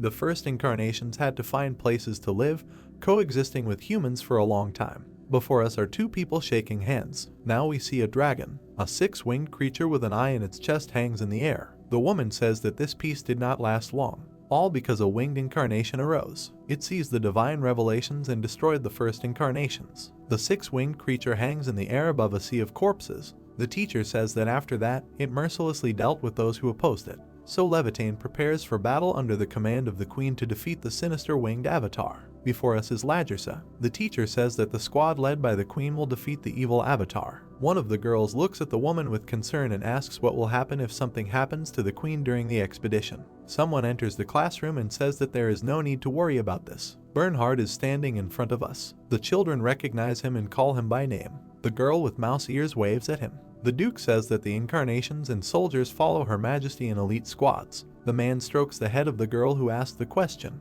He says that the queen herself is a valiant and experienced fighter. She will definitely return from the expedition safe and sound. Bernhard looks at the teacher and apologizes for interrupting the lesson she was teaching. The woman says that nothing terrible happened. She thanks the man for finding free time in his busy schedule. The boy points at the girl with mouse ears. He says that in this case, Raclette must also be very strong since she is an incarnation. The little girl asks in amazement if this is really true. Bernhard replies that Raclette is still very young and does not yet know her own powers, but one day she may become an incarnation that will surpass him, an experienced warrior. The little girl smiles happily. She says that this is true. The older girl says that she has always wondered how a child can become an incarnation. The teacher, smiling, looks at her student and suggests that incarnations sometimes marry and have offspring. Strength is often inherited by their descendants. We see a mouse sleeping in a man's arms. The woman says that the little one probably also got her powers from her parents. One of the boys giggles and says that if Bernhard were his father, he could also become an incarnation. The Duke looks at the little one. He is reflected in his iris. Raclette looks at someone in amazement. The children around her are making noise. Someone wants to be Owl's son. Another prefers Lupa as a mother. We see the Duke's back. A sound is heard near the fortress walls. The guard leans forward, trying to understand what it is. It seems that the warrior notices something. The bell rings. The teacher looks up anxiously. She understands that this is a signal of an invasion. Bernhard is also very worried. Someone asks if the enemy invasion has really begun. In front of us are strange blue crystals. Someone screams loudly. It seems that ice is creeping onto the ground. We see a fortress. Someone asks if this is really the entrance to it. Muir smiles happily. He declares that this citadel is worth capturing. He calls Mansi. We see a mammoth's leg. It is reported that this is the 10th seat of the Sephiroth. The mammoth declares that it is completely ready. We learn that his name is Mansi and that he is the embodiment of valor. Someone is climbing the stairs. The guards standing at the loophole ask the Duke what the hell is going on here. Bernhard looks out and realizes that the queen has left on a campaign at the most inopportune time. Weir takes the handle of his strange hammer. He uses the blizzard skill. The hammer falls to the ground. A powerful ice wave spreads from the point of impact. It rolls over the fortress. Weir orders the mammoth to attack. It roars deafeningly. Mansi slowly moves forward. He approaches the base of the fortress. The guards standing before the Duke say that if things continue like this, nothing good will happen. The Duke orders everyone to prepare for the blow. The mammoth approaches the gates of the fortress. White cracks appear before us. We see the mark of a powerful blow. The mammoth lies on its side, apparently having been hit hard. Weir looks at what is happening before his eyes in bewilderment. A figure appears in the clouds of smoke. We see the end of a spiked club. It is reported that before us is Levitain's second in command. We recognize this character. It is Tarkin, the incarnation of conquest. Before us is Tarkin. Weir looks at this enemy from behind an icy stream rising towards the fortress. The character with a bare skin on his head smiles happily. The mammoth emits black streams. Weir accuses him of rushing forward and then simply disgracing himself. This is unacceptable cowardice. Weir asks if he can get down to business. There is nothing wrong with that. A fist hits the ice. Mansi shouts that these are unfair words. The mammoth shouts at his ally and says that he is too stubborn. The mammoth points at his opponent and says that a mere mortal cannot stop Mansi's attack. Some special skill must have been used here. The mammoth clenches his fists and rushes into battle. He He shouts that with his ability to increase his body mass, he will crush the enemy and make mincemeat out of him. Bernhard declares from the loophole that this will not happen. The mammoth rushes to attack. Bernhard calls out to his ally. Mancy strikes and hits the body of a warrior armed with a club. The mammoth does not look too pleased. Tarkin looks at him angrily. Someone declares that he does not have any special abilities. Tarkin raises his club to hit the enemy. The mammoth's trunk is cut exactly down the middle. Weir covers his face with his hand. He says that Tarkin is the embodiment of true determination. The boy stares at his opponent. He understands that he is the favorite of the god of war. Tarkin rises above the fallen mammoth. Weir understands that before him is the most powerful commander that only Levitane has. Bernhard lands. He comes up behind Tarkin and says that he has appeared just in time. Bernhard walks forward. Tarkin asks him if the bearded man is really ready to face the enemy himself. He answers that, of course, yes. In front of us is the hammer that Weir is armed with. Bernhard says that it is a divine artifact of the tribe that guarded the northern ice wall. In front of us are Weir and Bernhard. The bearded warrior declares that he must defeat the embodiment of frost. Weir smiles. We see high snow-capped mountains. Bernhard remembers that the frozen land of the northern ice wall, despite its harsh nature, was free from war and invasions for many years. We see a small settlement located in a mountain valley. They say that it was a real paradise on Earth where people and embodiments coexisted peacefully. Before us is a black silhouette. One day, a stranger appeared in this paradise, a warrior who earned fame on the battlefields of the entire continent, winning countless victories. We see that this is the divine embodiment of valor, whose name is Bernhard. The locals frown at the guest. People who did not know war were afraid of him, but one girl took pity on him and happily welcomed him into this snowy paradise. We see ears sticking out from under the hair. Before us is the girl in question. This is Tosca, the embodiment of snow. Bernhard looks at the girl. He, who knew nothing but battles, was saved by her care. We see two hands reaching out to each other. The man's hand rests on the girl's small hand. Bernhard remembers that it was love at first sight. The lovers look at each other. Everyone blessed this union, and very soon the couple had a boy. The parents thought that they would live happily ever after. There is horror in the eyes of the man and his wife. In the cradle lies a scary black bear cub. Bernhard remembers that at some point their son turned into a monster. The man hugs his grieving wife. Her heart was filled with regret and sadness. She was worried about the future of the child, who would never be accepted by the people around him. However, soon a savior appeared in front of the couple. We see the top of the hood. Naturally, it is Ryu, the embodiment of the Great Wings. Bernhard narrows his eyes sadly. He says that he was very stupid. The blonde holds out a white twig to the couple. Bernhard says that the scoundrel deceived him with a promise to save the child. The stern warrior did not fully calculate the consequences of the choice he ultimately made. Weir, smiling, says that he does not even remember how many years have passed since then. The boy looks at his opponent and says that in fact it was a long time ago. Bernhard, holding an axe in his hands, silently looks at his son. Weir states that Bernhard biologically gave him life, but can he really call himself a father? Weir shows the man the bear skin. He states that from now on he can safely call the beast his mother. Bernhard jumps up. He raises a huge axe over the boy. The weapon flies past the child. The bearded man remembers his wife and says that the little bastard should not insult her. Bernhard raises his weapon to strike again and shouts that it was his wife. Father and son fight each other. Weir says that he is very disappointed. Can what is before him really be called the divine embodiment of valor? The axe and hammer collide. The bearded man's weapon is covered in ice. It is reported that the blizzard skill is used. Bernhard drops the axe. The gale skill is used. Bernhard shrinks under the pressure of ice and snow. Weir thrusts his hammer forward. He asks if he can be proud of the fact that he, once a monster of no use to anyone, has become strong because he has received the strength of both his father and his mother. The bearded man looks at his opponent sullenly. Tarkin watches the developments. Bernhard asks him not to worry. Clenching his fists, he says that he will not fall until this battle is over. Weir, smiling happily, says that fighting against Tarkin would be more fun than against his father, but he must think about the mission first. The horned warrior looks sullenly off to the side. He understands that something is happening there. In front of us is a high arch inside a cave. A long passage is littered with corpses. Women, running away, desperately call for help. But the next moment they die. A vile girl with horns on her head giggles disgustingly. It is reported that before us is the 9th place in the hierarchy of the Sephiroth, Manhwa, incarnation of radiance. A man who looks like a monk is kneeling and begging the god to spare him. Something sharp is stabbing him in the top of the head. We see a disgusting hybrid of a spider and a nun. This is the 8th place of the Sephiroth, Arakra, incarnation of silence. Before us is the face of a dying girl. Someone admires the sweet smell of pomegranate. A terrible monster sends the victim into its disgusting mouth. He declares that he will never tire of this aroma. The already familiar character, towering on the body of a centipede, offers someone an even more exquisite dance. This is the fourth place in the hierarchy of the Sephiroth, Kish-Olga, incarnation of madness. She suggests not stopping until everything around is painted in the bright red color of pomegranate. A warrior girl asks the inhabitants of the fortress to hurry. We see a huge arched bridge. It is reported that before us is a secret refuge of the fortress Levitain. The teacher takes the children with her. She asks them to be careful and follow her. Raclette looks at the rows of people passing by in bewilderment. In front of us is a centipede. Mantea and Arachra are also present. The evil incarnations block the path of the escaping people. We see a black silhouette. It is Kish-Olga. She is laughing madly. Veer smiles happily. Bernhard, looking him straight in the eyes, asks if his appearance in front of the fortress was an attempt to distract attention from the very beginning.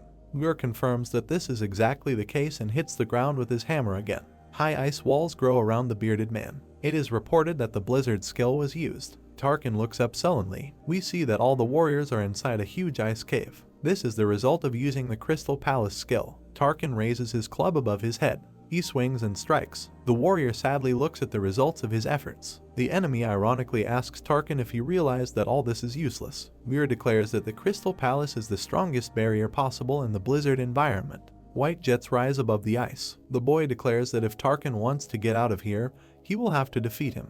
He specially created this place for battle as a sign of respect for Gahan, who left them. Bernhard sees his son emitting jets of black energy. Veer, who holds a blue hammer, shouts that he will leave no one alive. The bearded man looks ahead with sadness in his eyes. He remembers his wife. We see a menacing bear, above whose figure a skull is visible. Bernhard understands that this is karma of himself and his wife. The bear rushes to attack. He laughs loudly. We see white tracks. Having accelerated, Tarkin rushes at the enemy. His club flies right into the bear's muzzle. In front of us is the eye of the horned warrior. Veer says that he looks a little worried. We see a hand holding a club. The bear grabs his opponent's weapon and asks if he wants to defeat him as soon as possible. Veer says that it will not be easy. The opponents entered a clinch. We see a white branch and two black figures. Veer says that he has the strength of two incarnations and one branch. The bear looks menacingly at the enemy and asks if he can withstand such a combination. Tarkin does everything to hold off the enemy. He says that if things continue like this, no one will survive. Gritting his teeth in anger, the horned warrior offers to test this statement. The head of some horned beast appears above him. Tarkin demands that the enemy test his strength. Veer looks at the enemy in bewilderment. Something large and black strikes, forcing the bear to jump far back. Veer lands, raising clouds of dust. The villain is clearly dumbfounded. He sees a huge brown bear and realizes that he is afraid of it. The beast hits its white kin. The latter has to make several jumps back to survive. Veer looks at the enemy with fury. Tarkin and the transformed Bernhard rush at their common enemy. We see a buffalo and a brown bear. The first is reported to be the commander of the 2nd Brigade of Levitain, and the second is the commander of the 1st Brigade of the same organization. Veer understands that he is facing very serious opponents. Mantea and Arachra, around whom corpses are scattered, break down the gate. The second of them is especially trying. She tries to smash the barrier with her huge feet. Kish-Olga passes by the corpses. She says that this is too noisy an activity and should be abandoned for a while. The girl looks at her allies with displeasure. She asks if it was really so difficult to open one single door and calls them useless ballast. Kish-Olga points a finger behind her back and asks the other two incarnations to save her from the approaching enemies. A disgusting blue tongue can be seen in the girl's mouth. She declares that if the opponents come any closer to her, she will be very upset. And this, as everyone knows, always ends very badly. Mantea and Arachra obediently agree to fulfill their boss's demands. The women listen in horror to the giggles that Kish-Olga makes. A creature in traditional oriental dress stands in front of the door. It tells those hiding behind this barrier that they are the last people still alive in this fortress. Mantea and Arachra destroy the fighters rushing to help. Kish-Olga asks those locked in to listen to the sounds of battle. These are the warriors dying, who sacrificed their lives to save them. The evil incarnation places its hand on the vertical surface. It looks like it simply dissolves the wall. Kish-Olga looks into the hole it has made. She asks those inside how much longer they think this wall will be able to protect them. Raclette and her friend look at the wretch in horror. She says that she can easily destroy everyone gathered here. We see the eye of Kish-Olga. She says that she is giving the pathetic people one last chance. Kish-Olga points her finger at the teacher and the children.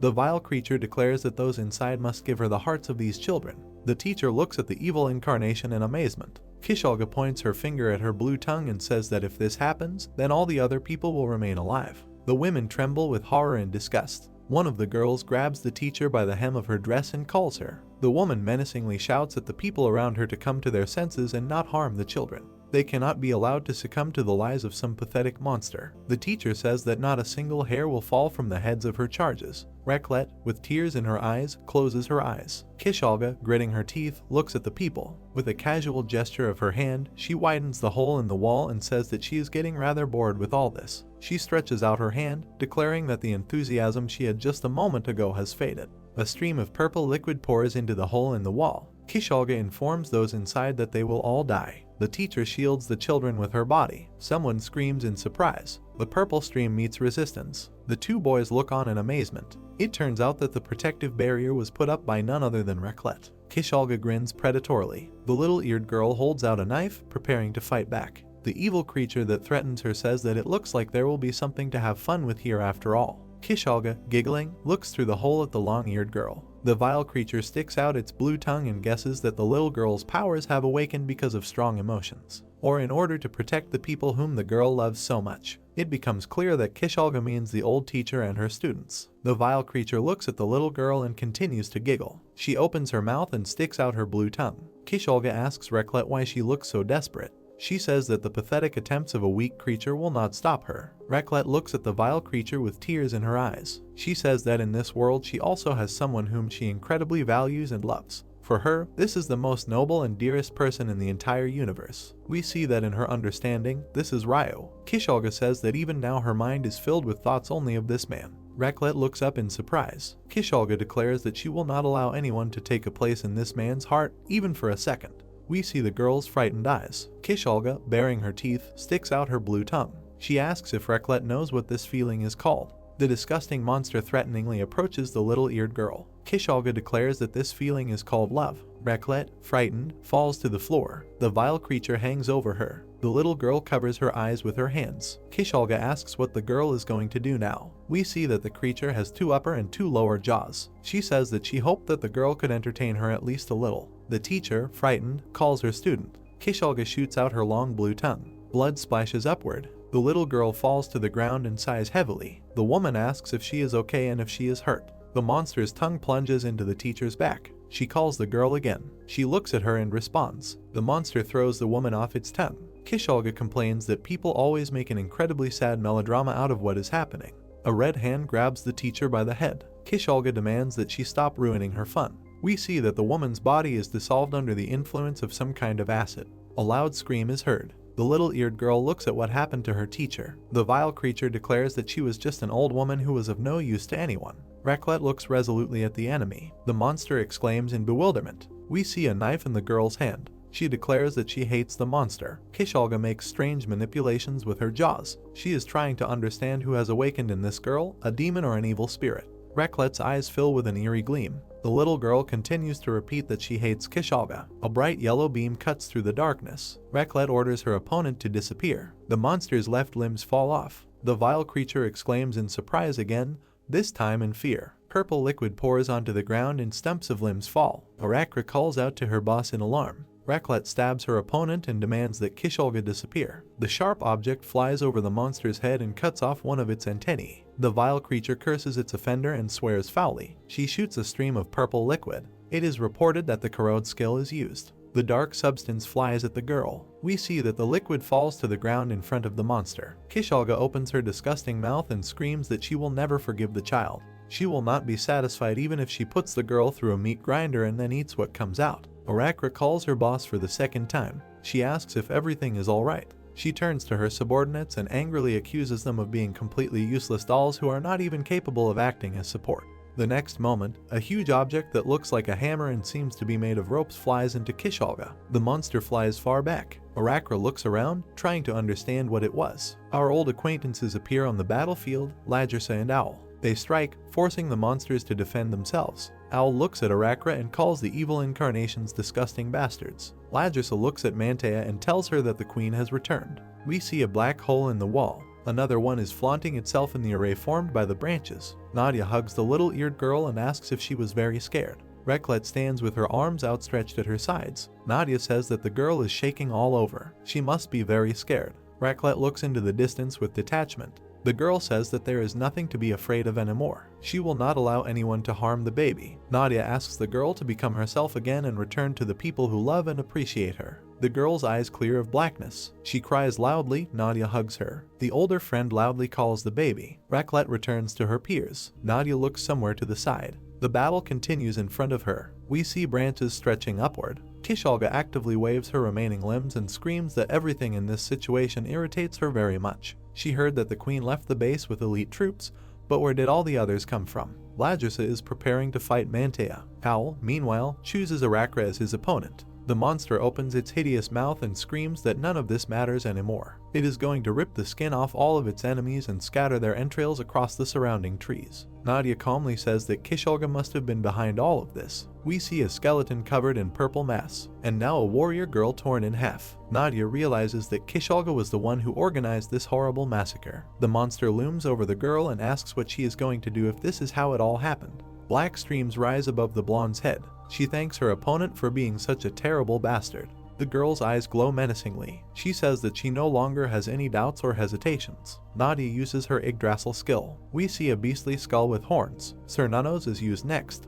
The battle on the bridge continues. Kisholga, who is missing limbs on her left side, is trying to understand what is happening to her, what exactly she is feeling. In front of us is Raclette with a knife in her hand. Kisholga understands that the same thing happened to her when she was little. Nadia, from whom black streams rise, approaches the vile creature. She understands that the girl is emanating an aura of evil, which only evil spirits emit. Nadia looks at her opponent. Kisholga asks what kind of hatred is in her eyes. The scoundrel looks at the girl with horror. She demands that she stop looking at her with such a look and calls her a damned woman. The upper part of the monster's body begins to descend to the ground. The monster screams that even if Nadia is trying to burn out her eyes with this look, she does not dare to look at her so brazenly. The blonde stands calmly in front of the giant monster. A powerful energy spreads from her. The stream sweeps away Kisholga and throws her back. The horned skull is visible above the girl's head again. Nadia says that she has lost her memories of the past and cannot remember those she killed with her own hands. Kisholga, gritting her teeth, looks at her tormentor. She realizes that this is not just an abstract feeling, but a living sensation, and a very familiar one at that. She remembers the winged incarnation. Kisholga understands that only those at the very top of the food chain can possess such an aura. Nadia, emitting black streams around herself, asks the monster her name. The girl says that this is necessary so that she will remember the one she killed. We see a white trail. The polar bear lands in front of his opponents. He understands that he is dealing with a flawless connection. Before us is Tarkin, transformed into a buffalo, and now Bernhard in the guise of a bear. Mira sees that the horned warrior is responsible for both defense and attack, and Bernhard is constantly trying to deal critical hits, not giving the enemy a chance to cause damage. In front of us is a buffalo and a brown bear. Mira thinks that there is no chance that he will be defeated, but constantly fighting these two enemies is clearly not the smartest strategy. The white bear frowns at the enemies. Mira understands that this fight may end in him losing reputation. He clutches a blue hammer in his hands and uses the transform skill. Mira raises his weapon to strike. Now he uses the eternal snow skill. The bear shoots sharp ice crystals at the enemies. The use of the blizzard skill is reported. One of the projectiles hits Tarkin. A stream of ice crawls towards the buffalo. Mira strikes and hits the horned warrior well. Bernhard rushes to help his comrade. He grabs Wir's hand with his mouth. The white bear raises his upper limb and then delivers a powerful blow. He says that this is the basics of tactical mastery. You must defeat the weakest enemy first. Wir looks at his opponent in amazement, who repeats the phrase about the basics of tactical mastery. The bear has not let go of his enemy's left hand. He says that he must never give up, and this tactic is much cooler. Wir swings his hammer. He declares that veteran Bernhard quickly learns the lessons that good people teach him. The polar bear is struck in the throat. It turns out that Tarkin has grabbed him from behind. We see a huge glowing mouth. The two opponents have grabbed the polar bear tightly. He screams that this senseless resistance will not confuse him, and the enemies will never defeat him.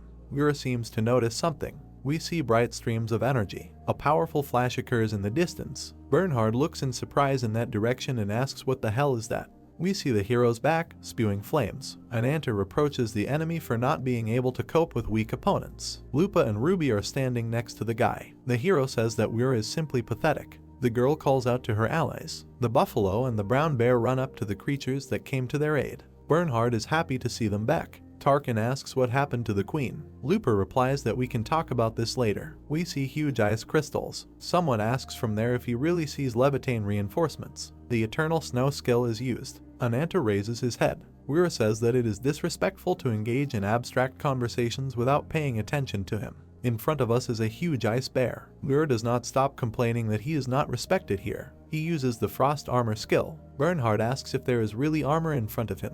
Ananta heads towards the enemy. The brown bear tries to stop him. He states that Weir is the 5th in the Sephiroth hierarchy and is definitely a very dangerous opponent. Lupa, placing her hand on her belt, calms her ally. She says that there is no need to worry. Before us is the dragon's profile. The girl states that Ananta is much stronger than Bernhard thinks. The ice bear looks at the enemy in amazement and says that this cannot be. Is Ananta really trying to stop him on her own, without anyone's help? Weir looks angrily at the enemy. The dragon, grinning angrily, approaches the ice entity and asks how long he is going to talk and do nothing. The ice bear rushes to attack. Ananta says that he looks pathetic. Weir strikes. Amazement appears on the ice bear's face. He does not understand what is happening. Lupa, smiling, calls the hero by name. We see the dragon's scales. The girl informs her comrades that the hero has previously defeated the 2nd in the Sephiroth hierarchy. Before us is the white eye of the ice bear. Weir stutters as he tries to describe his impressions of the force acting upon him. The dragon approaches his opponent with the most menacing look. He says his name is Ananta and he is the embodiment of vengeance. The ice bear roars loudly. We see the dragon's fist. Ananta strikes and hits the enemy in the side. It is reported that he uses his mountain-crushing blow skill. In front of us is some kind of white trace. A young man sits in the middle of clouds of dust and shakes his head, trying to come to his senses. In front of us is the back of a knight with a familiar symbol. Weir remembers that Behiron promised to come to his aid in a desperate situation if he called him. Huge blocks of ice fall from above on the fighters. The knight then said that he would appear like a bolt from the blue. Cracks run across the sky. Someone asks to open the door. A rift forms in space. Bernhard, in the form of a bear, looks up and asks what it is. Ananta tells him that he has come.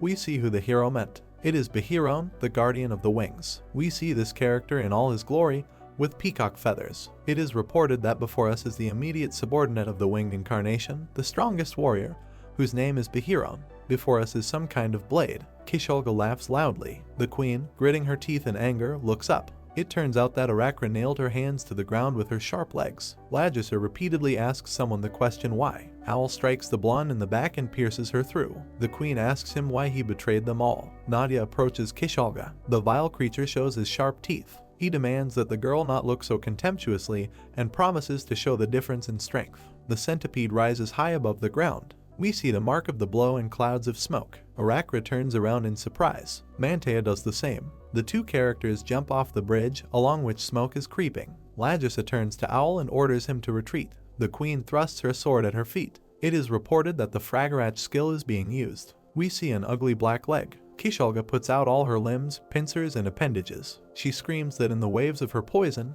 Nadia will writhe in agony and die. The blonde, meanwhile, calmly approaches the enemy. Looking at the centipede with burning eyes, she declares that all this will happen to her opponent. Nadia looks up at the terrible black monster and declares that it will tremble in horror like the last insignificance. Black streams fly at the centipede. We see gray marks from the blow. Now we have a clawed paw in front of us. Nadia stretches out her hand. Kisholga begins to dissolve and screams in unbearable pain. The monster opens its mouth and spews curses. The monster trembles, not understanding what to do. Kisholga realizes that her corrosive poison has no effect. The centipede attacks the blonde. She screams that she will simply kill her with her own hands. Nadia stands calmly in place. The girl again stretches out her black hand. We see Kisholga's eyes and in her human form. The girl looks ahead and asks what is in front of her. Her amazement is understandable since a huge skull with horns hangs over her. The jaws of this creature spread in different directions, and a throat appears inside, edged with sharp teeth. The unprecedented monster grabs Kisholga with its toothy mouth. The centipede's head flies off. It falls to the ground in front of the blonde. Kisholga tries to come to her senses. She raises her head and, grinning angrily, thinks that this simply cannot be. Nadia looks up somewhere. Her opponent understands that the blonde defeated her practically without doing anything. She just stood in front of her. Lagisa looks at the girl in amazement. The queen tries to understand if this is really the innate power that Nadia has. Owl, holding a dagger in his hands, says that the outcome of the battle is predetermined. Nadia looks ahead with detachment. Kisholga, experiencing terrible suffering, looks at her. The girl's eyes seem merciless. Owl sticks a dagger into her back. A terrible smile appears on the face of the vile creature. Lagisa cannot believe her eyes. Somewhere in the air, Mantea emits waves of white energy. Someone orders her to tear all enemies apart. The waves crash down on the queen. Arachra sneaks up behind her and shoots something in the back. Another order says that the victims must be paralyzed. Ladrissa falls to the ground face down. A monster's foot sticks into her hand. Kisholga opens his mouth and laughs disgustingly. Orakra stands over the queen, who demands that the traitor explain why he is doing all this. Blood is pouring from the blonde's mouth, her chest is pierced by a dagger. Ladrissa once again asks the guy why he betrayed them all. He, still standing behind the blonde, asks for forgiveness. Owl takes out the dagger and looks back at the queen. He says that in time she will find out everything. Ladrissa looks at her former ally and says that this is impossible. Even now she can see that he hates the winged incarnation. Owl replies that this is why he managed to deceive everyone. We see a young man standing in front of the corpses of some winged creatures. Owl says that this is the only way to cloud the eyes that can penetrate the soul of the opponent. The young man in uniform is crying. Owl says that the hatred towards the winged incarnation had to be the most real. Mantea puts her foot on the queen's head and pins her to the ground. She demands that the girl be quiet and not make noise. Owl tells his new allies that if they want to easily defeat the remnants of the army, they must not harm the queen. He turns to Kisholga and suggests that she hurry up to end this whole situation. The vile creature stands up, holding her hand. She says that this means he was the spy Ryu was talking about. But who the hell is he to give orders here? Owl looks at her with displeasure and asks why she thinks all this happened here. Even if her life was not in danger, he would still do what he did. The traitor says that they lost the embodiment of conquest and the loss of another branch. The guy does not finish the sentence as something attracts his attention. It turns out that Nadia is still standing. Owl does not understand how this is possible. The girl looks up. The traitor, meanwhile, is convinced that he pierced her heart. Amazement is also written on the queen's face. A huge black monster with horns appears above the blonde. Ladrissa calls the girl. Waves of black energy appear in the air. A huge number of long branches grow around the blonde.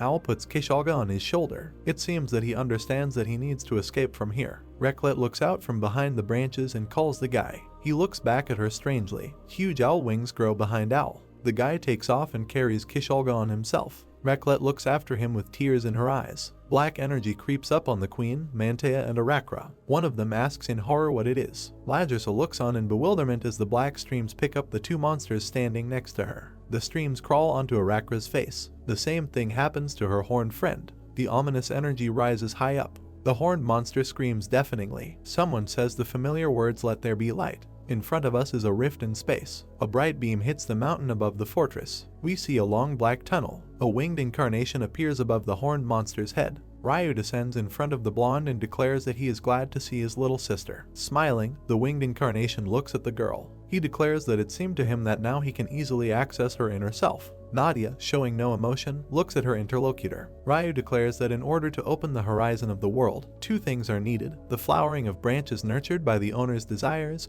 and a bright imaginary world that will change this world according to the owner's desire. Nadia and Ryu are inside a stunningly beautiful world. The winged incarnation calls the girl to look at him. This is the world she dreams of, stunning, beautiful, without a single speck of dust. Ryu extends his hand to the girl. He invites her to change the current world with him and calls her the incarnation of nature. The girl's face changes. Her blue eyes turn red. Ryu says that this is now Cernunos, the incarnation of magic. In front of us is a pink sea. Nadia is lying on the shore. The girl gets up. She looks very sad. Nadia looks at the sea and tries to understand where she is. A drop of sweat runs down her cheek. The girl remembers her fight with a terrible monster. It seems to her that she fought with it quite recently, maybe a minute ago. Nadia remembers how her heart was pierced. The girl puts her hand to her chest. She asks herself why she is still alive. Someone appears behind the blonde. This person answers her question, because initially Nadia does not belong to either the living or the dead. In front of us is an almost complete copy of the girl. She says that she is glad to meet her. Nadia looks at her double in amazement and asks who is in front of her. The red-eyed girl assumes that Nadia did not notice her, so she called without even thinking. She reports that the blonde's heart is not beating at all. Nadia puts her hand to her chest and seems to understand that this is true. A scary bird is visible above the red-eyed double's head. The girl says that Nadia was under the control of a raven. Like a puppeteer, he manipulates the dead, and these puppets seem alive because of the artificial pulsation caused by his strings. The girl says that she has been watching the blonde for a long time, and she always wanted to meet her. The two girls stand opposite each other. The red-eyed one says that she has not had the opportunity to meet before, since while Nadia is playing the leading role, she has to remain only a shadow. Nadia indignantly screams that she is tired of hearing this absurdity. We see her blue eye. The blonde angrily asks who is in front of her and why she looks so much like her. The girl replies that her name is Cernunnos. Her eyes emit an eerie red light. She says that she is the first evil god in the world.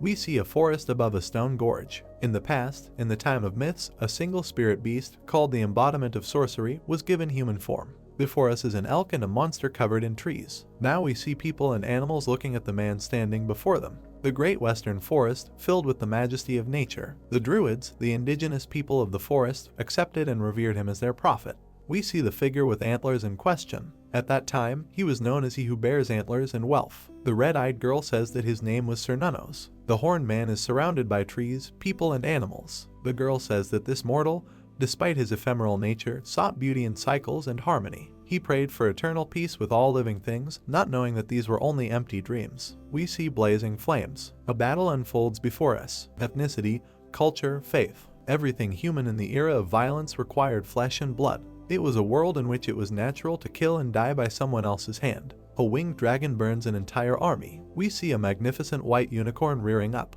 Cernunnos says that in those days the 6 incarnations were considered terrible punishers, but sometimes they protected humanity like strict judges. But one day, invaders in golden armor invaded this world. We see the warriors that the girl talks about. She says that it was a great army led by Leoga, the incarnation of a warrior. The two armies stand opposite each other. Cernunnos says that the forest tribes united to resist the invasion and save their people. Warriors pounce on a huge deer from all sides. The girl says that Cernunnos fought desperately with everyone. We see a mountain of corpses. Several spears stick out of the warrior's back. In front of us is the leg of a man dressed in golden armor. He says that this is a magnificent end for the chosen one of the supreme god. The bearded warrior, removing his helmet, says that the death of the enemy will be forever imprinted on his heart. Cernunnos turns to the enemy. He addresses Leoga, a warrior known as the Worthy Lion King, and asks what could have driven him to commit such a cruel massacre. Leoga frowns at the enemy. He declares that he does not intend to ask anyone for forgiveness. For the sake of a higher goal, he is ready to bear the brand of a cruel killer. Cernunnos, surrounded by corpses, asks what this high goal is. Leoga answers that he is fulfilling a prophecy. Before us is a girl with animal ears. Leoga says that Luna, the embodiment of magic, has the power to see the future. The warrior draws his sword forward.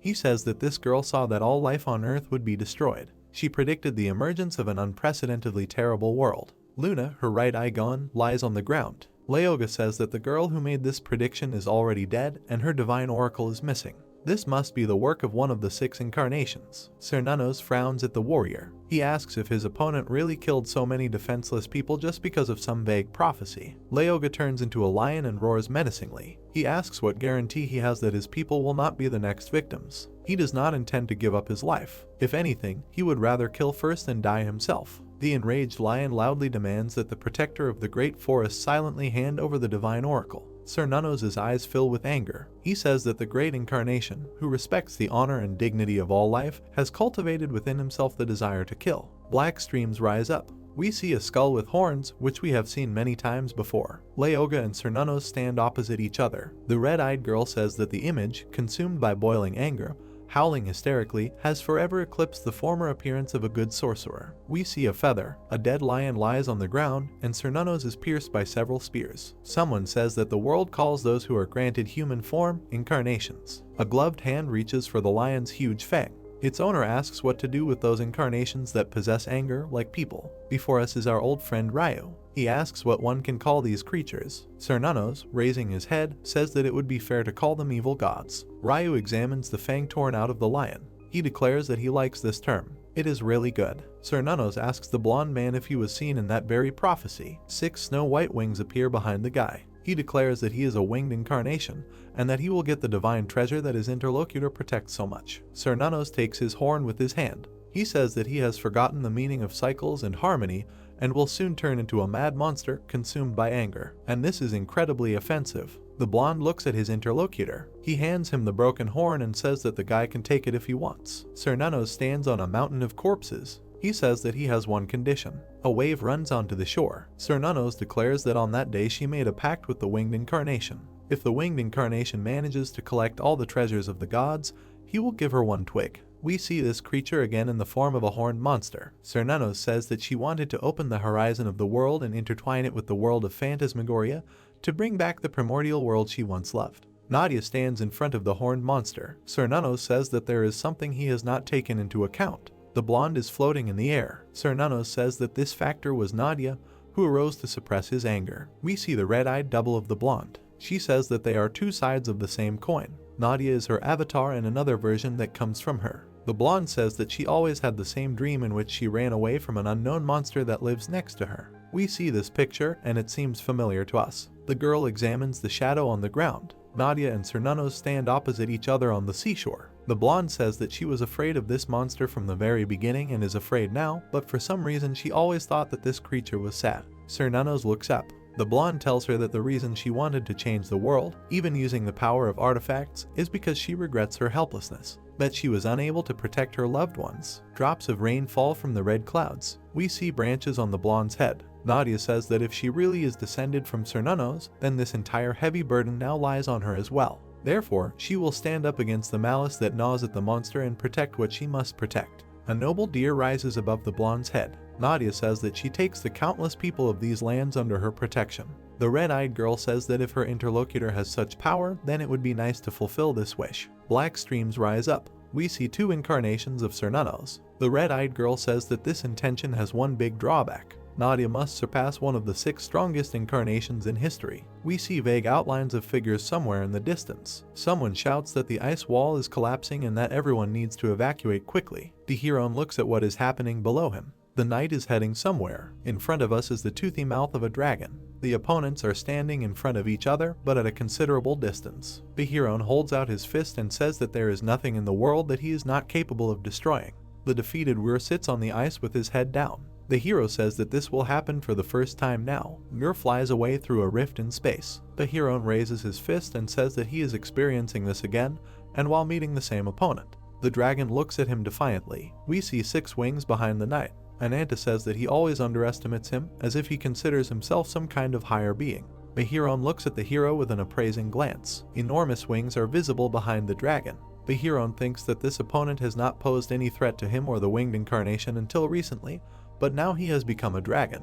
The knight asks the enemy to state his name. He asks if the enemy really wants to hear this combination of sounds, after which he introduces himself as Ananta. The hero stretches out his hand and says that he is the heir of the Black Dragon and a survivor. He is going to absorb all the evil gods of this world. The hero, looking at the opponent with apprehension, clenches his fist. Ananta demonstrates the powerful claws of his left hand and declares that he is the one who will kill the winged incarnation. Someone asks why he was born and why he is different from the interlocutor. The answers to these questions must be given, and it is desirable that this be done by the one standing in front of him. A black hole is visible behind the rift in space. The interlocutor of the questioner explains that the power of destruction can completely destroy the entire universe. Before us is Behiron without knightly armor, but with a raised fist. He hears that the answer to his question is contained in the fist of a young man. It turns out that his interlocutor is Ryu. The winged embodiment states that divine power is a manifestation of the subconscious desires of this or that person. The blonde looks at the gap in space, standing at the fence. He states that chicks, when born, break through the shell, although for them this shell is the whole world. White bangs cover blue eyes. Ryu states that if Behiron wants to understand why he was born, he must first destroy the world that prevents him from showing his own will.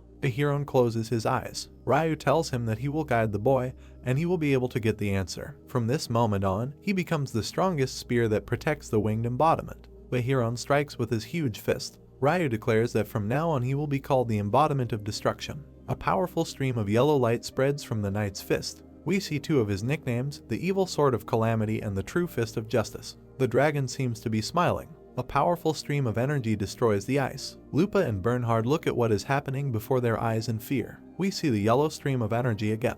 Lupa, who is holding Ruby, loudly shouts the hero's name. A puzzled look appears on the knight's face. Black streams rise up. We see something like an equally black explosion. Some outlines are drawn in the air, but we cannot understand what it is. Ananta declares that he will destroy everything. The hero looks at the guy in surprise and says that he managed to reflect his strongest blow. Clouds of smoke rise around the dragon's body. The hero assumes that his opponent is wearing an incredibly strong shield. We see the dragon's clenched fist. Ananta jumps up and rushes to attack. The hero puts his left hand in front of him. The dragon strikes. Peacock feathers appear behind the knight. The hero stares at his opponent. Lupa is perplexed that Ananta seems to be stronger than the enemy. Someone calls out to the girl. Bernhard and Tarkin are in front of us. The Duke asks where Her Majesty the Queen is. Is she safe? The girl folds her arms over her chest and says that there is no need to worry. Ladrissa is now inside the fortress with Owl and Nadia. A powerful beam of light appears above the fortress. It hits straight into the sky. Owl flies out of a huge hole in the ground, carrying Kisholga on his shoulder. Lupa recognizes him and tries to call out to her comrade. He, ignoring her, flies through the rift in space. Bernhard and Tarkin run away. The Duke shouts that he must find the Queen right now. He urges his comrade on. Lupa looks around in surprise. A powerful white explosion occurs a short distance from her. The girl calls out to the hero. Ruby looks at her in fear. Lupa asks to give her this so that she can help the hero. The girl looks at the lizard with determination and clarifies that she needs the power of this creature. Meanwhile, the battle is in full swing. The dragon strikes and seems to hit the enemy right in the head. The hero frowns. He realizes that by devouring the embodiment of conquest, Ananta has gained incredible physical strength. The knight strikes back and also hits. We see the blue eye of this character. The hero realizes that he has just felt the true power of the embodiment of conquest. An array of ice is visible in front of the dragon. The monster raises its head. The hero realizes that in front of him is an iron body that cannot be damaged. The knight clenches both his fists. He thinks that now there will be a battle between the spear and the shield, which is designed to determine which is actually stronger. The black dragon steps onto the blue ice. Sharp spikes rush forward, crushing the frozen water. The knight's fist is heating up. The hero delivers a blow that carries a huge amount of energy. A giant white trail is visible behind the warrior. Clouds of smoke rise. The hero, with his fists outstretched, looks around tensely. Some sounds are heard inside the smoke. The ice under the knight's feet is cracking. The hero seems to notice something unpleasant for himself. A dragon jumps out through the ice. It reaches out to the enemy, trying to grab him. The monster opens its huge mouth wide. Ananta roars so that his opponent will remember this name. The dragon strikes with both hands at once. The guy screams that Ananta will be the one to defeat this enemy. The dragon lifts its head high. The hero puts his fists in front of him to protect himself from the blow. We see a twig inside the heart. Now we see the halo that is usually located above the knight's head. The dragon seems to be smiling. The eye emits blue energy. A very powerful white flash occurs behind the ice mass. In front of us is a huge white ball. Whitefoot is standing in front of two passages framed by branches. It is reported that the down the rabbit hole skill is used here. The girl, narrowing her eyes, states that this technique is used in case of emergency if she and Blackfoot are in mortal danger. We see the double girls next to each other. Whitefoot specifies that the price is a complete loss of power. In this case, you can move to any distance, but only to 2 locations. In general, this is an ideal way for an emergency escape. No more than 3 people can fit in the rabbit hole. Ladrissa looks closely at the girl. She specifies that a maximum of 6 people can pass through these 2 passages. We see the faces of familiar characters. Whitefoot advises choosing the strongest fighters to ensure maximum power at the point of arrival. The queen says that she has made a decision. In front of us is a fortress and an arched bridge. Ladrissa states that the exit points will be the fortress gate and the deepest shelter. The relocated ones will ensure the safety of the people and protect the evacuation routes from the fortress. In front of us are Nadia and Owl. The queen says that she and these 2 will go to the fortress. They will deal with the enemies who manage to penetrate the fortress and help the wounded. Lupa and Ananta frown at the girl. She says that these 2 and Ruby will land in front of the fortress. The lizard looks at the queen in amazement and squeaks a little strangely. Ladrissa, folding her arms over her chest, looks at the hero. She says that the enemy probably threw most of their forces into breaking through the defense at the entrance to the fortress. This battle will be decisive, so the strength that Ruby has will not be superfluous. The queen asks those who remain to help the wounded. Myrrh and Scald promise to do so. Ladrissa goes forward and says that the battle will be very difficult. She orders everyone to gather. Whitefoot and Blackfeet stand in front of the passages, which are covered with thick branches. One of the girls looks at her watch. Blackfeet asks her sister if she is sure of what she is doing. As we know, there is no way to recover. Whitefoot replies that she understands the risks. Smiling, she taps her watch. The girl declares that she is very happy. The result exceeded all expectations. Before us is Ananta in 3 different guises. Whitefoot says that as a result of the battles, the hero has gained much greater strength than could have been expected. Blackfeet smiles. Whitefoot says that it is time to prepare to return to her older sister. The moon hangs in the sky. Blackfeet puts her index finger to her lips. She declares that their dream of reaching the moon is coming true. Myrrh approaches the sisters and says that the wind whispered something to her. The girl stares at the sisters. She states that he informed her of their ulterior motives. Whitefoot, smiling, states that she did not know that the queen had an elementalist under her wing. She mockingly asks if the wind really whispered something to the girl. Scald looks at the sisters suspiciously. Whitefoot states that Myrrh and Scald are obviously very sad that they cannot be near the queen. The girl, closing her eyes, states that she will not deny it. We see a lizard sitting on the hero's shoulder. Mer says that the queen, however, was not mistaken in her assessment of the fighter's qualities, since Ruby really is a divine creature. The lizard looks at the hero with loving eyes. Blackfeet raises his index finger and tries to clarify what the girl means. Whitefoot states that Ruby is both a spirit and a mystical beast. At the bottom of a huge funnel, smoke swirls. Whitefoot says that the power of the gods who created our world does not have a special form, but after a long time it gains consciousness and becomes a spirit.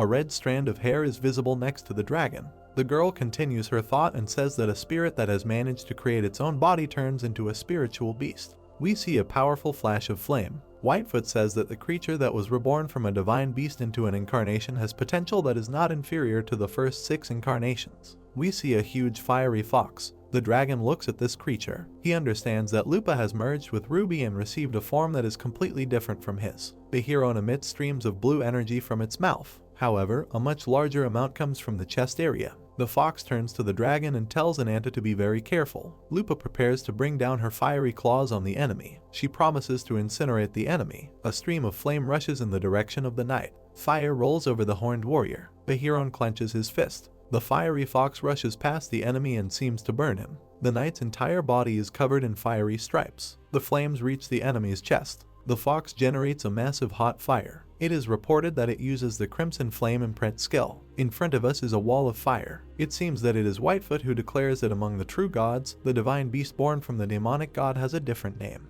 In front of us is the face of the fiery fox, and now the dragon, who seems to see something very unexpected for himself. A powerful pillar of blue energy appears above the knight's head. Whitefoot says that, according to her information, there is only one such monster in this world. The fox and the dragon stand in front of a huge blue vortex. The hero emits a huge amount of white energy. Whitefoot says that this is the last wall that protects the winged incarnation. A strange creature with many huge fangs appears above the knight's head. Whitefoot clarifies that this creature is called the Devil Beast Behiron. Lupa asks if this is all the enemy's power. Ananta looks at the enemy. He continues to radiate a huge amount of energy. The hero asks why a warrior like him would side with such a despicable scoundrel like Ryu. We see the knight's fist. He says that he has forgotten the reason since so much time has passed. The firefox grins predatorily. Behiron raises his fist to strike. He says that if Ananta wants to find the answer to the question that interests him, he must look behind this fist, which is capable of destroying anything. A huge spike appears above the dragon's hand. Ananta takes an aggressive stance and asks the enemy if he wants to see who will kill the enemy first. We see the faces of the opponents and understand that they are very determined. Now their fists are in front of us. The dragon rushes forward. So does his opponent. Something very brightly glows behind the mountains that surround the battlefield. Behiron emits a powerful blue glow. Someone says that the last pieces needed to assemble the horizon of the world have been obtained. Ananta looks back at the one who said these words. He says that it is time to return back to the Pantheon. In front of us is Ryu, who is holding Cernunnos in his hands. The firefox looks at the winged incarnation in amazement and asks if he is holding Nadia. Some liquid is flowing from Cernunnos' left eye. Ryu asks her what happened. We see a blue eye. Cernunnos replies that it is a little complicated because Nadia has a very strong will. The girl's left eye is covered with a huge black spot. Cernunnos, however, smiles. She states that very soon the fragile heart will be broken and Nadia will merge with her. Ryu hangs in the sky above the enemies ready to rush into battle. Lupa looks up and asks why Nadia did this. In front of us is the eye of the dragon. Cernunnos, with black jets visible above her head, asks Ryu what happened. What kind of trick did he pull? The blonde man looks at the girl, smiling. He says it doesn't matter. The dragon bares his teeth. A bright fire lights up in the hero's chest. Ryu calls him a damned mortal and says it's time to fulfill the terms of the contract. We see a pillar of fire devouring a crowd of people. The winged incarnation demands that he give in to the malice that will devour everything around him. The hero's eyes burn with rage and he screams hysterically. The six-winged creature hangs in the sky above the hero and his opponent. Cernunnos looks thoughtfully at the dragon and says that he feels the aura of Azidahaka. The girl asks the blonde man who he is. He replies that this character is called Ananta, and he is a stupid person who is obsessed with pathetic revenge. Ananta looks up with hatred. The blonde man says that he never thought that this character would irritate him so much. We see white wings. Ryu asks the hero if he wants to kill him. The bastard hangs in the air. 6 white spheres are visible around him. Ryu declares that this dream is impossible. It will not happen even if the whole world turns upside down. The winged incarnation shoots 6 charges that fly downwards. Ryu pronounces the name of the spell Let There Be Radiance. Lupa tries to resist the flow of energy rolling towards her. a powerful explosion is heard. The hero, meanwhile, continues to emit streams of blue energy. We see someone's eye. Something black crashes into the hero. We see the muzzle of an enraged dragon.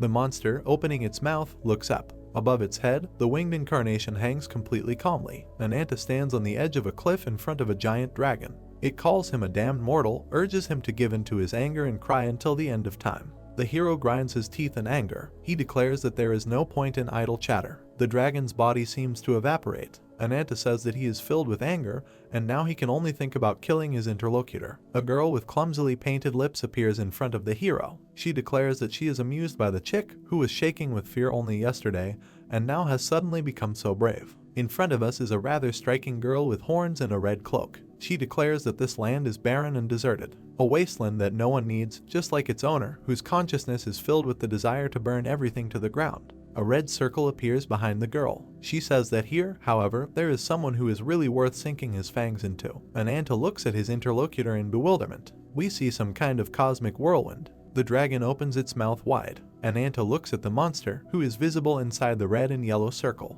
The girl says that the hero has encountered an enemy many times superior to anyone he has ever met before. In reality, the hero is being devoured by a curse, and he himself does not remember himself from rage. In front of us is the back, or rather the very long hair of the winged incarnation. The girl declares that the hero's opponent is the sworn enemy of death itself. The blonde looks over his shoulder. The interlocutor calls him a winged incarnation. An anta recalls his meetings with this character. Memories continue to flash through the hero's head, and the young man is filled with unbearable anger. He remembers the burning corpse of his dear sister. In front of us is a wall of fire. The hero orders to take him to the enemy right now. The girl looks at him and declares that this is impossible. An anta is literally burning with anger. He asks if his words really sounded like a request. The girl in her massive cloak remains completely calm. She asks the guy what got into his head. Could it really be the power of a curse? Where does such arrogance come from? Finally, she tells the boy to remember his place. A powerful explosion is seen in the sky above the blonde. The hero hears that he is just an empty shell for power, nothing more than a mere imitation.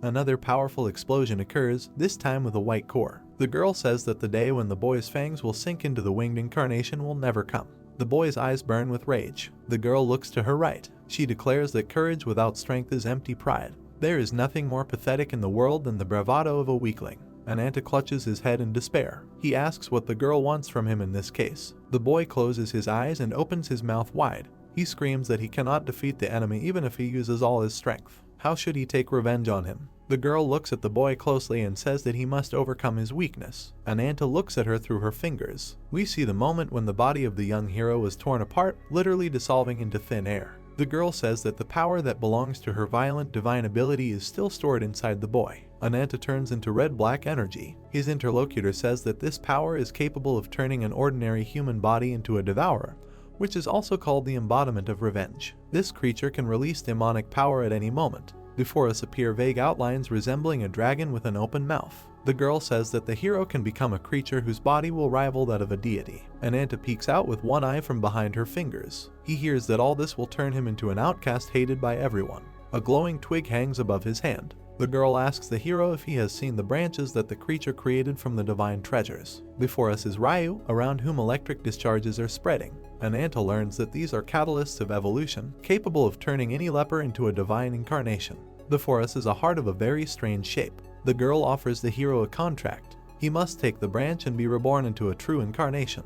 Before us are halves of the faces of the two hypostases of the hero's interlocutor. The girl declares that when the time comes, she will take a new body and will finally be able to leave this hateful cage. An anta looks closely at the girl. She says that she will gain the power of the branch and the curse of the evil spirit. She will regain her true power and take revenge on behalf of the young man. The girl raises her hand. She calls the hero the heir of the black dragon. A hand falls on the guy's face. The girl asks if he agrees to such a deal. An anta answers that he does. The girl, smiling, looks at him. The hero grabs her by the neck. He declares that revenge will belong to him in any case. An anta looks at the interlocutor with eyes full of rage. He says that he will not give up his right to retribution to anyone. The guy screams loudly. The girl, who has his hand on her neck, looks at him in fear. An anta demands that she fulfill her promise. First, he will take revenge, and after that she will be able to do with his body whatever she wants. The girl smiles. She says that she agrees. The hero still has not let go of her neck. The interlocutor declares that she will be curious to watch the suffering of the hero. Clouds of death and horror will lead him. We see the dragon again. A blindingly bright glow is visible inside its open mouth. Ryu looks at this opponent. He uses his Let There Be a Flash skill. A powerful flash occurs on the body of the winged incarnation. The dragon spews out a stream of flame. A powerful beam of light hits the hero from above. The streams collide somewhere in the middle between the opponents. Ryu emits a powerful beam of white light. An Anta responds with a stream of bright flame. A bright flash occurs somewhere in the middle between the opponents. Sir Nunnos declares that he does not want to be a burden, so he will join the winged incarnation in this battle. She rushes at the hero. The dragon roars deafeningly and stretches out his right hand. A stream of black energy flows from the girl's left eye. She uses her skill Yggdrasil. Black branches entangle the monster. This is the result of using the skill Nematona. Ryu stretches out his hand. He uses the skill Let There Be Light. A powerful pillar of light falls on the dragon. The blonde man hanging high in the sky declares that the physical absorption seems to be very successful. Sir Nunnos notes that this is true. Clouds of white smoke appear above the dragon. The girl says that the power that the winged incarnation possesses remains as formidable as ever. Ryu looks at his hand. He declares that a simple swing of her will be enough to deal with this opponent. Someone calls out to the blonde. He looks at his opponent carefully. The top of the dragon's head seems to be burning. The monster opens its mouth wide. He declares that Ryu will also be cursed. We see the blonde's eye. A pink beam stretches from the sky to the ground. In front of us is a red heart. Someone calls the hero. It is Lupa, who asks if Ananta can hear her voice. She demands that the guy answer her. Ruby looks at the girl and makes a strange sound. Lupa looks up. A huge heart hangs over her. A white gap appears in the center of the hero's chest. The top of the dragon's head is completely missing. It seems to have burned away. We see streams of white smoke. It looks like they are emitted by the winged incarnation, which continues to hang in the air. Ryu looks at the opponent with disdain and calls him a fool and a vile phantom of an ancient race. The wings of this character seem to have become very dirty. Ryu asks the enemy if the curse's limit is that he singed his wonderful snow-white wings. Cracks appear in the sky above the dragon. An order is given to subdue the hero. A fist is visible in the gap in space. It is more than clear that its owner is Behiron. The knight strikes and hits the dragon. The girl and the lizard are knocked off their feet. We see the red heart again. Now we see something bloody black. Ruby squeaks pitifully. The lizard looks at the hero, who is lying a short distance away on the ground. The young man's red and black hands attract attention. Lupa looks at the boy with concern. It seems that the girl notices something unexpected. Ruby in her human form tells the hero that she will protect him again and again. The little girl lifts the boy from the ground and promises that she will come to his aid whenever Ananta falls without strength. The girl's hands are on the young man's back. Ruby sobs, hugging the boy. She promises once again that she will always protect him.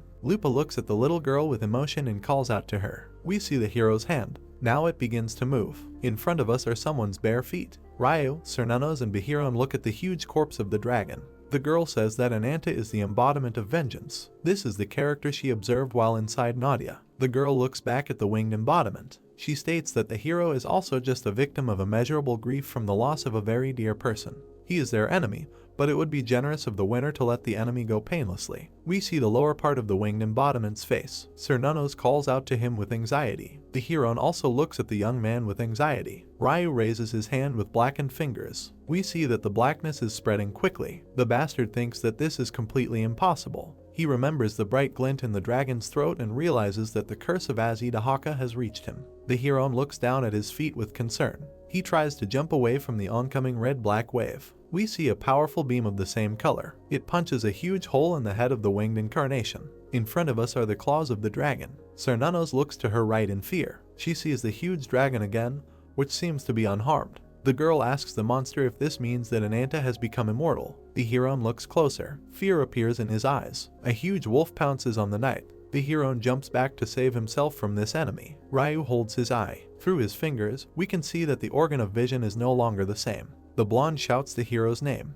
We see what his eye has become. The dragon grins. Whitefoot and Blackfeet watch the battle from afar. Whitefoot reports into the receiver of an ancient telephone that the battle is taking place at the fortress of Levitane. Blackfeet looks sadly at the clock. Her sister, meanwhile, states that the attack on the fortress of Levitane, which was carried out by the winged incarnation, took place on the day of the event. The incarnation of vengeance entered the battle with the winged incarnation. In front of us are the wings of a dragon, terrifying in every way. The monster straightens them above itself. We realize that they are of enormous size. The dragon flies into the air. Ryu looks at the enemy. Whitefoot says that as soon as the results of this battle are clear, she and her sister will return to headquarters. The dragon hangs in the sky above the enemies and seems to be preparing to attack them. The dragon, which is hanging in the air, looks down. Ryu looks at it from the ground and asks how the monster dares to look down on him. Cernunnos asks the winged incarnation to control itself. The girl looks at her ally with anxiety and states that the demonic curse that turns the target into a monster will consume him.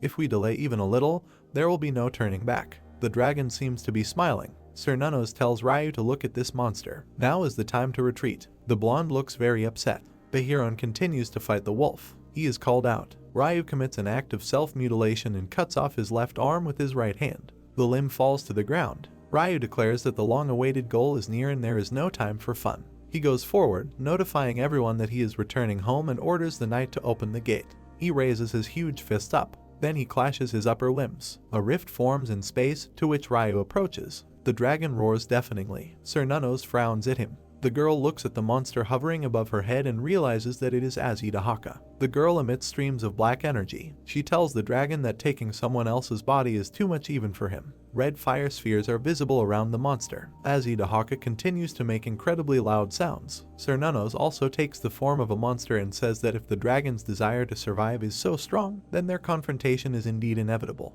Fireballs fall on the girl from above. She uses her Yggdrasil skill. We see a clash of these weapons. Cernunnos does not forget to use the Nematona skill. The sun hangs low over the mountains. We see the girl's legs. She states that the only achievement in this battle is the curse of the incarnation of wings. Whitefoot stands in front of black, branch-like formations. The girl says that the winged incarnation has been confirmed to be infected. Ryu looks at his blackened fingers. Whitefoot says that it is unclear how much damage was done, but judging by the bastard's reaction, he is most likely seriously weakened. The girl squints, pressing the phone to her ear. Jets of black energy rise up. The girl says that this can be judged by the speed with which the enemy retreated. She begins to report on the damage received. We see a white mark from the impact. Tarkin is standing behind a huge hole in the wall. Whitefoot reports that Levitane's civilian casualties were around 3,000. Estimated fatality rate is 97%. We see frightened women and children. The girl reports that around 90 people survived. Ladrasa and Bernhard hold on to each other. According to the girl, Levitane warriors suffered around 400 casualties. Estimated casualty rate is 99%. There are 4 survivors. Before us is the queen, whose face shows complete devastation. Now before us is Owl. Whitefoot declares that one traitor has been identified. The girl asks what exactly her subscriber wants to know about the embodiment of vengeance. Ananta is sitting on a rock, his head hanging heavily. Lupa looks at him with sympathy. It seems that the hero is also morally devastated. Whitefoot declares that he is fine. The guy managed to hold out, force the enemy to retreat, and this is already very good. Ruby is desperately squeaking in someone's hands. Blackfeet, smiling, notes that Ananta probably does not think so at all. The girl screams in surprise. It turns out that Ruby, who was sitting in her arms, has reincarnated into her human form. She screams that Blackfeet does not like Ruby and demands to let her go. The impudent girl laughs and says that all this is very cute. She asks if all divine animals are so cute and funny. Blackfeet looks at the hero, smiling, and asks him to rejoice at least a little, because he has won such a long-awaited victory. The hero asks what their victory is. We see women crying. Bernhard and Tarkin are beside themselves with grief. Ladrasa is sobbing. Ananta says that only the lamentations of the survivors remain here and nothing more. The queen falls to her knees and shakes from unbearable experiences. The guy declares that people have lost both hope and their loved ones. A rift in space is visible in the distance. Ananta says that he has not yet taken anything from his enemy. The dragon roars, opening its mouth wide. The hero, looking ahead, declares that next time he will definitely put an end to this battle. Blackfeet hangs on his neck and asks why the guy is in such a depressed mood. Sometimes you just need to throw out everything that has accumulated inside. Lupa and Ruby look in amazement at what Blackfeet is doing. She puts her lips to the young man's ear and thanks him for his efforts. With a sharp blow to the elbow, Ananta throws the girl away from him. Her sister comes up from behind and says that everything is exactly as Blackfeet said. Whitefoot lowers his head a little and says that the boy's achievements cannot be belittled. A defeated enemy lies on the ground with a hole in his chest. Whitefoot reminds him that a victory has been won, for example, over the second place in the Sephiroth hierarchy. The dragon deals a powerful blow to Behiron. Whitefoot reminds him that Ananta not only fought one of the best warriors the enemy has, but also inflicted serious wounds on the incarnation itself. In front of us is Ryu with a huge hole in his head. Now we see the traitor, who sadly looks somewhere up. Whitefoot says that the only strange thing that can be noted is what Nadia did, inside of whom, obviously, some changes have occurred. The girl still does not open her eyes. She reminds the hero that he carried out a counterattack that no other incarnation is capable of. It turned out to be possible only for him, a human. Ananta, without turning to the girl, declares that he is not interested in this flattery. He asks her to get to the point. Whitefoot reports that the main forces of Levitane are still alive. They need to be gathered and prepared for further battles. In her opinion, this requires organizing a new base. Lupa asks again in amazement what this means. Looking hostilely at the girl in the top hat, she reminds that Levitane has no fortresses left where they can hide civilians. If they cannot avoid enemy pursuit, the number of victims will only increase. Whitefoot raises his index finger. She declares that everything is exactly as Lupa said. The girl in the top hat smiles happily. She declares that she has the perfect place to hide the survivors. In front of us is a black circle with an image of a white rabbit. Whitefoot says that he means the headquarters of Rabbit's Foot. Blackfeet and Whitefoot smile. The last of them states that, in addition to everything, as a token of gratitude for the efforts made, Rabbit's Foot will reveal an interesting fact about the winged incarnation, which Ananta does not yet know. The hero looks at the interlocutor in surprise. He looks back at her over his shoulder and states that if she continues to talk nonsense, she will regret that she spoke at all. The guy asks to clarify what the girl meant. From somewhere she takes out the hand of the winged incarnation, which has become completely black. In front of us are some tubes. Now we see a wall on which something similar to a family tree is depicted. Whitefoot says that the true essence of Ryu, who is also called the winged incarnation, is the last of the first 6 incarnations. The bastard, who is missing his left arm, sits on some kind of throne. He now has a completely different left eye. Ryu says that this essence is otherwise called the incarnation of mechanisms. A guy and a girl are walking along the seashore. The lady turns around, smiling. Some people think that when he couldn't stay with her, he wasn't particularly sad. We see an officer standing on a small hill. In front of us is Owl in military uniform. He regretted only that he couldn't wish the girl happiness. In front of us is the sad face of a traitor. We see a spacious hall with columns and several familiar characters in it. In front of us is Levian, and now Ziz. A young man asks Kishalga why she ran away with her tail between her legs, barely saving her miserable skin. We see the guy's face, and it is truly terrible. He calls the girl a real disgrace. Kishalga angrily grinds his teeth. Owl looks at the young man without much emotion. In front of us is a black figure sitting on 2 black corpses. Owl thinks that this guy was once a candidate for the top 5 most loyal followers of the winged incarnation, but he brutally dealt with the 4th and 5th places in the Sephiroth hierarchy simply because they were in his way. We see the head of a shark. Owl thinks that this is Karkas, the incarnation of murder in the 7th place of the Sephiroth, who is constantly moving down in the hierarchy because he provokes the wrath of the winged incarnation. Kishalga asks the young man why he is here when he should be at his post. He replies that it should be obvious. Everything needs to be put in its place. Karkas, whose mouth is slit from ear to ear, smiles ominously. 3 characters appear in the rift in space. Kishalga calls out to the winged incarnation. She looks at her master in amazement. He holds his head. The girl asks what kind of wound is on his face. Ryu and Kishalga look into each other's eyes. The blonde says that they launched the invasion to appease the spirit of the dead Gahan. We see a mammoth whose trunk is cut off by the enemy. Ryu says that an easy victory was expected. However, those who carried fragments of the Sephiroth lost their lives. We see 2 of the blonde's comrades dying. This is Arakra and Mantea. Now we see Bahiron in his beast form. Ryu says that even one of the 5 most loyal followers was seriously injured and was forced to retreat. The reputation of the Sephiroth is undermined. We see a blue eye, Kishalga holding his left hand. Ryu calls out to her. The winged incarnation and Cernunos stand with their backs to us. The girl tells the young man that this is enough and he better not go too far. Kishalga looks angrily at the blonde. She tells the winged embodiment that the girl was simply unlucky enough to encounter her in battle, and making her responsible for everything would be very unfair. Kishalga continues to glare at Cernunos. Ryu states that Cernunos is absolutely right. Sometimes, it is not punishment that contributes to the overall growth of the team, but reward. The guy raises his remaining hand and declares a restructuring of the hierarchy. In front of us is Owl. Ryu thanks him for completing the spy mission and declares that the embodiment of sword art is appointed 6th place in the hierarchy of the Sephiroth.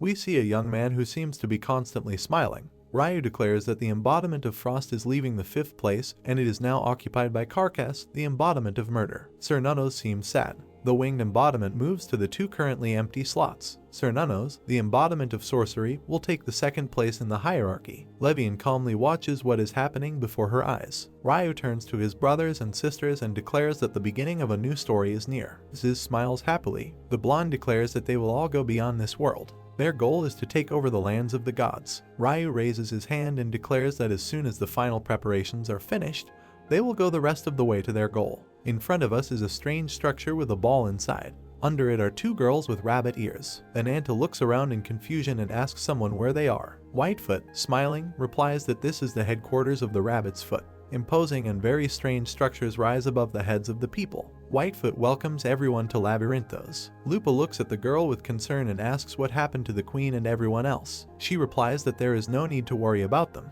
We see Whitefoot waving her hand to the two girls from the queen's squad and saying that she has come for them. She then leads them to the queen. Whitefoot states that it took some effort, but all of Levitane's remaining powers are now gathered in one place. They are here in Labyrinthos. The hero looks at the girl in surprise and asks why she hasn't lost her powers like she should have. She smiles and says that it's thanks to the Alcubierre drive. We see this strange device. Whitefoot states that it was created based on a unique technology that was developed by the Rabbit's Foot organization. The girl leads the hero and Lupa behind her. She says that they were here first because their leader wanted them to. Whitefoot seems to notice the girl she just mentioned. She reaches out to the books on the shelf. Whitefoot holds out his right hand and asks permission to introduce the owner of this place to the guests. The girl in glasses turns to face the visitors. Whitefoot states that this is Serena, the leader of Rabbit's Foot. The hero looks at this girl in surprise. We see three members of the organization, and they all look very similar to each other. Serena seems suspiciously familiar to the hero. It seems that she is the same person as Whitefoot and Blackfeet.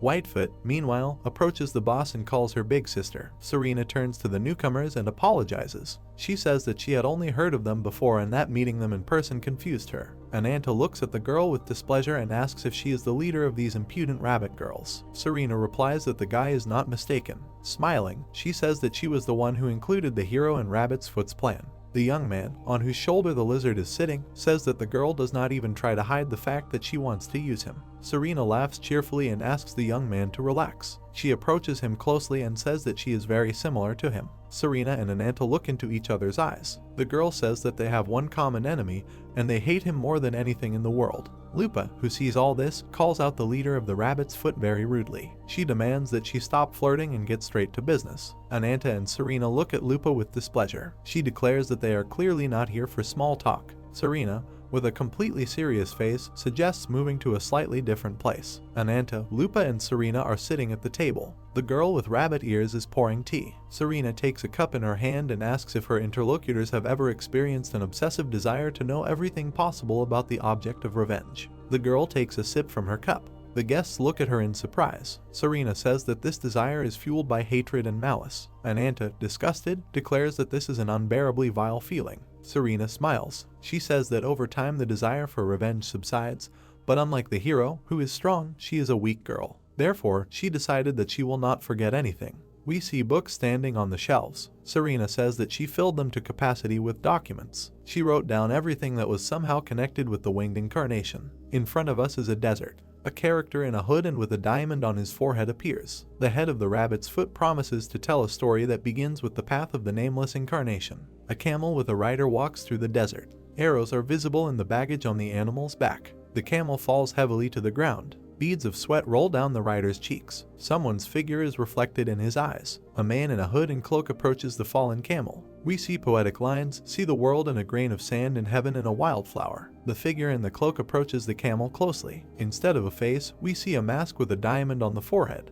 The poem ends with the words "Hold infinity in the palm of your hand and eternity in an hour." There is a robot standing in front of a huge machine. The main principle is that one must benefit the world of people. Before us is the appearance of a robot. He looks straight ahead. Question to the creator: what is the point of adhering to this postulate? Before us is a white diamond. A completely independent logical chain that came from outside is supported by an entire system. This is necessary to analyze the consciousness and concepts of organic life forms in order to develop emotions and self-awareness in the embodiment of mechanisms. We see the right eye of the robot. A hood appears on the head of this creature. He says that all this is useless. The girl who is sitting on the camel holds out a sharp dagger in front of herself. The robot tells her that this weapon will not kill him. The girl screams loudly for the machine to shut up. One more dubious move, and she will cut him. The robot reaches for his face. He takes off his mask and says that the main principle is embedded in him, not to harm people. The girl looks at her interlocutor with concern. He calls her a human woman and asks her to say her name. Under the mask is the same face that we saw in front of the huge machine a little earlier. In front of us is a page of a book. Someone says that that woman's name was Fiona. Serena, who is sitting next to the hero, tries to say that the first contact between the incarnation of mechanisms and people, but the hero interrupts her. The guy looks at the girl with displeasure and asks her to stop chewing over this story from all sides. He only needs information about Ryo. Blackfeet stands nearby with a displeased expression. Ananta says that he came here to understand how to fight the winged incarnation. The hero says that he is not interested in where he was and what he did in the past. Serena looks at the guy with disappointment. Someone says that the hero looks a little nervous. Ananta frowns at the one who said this. In front of us is Lupa. Serena, sadly closing her eyes, states that the origin of the mechanism embodiment is a turning point during which Ryu absorbed the will of the winged embodiment. By understanding it, one can find the weakness of their common sworn enemy and ultimately defeat him. The mechanism embodiment and Ryu stand back to back. Serena asks the hero to listen to this story until the end. She herself does not want to waste time in vain. Ananta looks angrily at the girl and tells her to continue the story. Serena looks at the book in front of her and says that she will continue the story. The robot and the girl are sitting in front of a campfire in the desert. Fiona drinks from a leather flask. The robot says that he has one question for her. The machine sits with its legs crossed under itself. It says that within a radius of several hundred kilometers, the chance of survival with only human abilities is extremely small. What forced the girl to go on with such wounds? We see that her arm is bandaged. Fiona laughs and says that she can't get used to the way her interlocutor speaks. The camel lies with its legs folded under it in front of the tent. Fiona says that her whole life is caravan trade. She works with tribes living in the desert. The girl holds out her hand with a flask. She says that since childhood she has traveled a lot with her parents. They delivered water to those who needed it. Fiona rests her left hand on the ground. According to her, there were many people in this desert who needed her family's help. But these people have always been indifferent to the insatiable criminals. We see that a battle is taking place in the desert, corpses of killed animals and people lie on the ground. The bandits mercilessly exterminate the traders. They scream loudly. A man runs up to the girl sitting on a camel. He shouts at her to run away as quickly as possible. Fiona shouts that she will not leave alone. At that very moment, an arrow flies into the man's back. The girl screams loudly, unable to believe what is happening. She hides in the desert. Judging by the screams, it was her father who died. Fiona cries. The robot interrupts the girl's story and pays attention to the expression on her face. Looking at his interlocutor, he asks if it was sadness, the most ancient human emotion. Smiling, the girl wipes away her tears. She apologizes for shamefully crying in front of her savior. The robot says that there is no need to apologize. The fact that she has emotions proves that she has a personality. We see a burning fire. The robot says that for him, a non-human, this is a good field for research. Fiona states that she has heard a story about the creatures with human form that he spoke of. We see the characters that we already know, who are manifestations. The girl lists their names and says that they can often be heard during trading trips. However, she has never heard of the manifestation of mechanisms. The robot does not look at the girl. She asks what mechanisms are. The machine raises its hand. It says that mechanisms are devices that use energy to perform tasks. They can be described as special tools designed to perform a specific purpose. Something glows under its hand. The robot states that it is a servant of the god of mechanisms who rules over creation and destruction.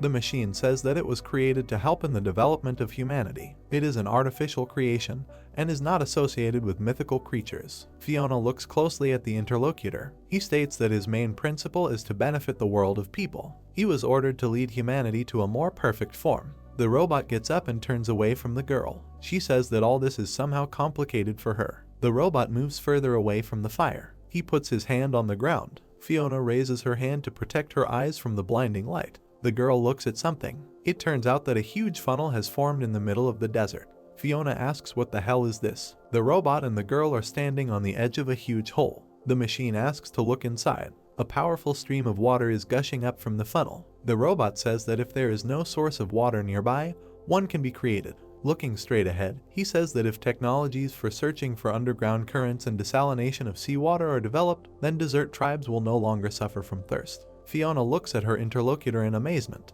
He calls her by name and says that if he helps her, these lands will prosper. We see the girl's eye. She looks at the stream of water and honestly admits that she does not yet fully understand what the robot is telling her. The girl looks up. She states that, despite this, she realizes that her savior is standing in front of her. We see another set of poetry-like lines. To the wretched souls who wander in the night, the divine will appear and become light, but to the souls who dwell in the realm of light, it will reveal itself in the form of a human. The robot looks closely at the girl. We see a wise phrase, "The road to hell is paved with good intentions." A year later, the desert city of Ocean, Oasis Special Zone. We see a busy coastal city. One of the greeters extends his left hand forward and points to the ship on which Mrs. Fiona is arriving. A robot is standing in the crowd of people. The ship is approaching the pier. With the help of the embodiment of mechanisms, it was possible to develop civilization and technology thanks to which the desert land flourished. In front of us is the leg of a desert dweller. Fiona dug up sources of water, created abundant oases, and began selling desalinated seawater, which brought her huge profits. The girl gets off the ship with a satisfied expression on her face. In just over a year, she has become the most famous trader in the desert.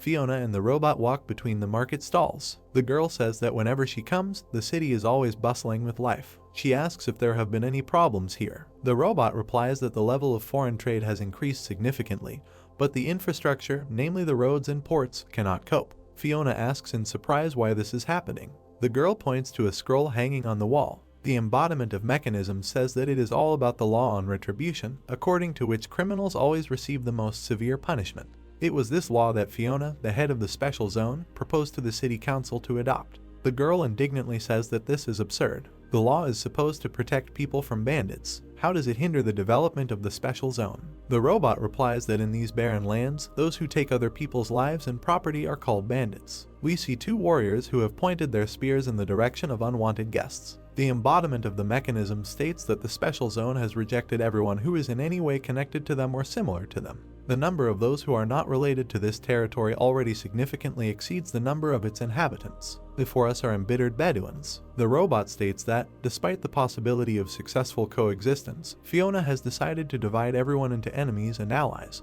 Before us is the figure of a girl, symbolizing justice. The embodiment of the mechanism says that if punishment is seen not as a means of achieving social protection, but as an end in itself, people will not stop killing each other. Judging by the way the girl is hunched over, she does not like to hear these words. Turning to her, the robot says that now, more than ever, labor is needed for the development of the special zone. It would be more practical to open its doors even to bandits, to accept them and use them as a labor force for the development of the city. The girl, in whose ears dangle elegant earrings, agrees to pretend that she did not hear this. She says that she will always be grateful to the robot, since he helped turn Ocean into a real paradise in just a year. The man hands the girl a red apple. Fiona says that not only she, but all the people here are indebted to the robot, and she will continue to count on him in the future. Fiona looks at her interlocutor warily. Now we see the robot's appearance. The girl asks who she should mourn her dead family with if the embodiment of the mechanisms lends a helping hand to the bandits. The robot asks what exactly the problem is. The girl looks at him in bewilderment.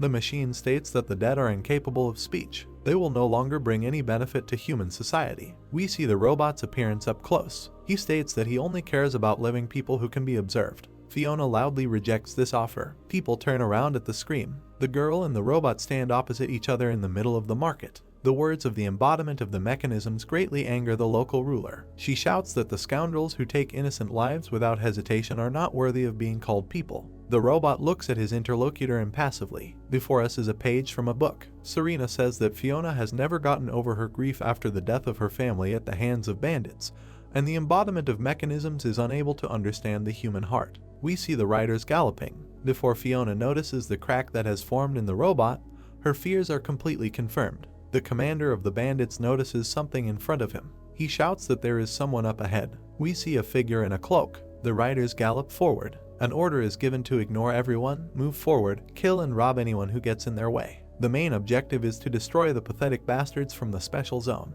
A squad of riders approaches the embodiment of mechanisms. He raises his hand, then smoothly lowers it. Now he puts it out palm forward. Addressing the divine providence that has bound him, he asks what makes a person human. He wants an answer now. There is some kind of weapon inside the embodiment of mechanism's hand. The robot unleashes white energy on the bandits. We see the leader burn in it. And now one of the riders. The bandits continue to die. The embodiment of the mechanisms declares that he dreams of throwing off these useless shackles and revealing his true self. White energy fills the entire space. The townspeople have gathered near a low brick building. We hear their remarks. What the hell is going on here? The bandits are advancing. We need to get out of here as quickly as possible. Where to run when you have children and old people with you? Fiona comes out to the townspeople. The girl frowns at the people who continue to shout at her in disarray what to do. Someone declares that the bandits must be fought back, as they will try to take revenge for all the past grievances. The opinion sounds that this is complete nonsense and we must surrender immediately. The girl closes her eyes. The townspeople continue to bawl. We see several men's faces and one frightened girl.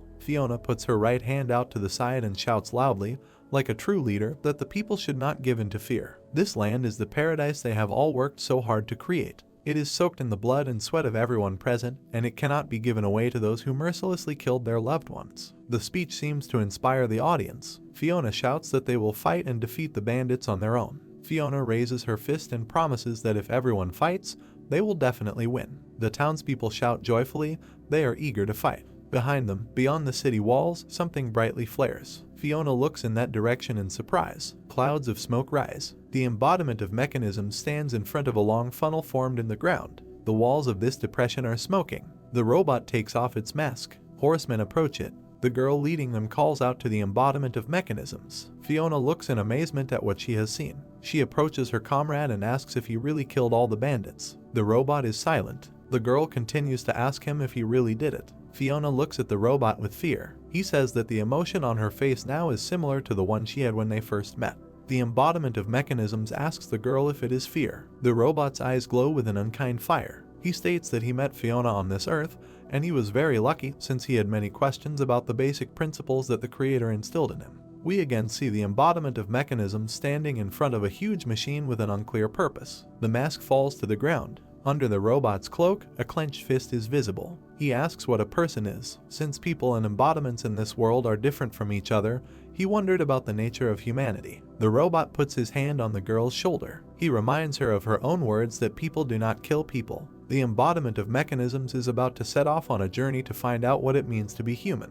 He lowers his head and declares that only Fiona freed him from meaningless conduct. The eyes of the embodiment of mechanisms glow. He declares that he is now free. The moon shines above him and the girl. We see a telescope. The girl with animal ears says that she saw a traitor to this world. The robot leaves the girl. Serena reports that a little later, the embodiment of mechanisms left Fiona without a shadow of regret. We see the legs of this creature. For a long time, he wandered around the world without any purpose. Now we see the head of the robot. Along the way, analyzing the sensations he experienced and trying to understand some things on his own, he suddenly realized that the feeling he felt was joy. Before us is the smile of this strange character. Now he looks sad. However, soon doubt arose as to what could have brought him this joy. The embodiment of mechanisms puts a hood on his head.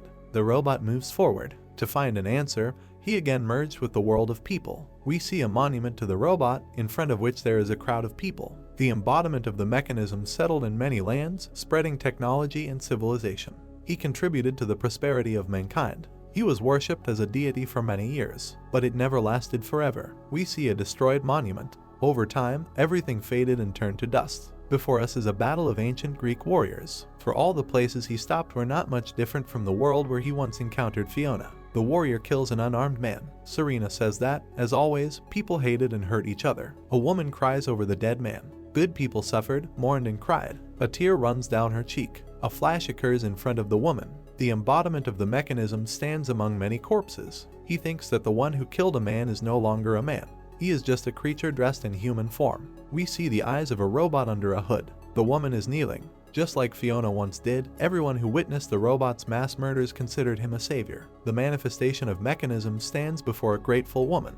He asks why she worships him. She looks at the robot in bewilderment. He understands that the murderer of one person is considered a murderer among people, and the one who kills 1,000,000 receives the honorable glory of a conqueror. The manifestation of mechanism smiles. He realizes that if he kills all the people, he will become a god. Before us is the robot's eye. Someone calls him a noble man and asks his name. We see the robot's mouth. He tries to answer, but stops short. Night has fallen on the mountains. Someone keeps asking what the robot's name is. Before him is a sweet girl with dark hair. The manifestation of mechanism's face is hidden under the hood. He tries to understand why he is remembering all this now. The robot walks away from the crowd of people. Serena says that the manifestation of mechanism silently left the people and went somewhere. He needed to collect his thoughts in a secluded place where there would be no other living soul. The robot seems to notice someone. It is a girl with an umbrella. In front of us is her pretty face. It is Luna, the embodiment of magic. The girl, whose mouth we can now see, is using Alcubierre drive. Streams of blue light are spreading from her small figure. The embodiment of mechanism stands opposite the girl, a cloak fluttering behind him.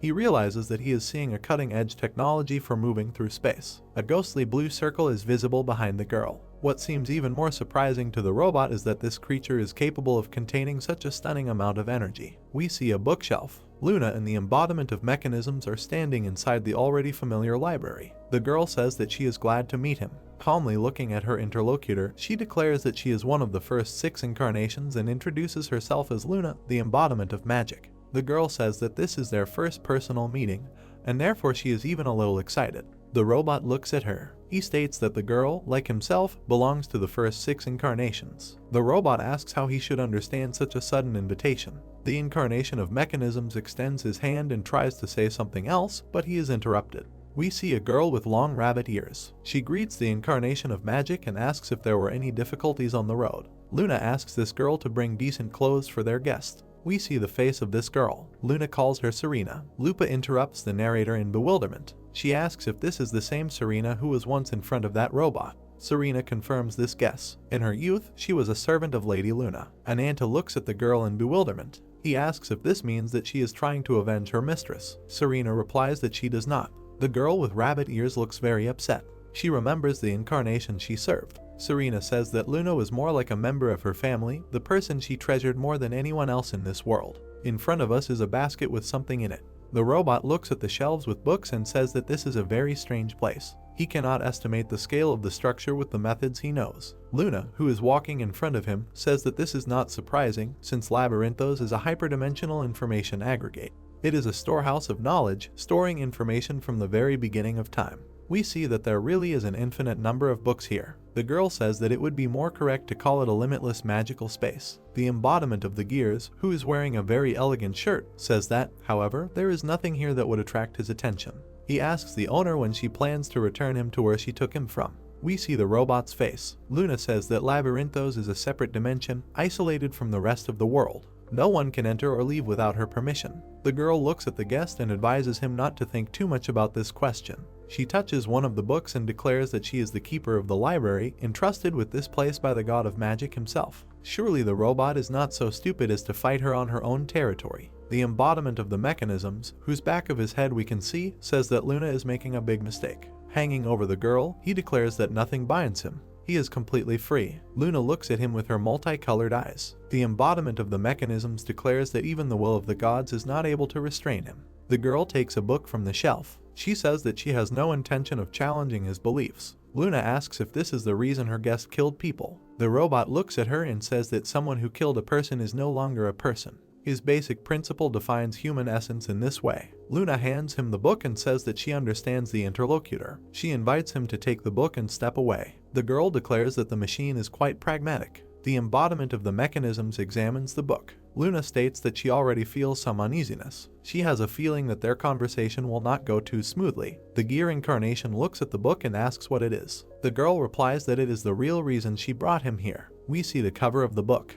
Luna says that this ancient book describes the horizon of the world that existed in the beginning, as well as the true abilities of the divine relics. We see bright branches. Luna states that the moment the 6 divine relics gather together, a seed will be born that will grow into a world tree. We see the plant the girl mentioned. The robot asks why she is showing him this. Luna pokes him in the chest with her index finger and says that she wants to enlighten him. The girl points to her right eye. She states that she can see the future. We see a bright white tree. Luna says that in the near future, all 6 divine relics will gather together and the world tree will grow. We see the girl's eye. A rift in space appears. She says that this will lead to the destruction of all life on this earth. A huge explosion occurs in space. Serena smiles. Luna says that she will do everything to prevent this disaster. The embodiment of mechanisms looks at the girl. She says that if he helps, she will fulfill everything he wishes. Luna frowns at her interlocutor. He asks if she knows what he wishes. The girl says that she does. He wants to become a human. The embodiment of mechanisms lowers his gaze. In front of us is Luna and Serena, and now the embodiment of mechanisms and Ananta. They all jointly pronounce one phrase, "Do you want to become a human?" The robot asks if the girl made this choice because she has many powers. Luna looks thoughtfully at the interlocutor. We again see the girl standing in front of the robot with an umbrella. Then she points to her right eye. The embodiment of mechanism states that the girl can teleport in space and foresee the future. He does not know of any cases where incarnations have many powers. Luna smiles. The robot says that, as he suspects, the girl's true power is the creation of abilities. The Isaridan skill is used. Something strange seems to be happening to the robot. Luna, smiling, says that this is the first time she has encountered someone like the embodiment of gears, so she was unsure of how exactly it would work. However, she likes the result. The robot has become like a child. He asks what happened to him. The girl says that since this is a special case, she imprinted this power into his body. In front of us are two cats, a large one and a small one. Luna states that Isuridun is a power that allows you to change the shape of the target. This technique allows the one who uses it to impose the concept of a child on the target. The girl has some kind of rope with a rose in her hand. She states that, as the robot correctly noted, she has many talents. That is why she was able to observe the first 6 incarnations for a long time. We see 2 of the mentioned characters. Luna says that some of them got along well with people. There are 2 more incarnations. There were also those who conquered people and ruled them. Looking thoughtfully at the robot, the girl states that it is different from everyone else. The embodiment of the mechanisms wanders through the endless desert. Luna says that it has cast aside all the roles and missions assigned to it and has devoted itself entirely to studying people, as if this is the only purpose of its existence. We see a black gap and a diamond inside it. The transformed robot looks at the girl in surprise. Towering over it, she asks if it will not deny anything. The embodiment of the mechanism says that it has something to add, but he cannot say anything that would contradict her observations. The robot, next to which bookshelves are visible, says that the reason given by the girl is not enough for her to want to contact it. He asks her to clarify why exactly she needs it. Propping her head on her hand, Luna says that she hopes for mutually beneficial cooperation. Smiling, she extends her hand. The rose she was holding ends up on the head of the small robot. Luna says she only wants one thing, and that is to work together. We see a black cat. In order to prevent the prophecy, Luna made a deal with the embodiment of gears. We see 2 hands reaching out to each other. She wanted to create a device that would combine magic and gears. The robot and the girl are standing opposite each other. The girl had a plan that she was working on alone, and to implement it, she needed the power of the embodiment of gears. 1 year later, in front of us is a robot hand. Using a very complex device, he creates a yellow sphere filled with energy. He hears that the matter seems to be close to completion. The embodiment of gears turns around. 2 girls are standing behind him. Luna asks how it went this time. Serena bows, greeting the embodiment of gears. The familiar yellow sphere appears in the robot's hand. He states that many tests were conducted during the stabilization process and many mistakes were made, but now they are almost close to perfection. He hands the yellow sphere to the girl with animal ears. Tak says that in front of her is a magical engineering artifact that mechanizes forces. The task was extremely difficult, but the robot coped with it. The girl thanks him for his efforts. Luna asks Serena to take the object. She happily agrees. The little girl stretches out her hands to take the yellow ball. The sphere appears in her hands. Luna says that now we need to remember the place that they often visited together. We are told that Alcubierre Drive is being used. We see a very bright yellow flash. Now in front of us is the robot's eye. The embodiment of the mechanism, who has a white shirt, looks around. He hears that he is the first person to visit this object, if you don't count Serena. In front of us is a planet with the sun rising behind it. Luna and Serena happily look ahead. The eldest of them declares that they are all at an advanced base, which is designed to prevent the growth of the world tree. A huge telescope is pointed at Earth. Luna welcomes the robot to the lunar base. The embodiment of the gears states that the plans of the one who knows the future are truly remarkable. White indentations are visible on his back. The robot states that the idea of mechanizing power was amazing. 6 magical spheres allowed him to improve his combat skills. In front of us is a top hat, a watch, and a yellow sphere. The embodiment of the gears says that abilities like manipulating sound waves or teleportation, which the girl needed, are not combat abilities at all. The robot turns to his interlocutors and states that he will repeat his question. What kind of future did Luna see? Serena looks at the embodiment of the gears, a little scared. Luna says that the future is an irreversible sphere. Once a decision is made, nothing can be changed. The girl states that before hiring the robot, she was looking for an assistant and tried to share the prophecy with one of the 6 incarnations. It was Leo, the incarnation of warrior. The named character sits on the throne in front of the girl. Luna thought that since he was the strongest warrior, he should agree to form an alliance. However, Leo gave her an unexpected answer. We see this character up close. He said that he understood the girl's concerns, but until there were clear warnings, he would not be able to convince himself to join forces with her to prevent a completely unclear prophecy. Luna looked at her interlocutor with displeasure. The robot asked in surprise what vague prophecy meant. The girl said that she did not see the future clearly. It was more of a prediction than an exact prophecy. We see a black figure with a white branch hanging over its head. Luna says that only those with a clear and strong will can embody these images in the future. Before us is a six-winged creature hanging in the air. Luna says that she saw an unknown incarnation with strange wings. She wants to determine the moment of its appearance in advance and not let it get to the divine relics. Luna puts her hand on her little assistant's head. Now she hugs her shoulder. The girl tells the robot that he may doubt it, but the least she wants is to ensure the survival of this girl. Looking at the embodiment of gears, Luna says that this is the stage of preparing the magic sphere. From now on, she trusts the robot with the management of the moon base. In front of us is an emotionless face of the robot. He looks to his left. Luna says that now he must learn more about the strange winged embodiment that she saw. The two girls and the robot stand above the stairs going down. Luna says that it is time to fulfill the promise she made to the embodiment of gears. A bright beam shines from above them. The robot is standing on a white formation. Luna says that the power to give human form is based on the same principle that Isuridun works on. A small white disc is visible between the girl's two hands. She says that she will implant this power into the robot's body and he will be able to use it whenever he wants. Looking at the embodiment of gears, she asks why he decided to become a human after all. The robot closes its eyes and says it will tell you once it takes on a human form. Luna puts out her hand and says she can't wait. The formation under the robot's feet starts to glow. It says it's using the imitation skill. The gear incarnation's leg starts to grow red muscles. The girls watch in amazement as it turns into a real human. Luna and Serena look at what's happening in amazement. It looks like the first one realizes who it is. She says it's simply impossible. The girl's face shows she's incredibly shocked. Serena calls out to her. It becomes clear that she recognizes the winged incarnation. Luna screams that it simply can't be. The gear incarnation has turned into Ryo. The girl asks him if he was the one in her prophecy. White streams rise from the young man's back. Now we see 6 snow-white wings in their place. Before us are formations that emit a bright light. Ryo uses his Let There Be Light skill. Beams of light entangle the two girls. We see the leg of the winged incarnation.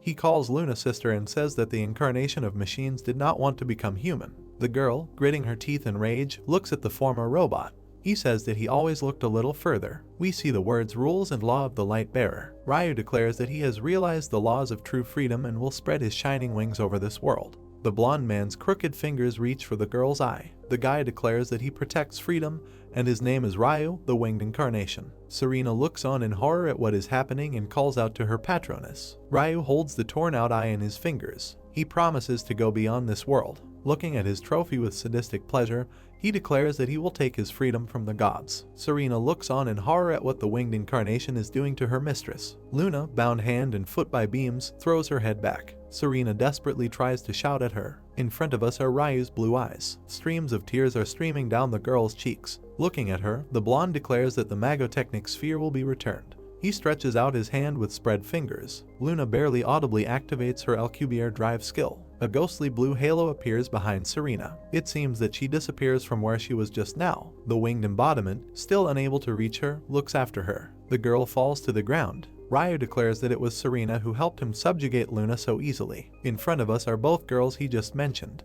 The winged embodiment declares that they have surprisingly similar auras. He has already noticed that most of the power has been transferred to the little assistant.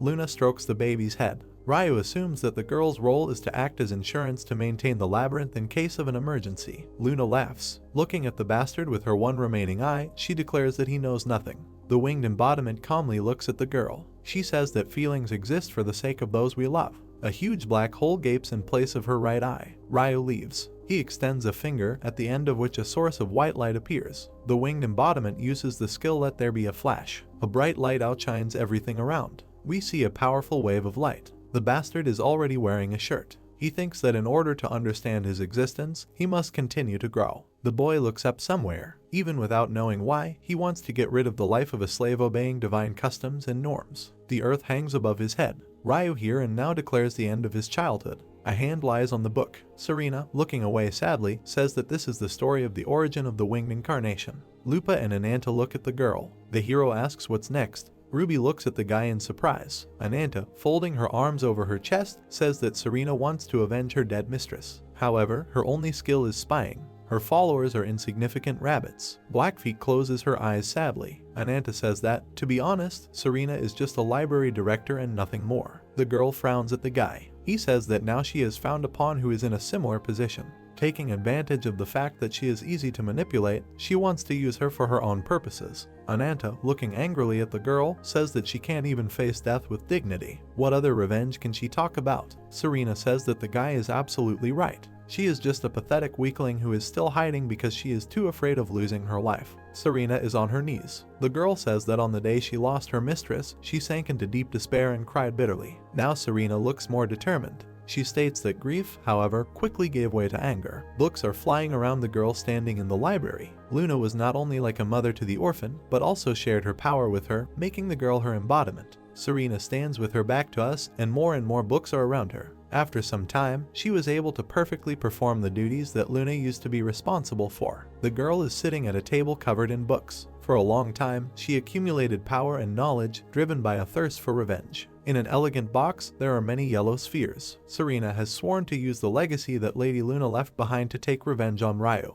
In front of us is one of her wards. Serena calls on the girls to carry out her revenge. In front of us are Whitefoot and Blackfeet. Serena asks them to become her strength. Looking lovingly at the girls, Serena asks them to grant her wish. Blackfeet approaches her older sister with a small box in her hands. She calls out to her, and Anta looks at the girl in surprise. The box contains a tiny yellow sphere with a blue eye. The guy asks what it is. The answer is that he sees a mechanical magotechnical sphere with the power of sealing. The young man's eyes widen in surprise. We see 6 white circles on the back of the embodiment of mechanisms. The girl says that the source of the winged embodiment's power is the 6 magotechnical spheres. 6 white dots are visible next to the yellow ball. Ananta learns that this device can neutralize all of this creature's powers. Serena stares at the hero. The mouth of a black dragon is visible above the guy's head. The girl says that, naturally, this also applies to the powers of the evil god that the hero uses. Lupa looks at her interlocutor in surprise. The hero examines the small yellow ball. Lupa asks if this means that Ananta will be able to return to her original body. Ananta and Lupa walk between giant library shelves. The girl looks at the back of the boy in front of her. Ananta, with Ruby on his shoulder, asks the girl if she has any more questions for him.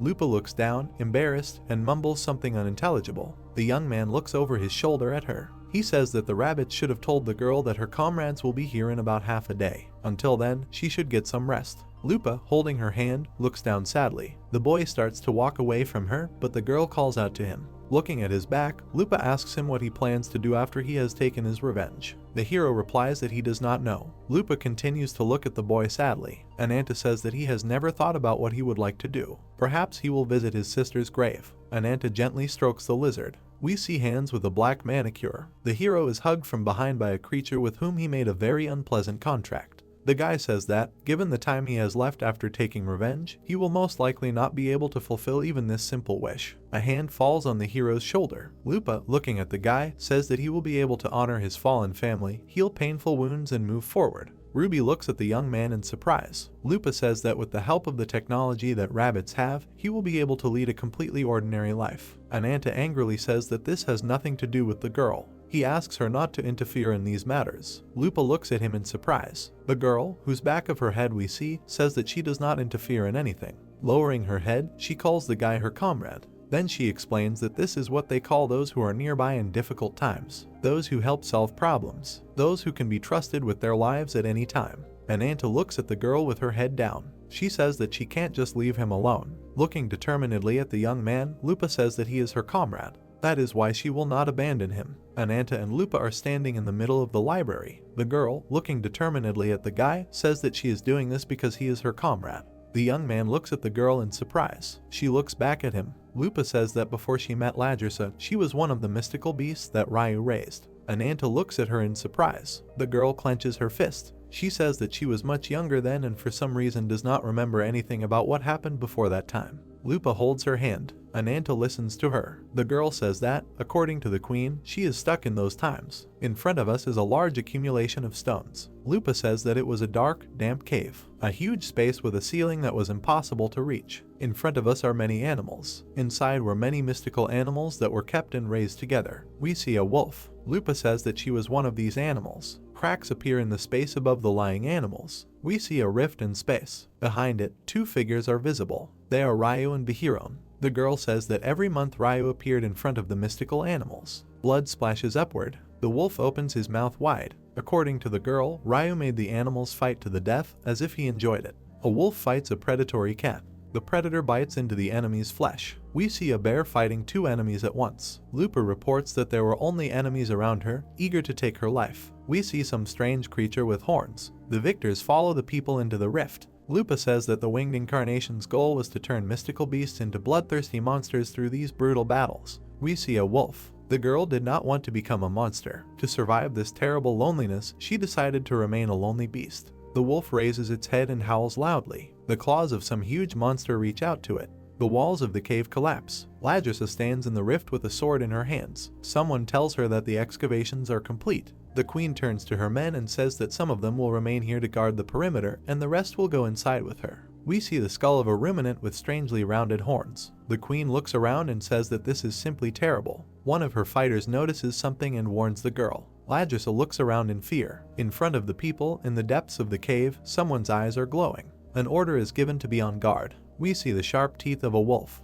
The monster stands on its hind legs and moves towards the people. The monster roars loudly, step by step approaching the enemies. The warriors put out their shields. An order is given to protect Her Majesty. The wolf bares his teeth angrily and growls. The queen stares at the enemy. She steps forward and orders her fighters to retreat. One of the girls calls out to the queen, trying to reason with her. Ladrasa throws her sword on the floor and tells her fighters to calm down. The queen looks at the wolf. We see two silhouettes at once, a wolf and a girl. The queen says that she is simply scared. Ladrasa stands in front of the monster. She orders her fighters to lower their weapons, then tells the wolf that they are not his enemies. The monster raises its clawed paw. The queen says that she just wants to talk. A huge paw falls on the girl and knocks her down. The monster looms over the queen, pinning her to the ground. The monster opens its mouth wide and roars deafeningly. The warrior girls try to shout to their commander. She orders them to stand still and do nothing. Ladrasa looks angrily at the wolf and introduces herself as the Queen of the Valkyries. She says that she has come here to free the mystical beasts that are being tormented by the winged incarnation.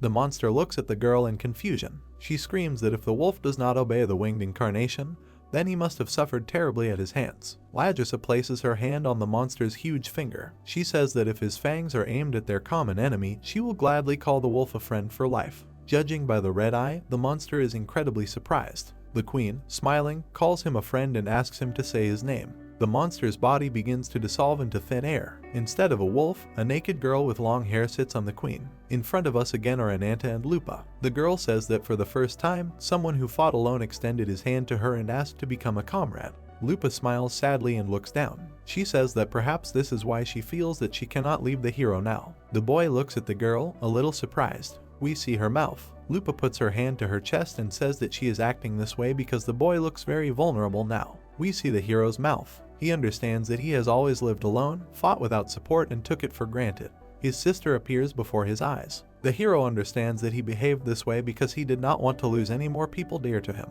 He remembers holding his sister's corpse in his arms. He was too weak for the pain he experienced that day. Very often, he pushed away those who tried to get close to him. Ruby looks at the girl. The lizard licks her cheek. Ananta thinks that all these people always stubbornly went beyond the boundaries that he drew around himself and came straight to him. The hero looks at the girl standing in front of him. He lowers his head and is silent for a while. Ananta and Lupa are standing in the middle of the library. The hero calls the girl by name. She responds. There is great surprise in her eyes. She asks if he really just called her by name. Ananta puts his hand on the girl's head. Looking straight into her eyes, the young man thanks her. We see an exhausted girl trying to catch her breath. Kneeling, she thinks about how much time has passed. There are black spots on a red background. The girl thinks it is very hot in here and tries to figure out if all the blood she sees is hers. Nadia looks up and asks why she is suffering so much. Someone approaches her. It is Sernanos. She explains that the girl is suffering because she did not want to watch helplessly as others were sacrificed. Nadia, whose face is numb, asks if this applies to her interlocutor too. Sernanos expresses the hope that Nadia will not repeat the mistakes she made. We see the back of the girl squatting. She says that she has suffered for many years, and even now she cannot forget the faces of those who died in her arms. Sernanos looks up. She says that life is fleeting and fragile. Looking at her double, the girl states that in the end, all that is left for them is sadness. Sernanos places his hand on Nadia's shoulder and says that he does not want to kill her. She sits down in front of her double and asks him to understand her. The girl begs her interlocutor to dissolve in her, becoming one. Sernanos looks into the eyes of the suffering girl. She says that if she does this, she will show her a world where no one will suffer. Nadia says something unintelligible. Horror appears in Cernunno's eyes. Nadia uses her two-date skill. Twisted branches grow from the ground, throwing Cernunno's high into the air. We see the trace of the jump. The girl's hand touches the twisted branches. Nadia says that this is exactly what she will never be able to understand about her double. Cernunno's lies on the ground with his eyes open. Nadia approaches her, with many branches entwined around her body. The blonde with blue eyes says that she pities Cernunno's the most. She throws her head back, black energy flows from her back. She says that this is very tragic. A huge horned monster, similar to a deer, appears above Cernunno's head. The girl asks her double what is pushing her to such extremes. Cernunno's has become half a monster. She asks Nadia if all this is connected with the desire for life. Nadia, half of whose face is overgrown with branches, says no. She walks towards her opponent, holding out her staff, and declares that it is all about her will. She does not want to give up Cernunno's. In front of us is an unusual transmitting antenna. A blonde is sitting on a stone in a lotus position. Someone calls out to her from behind. It is Owl. He says that he has come to deliver a message, but notice that the girl looks very unwell. Without turning around, Cernunno says that she has recognized the embodiment of sword art. The young man approaches the girl. He asks if she is still fighting with her double for control of her body. The girl, whose eye is covered by a huge black spot, notices that this seems to bother her interlocutor very much. She remembers how he hit her in the back. Cernunno's reminds the young man of his action. The blonde looks at the guy and says that if Nadia suddenly regains control of this body, then Owl will be the one in the most difficult situation.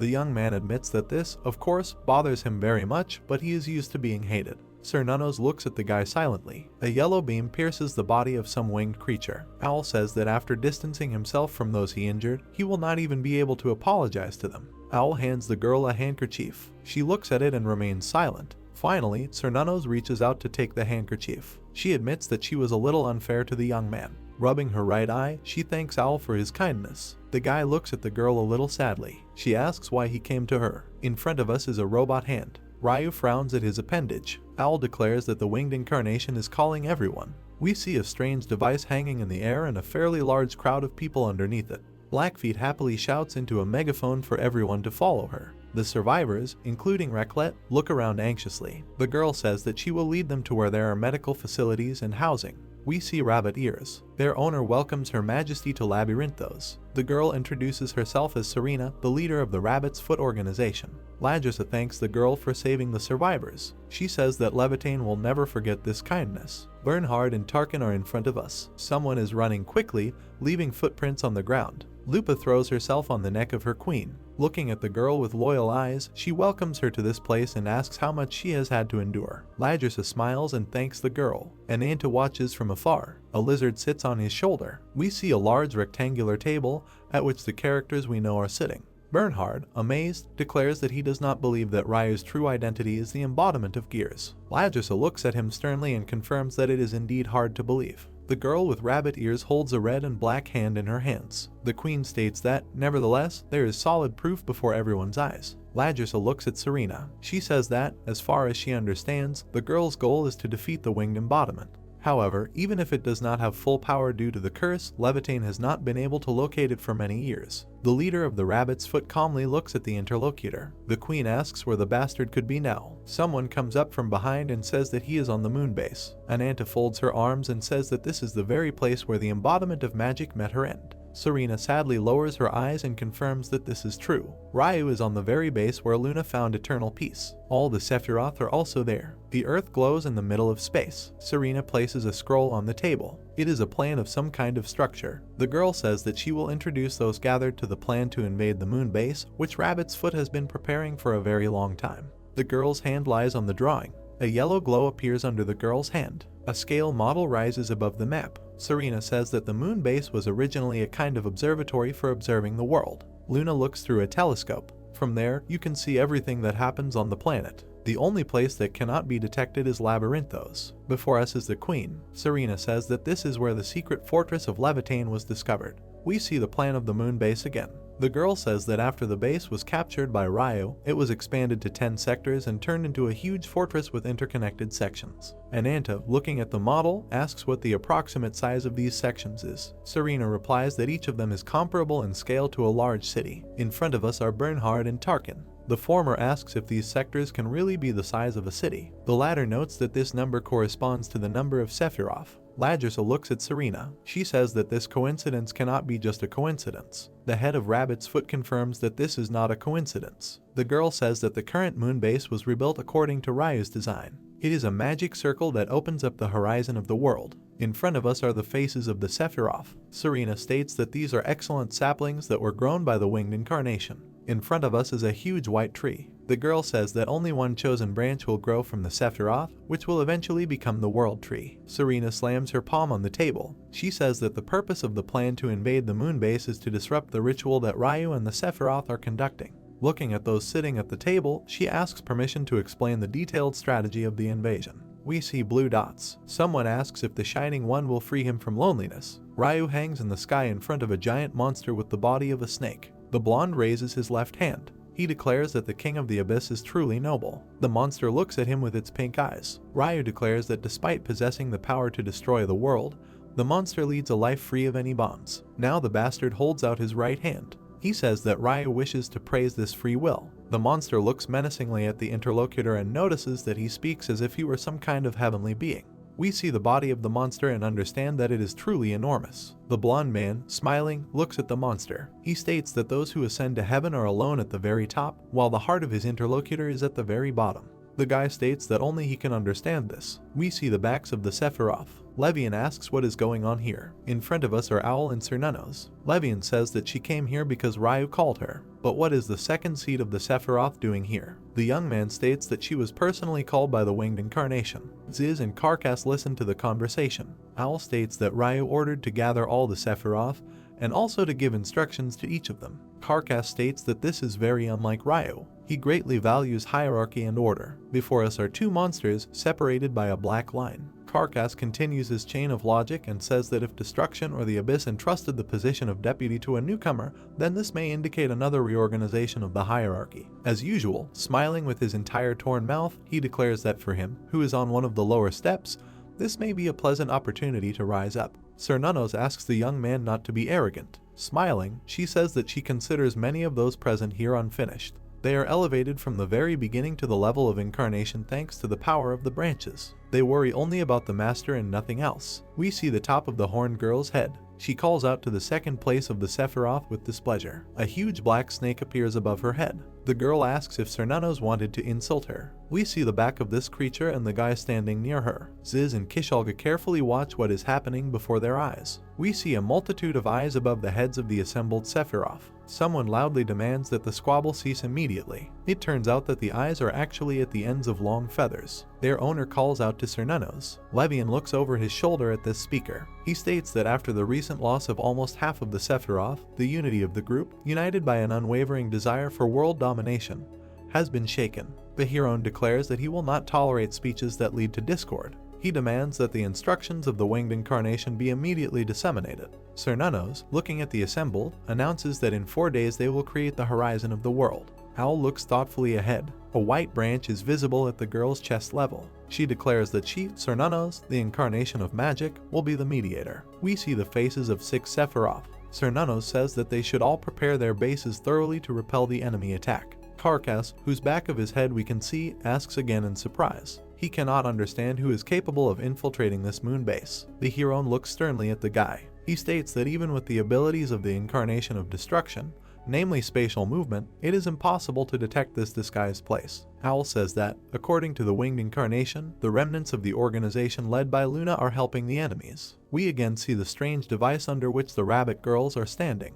Owl says that their enemies not only have a base that the Sephiroth cannot attack, but also the ability to move here to the moon base at any time. Karkas asks in bewilderment what kind of absurdity this is. This simply cannot be. Levian calmly says that he is waiting for them, let them come. Cernunnos and Levian look at each other. The last of them declares that even if all her allies suffer the most shameful defeat, she alone will cope with all the enemies. Owl looks thoughtfully at the assembled. He realizes that something is bothering him. On the guy's back is a familiar symbol. Owl understands that the unity of the Sephiroth is held only by the presence of the winged incarnation. In front of us is Ziz, who sparkles. Without Ryu, they are simply uncontrollable monsters. A drop of sweat runs down the trader's cheek. He begins to guess that the damage caused by the curse is much greater than he thought. Ryu sits on a kind of throne, which is formed from dozens of pipes of various diameters. In front of us is Labyrinthos again. Someone calls the hero. Blackfeet, raising her hand, joyfully greets the young man. The annoying girl screams that she missed the hero. Someone covers her sweet face with a bandaged hand.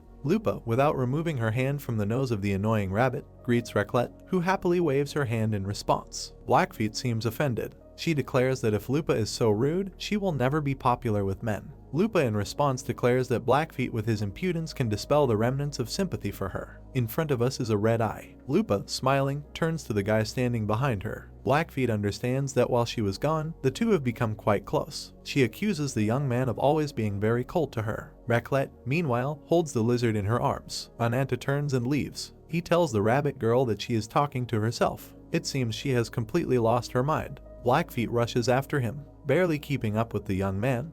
The girl with rabbit ears reports that the evacuation of the civilian population has been successfully completed. The queen personally examined the survivors. Lajusa carefully looks at the man in the hood. Blackfeet is afraid that the girl is overdoing it. Looking at the hero's back, she asks where he is heading. The guy replies that he is going to a place where he can behave however he wants. They are going to deal with those who are causing trouble. The hero and his companions approach another rabbit girl, who is standing at a decent distance. We see her hair. The girl says that she was waiting for the hero. Squinting, she declares that she wanted to thank the young man for responding to her request. A man is sitting in the middle of the fire. A girl approaches him, apologizes, and calls out to him. Judging by the top hat, this is Whitefoot. Squatting down next to the hero, she says that she would like to ask him a few questions. We see the guy's red and black hand. Whitefoot notices that the young man has a very strong ominous aura of a curse around him. He must have done something to make someone hate him so much. Ananta looks down and says nothing. We see the girl's red eyes. She asks how the boy could withstand such a powerful curse since his body now seems to be no different from the incarnation. The boy hugs the charred corpse of his sister. Whitefoot does not leave him alone. She says that a series of disasters have occurred in this village and asks him, as the only survivor, to tell his story. Smiling, the girl says that she forgot to introduce herself. Very long rabbit ears stick out from under her top hat. The girl says that her name is Whitefoot and she is also a victim of the winged incarnation. Ananta and his companions approach Whitefoot. Lupa recognizes her and calls her name. Noticing a rather serious change in the girl's appearance, Lupa asks what kind of uniform she is wearing. Blackfeet, standing nearby, tells Lupa that she is seeing the result of using the Isaridan skill. In front of us are two cats, a large one and a small one. Blackfeet explains that this is a power that changes appearance, and Lupa must have heard about it from their older sister. Lupa is surprised and asks if this means that Whitefoot has been hiding her true form all this time. Blackfeet replies that this is true. Lupa asks why she did this. Whitefoot is sadly silent. We see her with a suitcase in her hand. The girl finally says that her original role in Rabbit's Foot was as a scout and saboteur. She carried out risky missions to find out important information. In front of us is a sad face of a girl, and now the hero is crying tears of blood. Whitefoot says that when Rabbit's Foot was watching Ryu, she accidentally met the hero. Serena, sitting at the table, looks at the girl. Whitefoot says that the older sister, who was interested in the power of the curse, tried to use the hero's abilities for her own purposes, and helped him become stronger. The girl with the watch in her hand stands behind the young man. Whitefoot says that since then, she took on the role of the hero's assistant and changed her appearance so that Serena could remain hidden from the outside world. Ananta and Whitefoot stand opposite each other. The guy says that he does not remember how many years have passed since she revealed her true form. Whitefoot asks the young man if he remembers the conditions they agreed on. He, smiling, replies that, of course, he remembers. The hero clenches his fist. He says that the girl wants to prove in battle that she can stand up for herself. Serena looks at the girl with rabbit ears in surprise. The face of the head of the rabbit's foot shows extreme surprise. Ananta says that if Whitefoot wins, he will formally request to be included in the Moonbase invasion squad. Blackfeet looks at the boy and girl standing in front of her. Ananta turns to her and asks if she understands what is about to happen. Blackfeet and Raclette look at the hero in surprise. He states that this fight will continue until one of the participants can no longer fight or dies. Blackfeet must be a witness. The girl looks at Whitefoot in amazement and calls out to her. She looks down sadly. Blackfeet puts her hand to her chest. Looking at her sister, she declares that she will watch what happens, no matter what.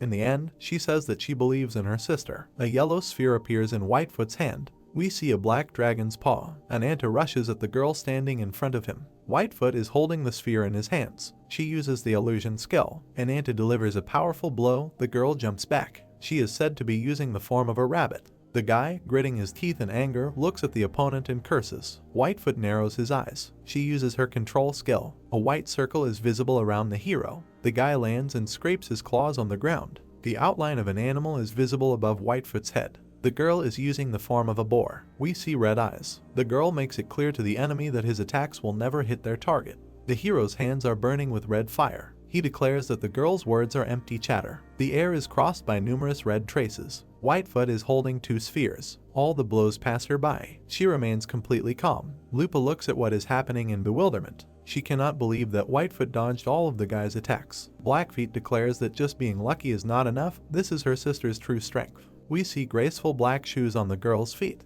Blackfeet says that Whitefoot has a power that poses a threat to life as information. Whitefoot frowns ahead. She uses the skill Predict Threat. The girl is still holding 2 yellow spheres. Ananta hits her in the stomach. Blackfeet says that when the sister combines her original form and abilities, no attack can reach her. We see that in fact, the hero's blow flies past the girl's body. Ananta hits with her left hand and seems to hit. However, it turns out that she is actually standing behind him. Whitefoot puts forward his left hand with a yellow sphere. She uses the snake form and the skill Deception. Ghostly snakes wrap themselves around the young man. Lupa says that all this is not true. Blackfeet looks at her with fear. Lupa says that the course of the battle is no longer predictable. Blackfeet looks at the girl with wide eyes of horror. Whitefoot is surrounded by a wall of red flames. Black figures are drawn in the fire. Whitefoot looks at the flames in fear, trying to figure out where her opponent is. Ananta squats down. Splashes of yellow energy are visible around him. Huge wings grow behind the hero's back. He flies down on his enemy. The monster roars loudly and raises his right hand to strike. The girl puts her left hand with the ball to the side. There is a powerful collision of 2 streams of energy. We see clouds of smoke. A drop of sweat rolls down the girl's cheek. She asks why the enemy stopped his attack. We see that the young man's hand is lying on the ground. In front of us is the red and black hand of the hero. He says that if the girl had cowardly dodged the blow, he would have killed her. Ananta frowns at her. He says that he saw a real warrior in the girl who is ready to face death. The young man approaches Whitefoot and says that he has hated her for a long time. Blackfeet and Lupa look at Whitefoot in fear. Ananta says that he despises her from the very beginning because she always hides her true feelings. Her fake cheerful image, when she laughed even when there was nothing funny around, caused real rejection. Ananta grabs Whitefoot by the neck and loudly asks if she wants to kill the enemy. It looks like the hero is ready to strangle the girl. He screams that her enemy is Ryu, who made her entire family suffer so much. The hero asks if the girl wanted to avenge her comrades. There are tears in Whitefoot's eyes. Serena, it seems, is ready to cry too. We see a girl sleeping hugging a plush rabbit. A girl who looks very much like her is standing by her bed. She turns to the third girl, who is sitting in a chair. This, apparently, is Serena, and she is also dozing. Whitefoot says that she was the first doppelganger created by the older sister. The rabbit girl, who is quite difficult to identify, is holding a piece of cloth in her hands. Whitefoot states that in order to take revenge on the winged embodiment, they, as close friends and assistants to the older sister, receive part of the powers of the embodiment from her. The rabbit girl addresses the older sister. Tears are dripping from her eyes. She calls out to her mistress, whose name was Luna. Whitefoot looks sadly at Serena. As a child, she did not understand anything and just wanted her older sister's wish to come true as soon as possible. In front of us are the Sephiroth and the symbol that unites them. Whitefoot says that nothing can be achieved with wishes alone. The enemy was so strong that it seemed invincible. 3 girls stand under the emblem of a rabbit. Under the guise of an information group, they secretly searched for those who considered Ryu their enemy and established contacts with them. Whitefoot covers her face with a top hat. She says that such a task required agents willing to risk their lives, like herself. In front of us is a pendant in the shape of a rabbit's foot. Whitefoot states that she was a tool for her older sister's wishes, a soulless talisman that brings good luck. The rabbit girl holds her hand. Blackfeet and Serena look at her with concern. Whitefoot says that she didn't care what happened to herself, she just wanted to relieve her older sister's sadness. Serena rushes to the girl and hugs her. We see 2 heads with pink hair. Serena is crying. Whitefoot says that her older sister, however, loved her very much. Serena calls out to Whitefoot. The girl standing in front of the hero turns towards the voice. Serena approaches the boy and the girl. She asks her sister why she did this. Whitefoot silently looks at the head of Rabbit's foot. She states that she always attached the utmost importance to safety. Whitefoot hugs his older sister, who looks a little scared. Serena is touched. She calls out to the girl hugging her. Whitefoot holds her older sister in her arms and says that she has always been very angry with her. and Anta looks at the girls who are explaining themselves to each other. Whitefoot asks why the older sister lived only for revenge. Why did she have to suffer all the time? Traces of emotional distress are visible on Lupa's face. Similar feelings are visible on Blackfeet's face. Whitefoot states that Serena created her to fulfill her desire. There are tears in the girl's eyes. She says that from the very beginning she felt like some kind of soulless tool. We see the older sister and the two younger ones. The girls look at Serena with love. We see the girl's hand resting on a rabbit ear. The older sister rests her chin on the younger one's shoulder. She asks why Serena taught her to love. The hero joins the conversation and says that Whitefoot risked her life fighting him, and all for her older sister. The guy asks Serena to let Whitefoot take part in the invasion. The leader of Rabbit's Foot angrily yells at the boy to stop talking nonsense. She cannot risk her sister's life for her revenge. Whitefoot calls out to her sister. The girl smiles and asks to be allowed to go to the moon base with the hero. She says that even if it costs her life, she wants to fight for her older sister. Serena asks why in amazement. We see the two holding hands. Whitefoot declares that as long as Ryu exists in this world, Serena will never be free of her sadness. The girls touch foreheads. Whitefoot says that a world where Serena will not be sad is her greatest wish. Blackfeet, whose back we see, is shaking all over with excitement. Lupa approaches her and tries to calm her down. Ruby looks at the touched people with sympathy. Raclette approaches the lizard from behind. We see a mouse ear. The girl looks down sadly. There is a coat of arms with an image of a unicorn on the wall. Someone asks if this is really the child of the incarnation. The queen, who sits on the throne, confirms it.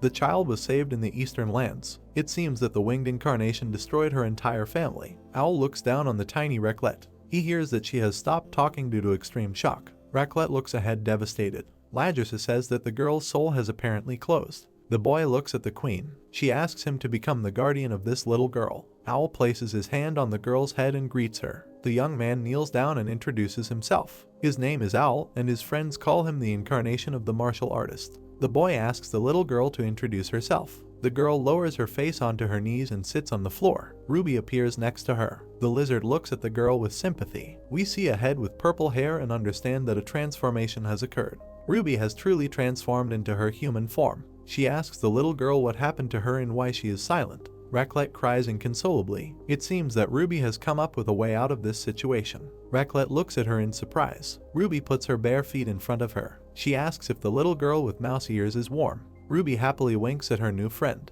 She says that if she is having a hard time, she can always turn to her. Ruby is kind and will always comfort her. A smile appears on Raclette's face. We see the lizard's tail. Two cute creatures are sitting by the bookshelf. Ruby asks again about Owl and wants to understand how dear he is to the little girl. Raclette remembers how the guy betrayed them all. She says his name. Ruby looks at the girl questioningly. The transformed lizard gets to her feet and says that she will try to convey the girl's request to the hero. Perhaps this will allow her to meet Owl again. Ruby's eyes widen and she gasps. She takes the baby by the hands and tells her not to worry. Looking down at Raclette, she promises that she will definitely fulfill her wish. We see the moon. Someone says that they have been monitoring the activity on the moon base for many years and have noticed one strange anomaly. The Earth's satellite completely covers the sun. During the days of a total solar eclipse, the most powerful bursts of energy were recorded on the moon base. We again see a plan of the moon base with glowing compartments. The speaker reports that the energy from the different compartments was always concentrated in the central compartment number 2. We see where the named room is located. In front of us is a brightly glowing hemisphere. The energy was stored there for some time and then dissipated. It seems that the speaker is Serena, whose eyes we can see. The girl states that the rabbit's foot came to the conclusion that the observed phenomenon is a test launch of the horizon of the world. Lupa and Bernhard look at the leader of the organization with concern. Ladgersa asks if this phenomenon is related to the plan to invade the moon base. Serena, with a yellow ball visible in front of her, replies that this is exactly what it is. We see the table where the gathered people are sitting from under the ceiling of the room. Serena reports that the study of the energy sources in each of the sections suggests that they are distributed in the same way as inside the world tree. In front of us is a sharp peak. Inside it is a branch. Serena says that if each sector serves as some kind of energy source, then it is probably fed by the power of the branches of the Sephiroth. Bernhard says that if he understood everything correctly, in order to implement the concept of the horizon of the world, the enemy forces must be dispersed. Serena nods her head. Lupa asks worriedly when the next total eclipse will occur. Serena replies that in 4 days. The hero asks if the operation will take place on that date. The leader of the Rabbit's Foot confirms his assumption. In front of us is a plan of the moon base. Serena states that in 4 days, during the eclipse, they will make a spatial transition. We see one of the compartments. Serena says that it is number 4 and the invasion will begin there. The queen asks why they can't go straight to the center, namely compartment number 2. Whitefoot, squinting, replies that this is impossible since the rabbit's foot does not have its exact coordinates. A powerful flash occurs near the 3 human figures. A crowd of people is standing under the ball hanging in the air. Whitefoot says that the organization has mastered 2 types of spatial movements: small, up to 4 people, and mass, without a limit on the number of travelers. The girl has a tray on her hand. She states that unlike small movement, which has practically no restrictions, mass movement is only possible to those places where Serena has already been. In this case, these are the original coordinates of the moon base. We see a telescope aimed at Earth. Whitefoot states that only Section 4 is available for mass transfer. Serena, closing her eyes, states that, in addition to everything else, mass transfer was originally her unique ability. We see the 3 sisters of the rabbit's foot. Serena states that in order to use it, her doubles must be present. We see a glowing circle and the heads of 2 girls next to it. Serena states that the invasion force will move to the moon base under the leadership of the sisters. A ringed sphere appears inside the sector. The leader of the rabbit's foot says that after that, their task will be to organize an escape route. They will install a mass transfer device. In front of us at once are 2 sections. Serena says that Ananta and his companions will capture compartments 4 and 3. We see another compartment. The head of the rabbit's foot says that then in compartment number 2, which is located in the center, there will be a decisive battle. Tarkin folds his arms over his chest and says that he imagines a breakthrough to one point with a minimum of clashes. It will be a lightning operation. Ananta looks at the plan of the moon base. A lizard is sitting on his shoulder. The guy says that Ryu is there. Serena holds out her hand to the plan. She says that now, without knowing the location of the enemy, it is impossible to predict what awaits them. The girl says that this is truly the last battle. All trump cards will be used since there will be no next chance. We see the red and black hand of the hero. Serena asks everyone to prepare as much as possible in the remaining time. She says that success in this battle can only bring the hero's victory over Ryu. Ananta is sitting on the bed. He is holding a yellow ball with a blue eye in his hands. The guy silently examines it. We see black jets. The outline of a black dragon appears behind the hero. The monster declares that the ability to seal powers is a very daring undertaking. Who would have thought that the guy had something like that hidden away? The hero hears the dragon behind him calling him a damned mortal. The monster asks if Ananta still cherishes a ghostly hope. Soon his body will pass to the dragon. A bright white light glows between the black jets. Black and red energy surrounds the young man. The dragon warns that it will not spare its power in the battle with the winged incarnation. Ananta continues to look at the small yellow ball. The monster warns that if the guy tries to use its power, it will instantly take over his body and destroy the hero. Ananta says that Azi Dahaka worries in vain. Sitting on the bed, the guy sadly looks ahead. We see the hero's face. He says that after he defeats Ryu and takes his revenge, the dragon will be able to take his body. Ananta asks Azi Dahaka what future he plans for himself since he will have to exist in complete solitude. In front of us is the dragon's head. The guy is sitting on the bed, black streams are rising from him. The dragon above his head opens its mouth wide and calls him a vile creature. Azi Dahaka declares that it will never forgive him. We see the monster's mouth wide open again.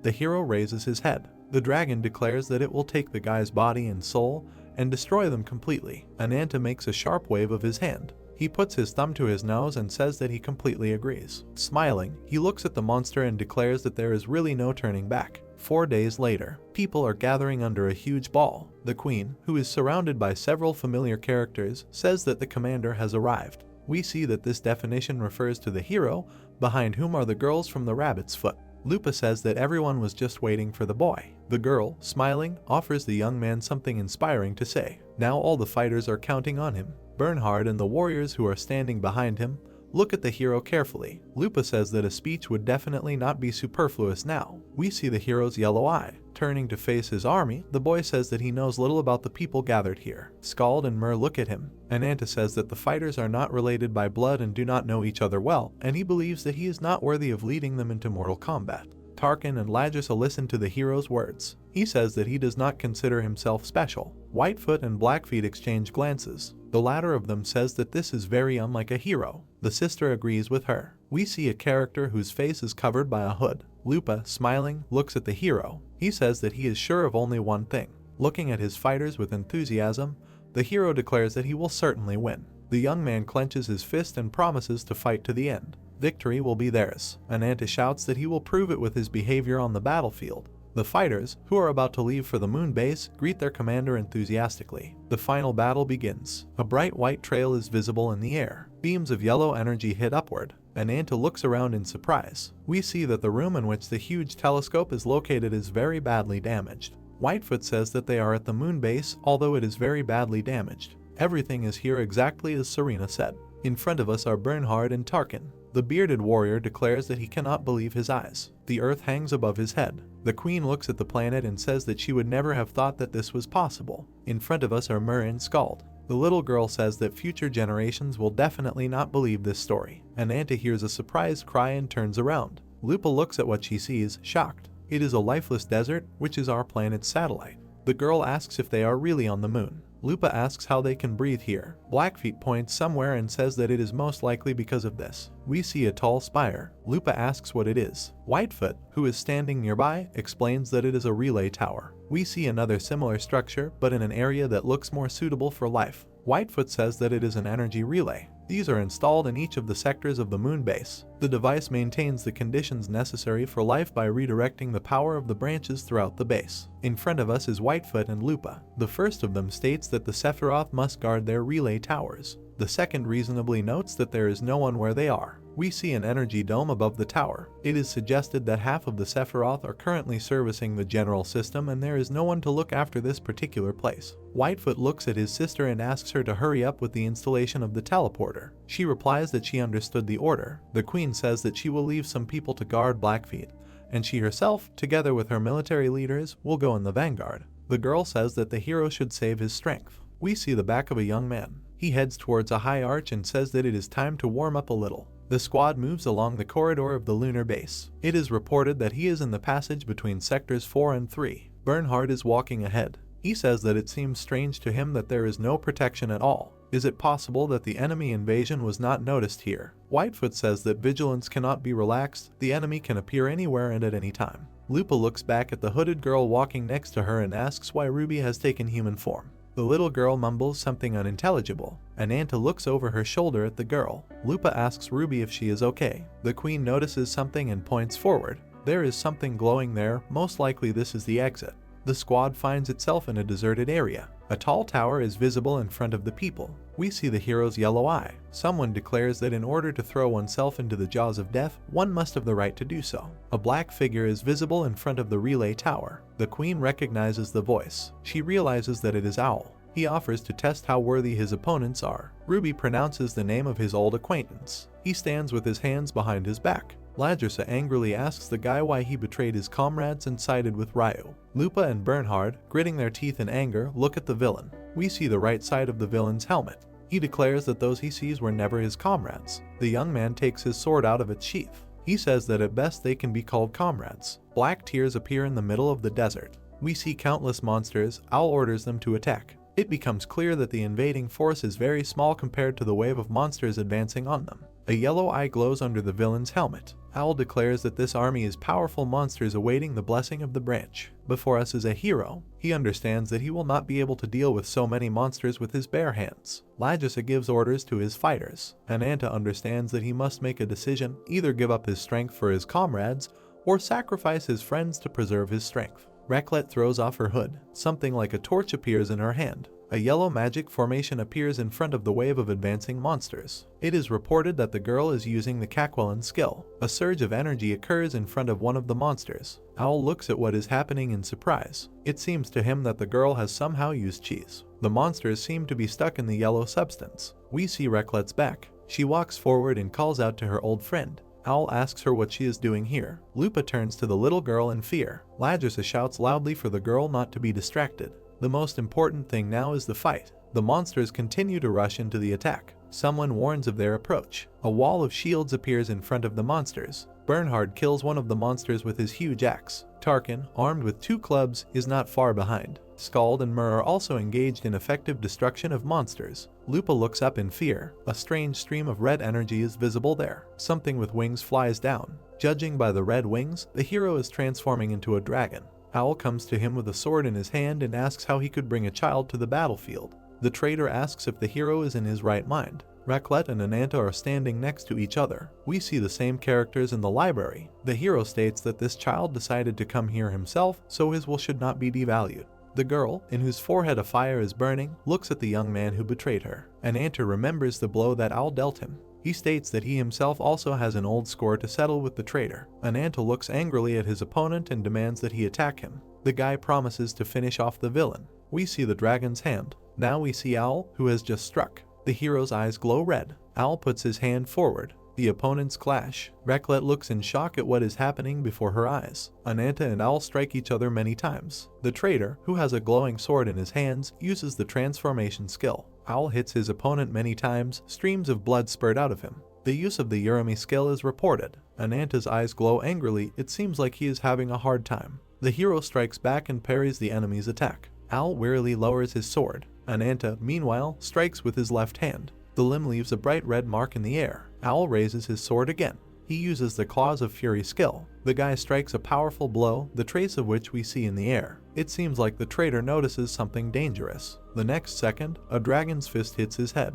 The helmet flies far to the side. The opponents stand opposite each other. Ananta, who has a huge wound in his chest, says that the last time they fought, he was impressed by the level of fencing that Owl demonstrated. Ananta recalls that battle. He says that he was not in the best shape then, but the skill of his opponent was undoubtedly genuine. Ananta and Owl stand opposite each other. The hero says that now the traitor is weakened. He wipes his mouth with the back of his hand and says that Ananta is incredibly self-confident.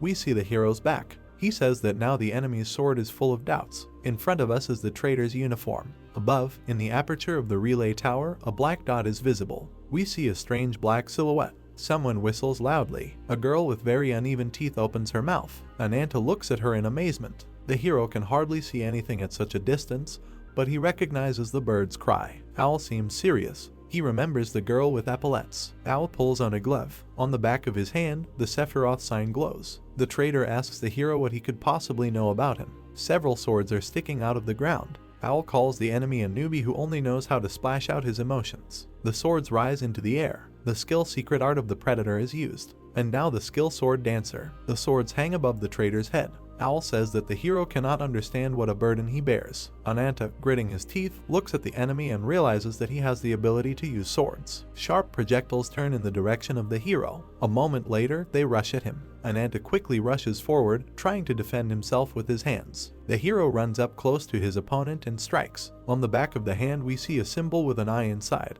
The predator slash skill is used. One of the opponents jumps up. It is Owl, who manages to deliver a devastating blow using the Karl de Balk skill. Ananta turns around in rage at the enemy. The young man's last doubts have disappeared. Owl wings grow behind Owl. The traitor takes off, swords are visible around him. Owl says that if Ananta thinks that he can defeat him without fighting at full strength, then he is very much mistaken. The hero looks at the enemy with hatred. A smile appears on his face. Ananta transforms into a dragon and says that he has already warmed up enough and can get down to business for real. The dragon bares its sharp teeth. It looks up and beckons the enemy, promising to destroy him. Owl stares at the enemy, trying to understand if he will show his true strength. A white tip appears behind the traitor. It seems that Owl has been waiting for this moment with impatience. The guy dives at the enemy. It is reported that he is using the predator technique. The dragon rushes towards him. Somewhere in the middle between the opponents, a powerful white flash occurs. The Gungnir skill is used. Owl clenches his teeth from tension.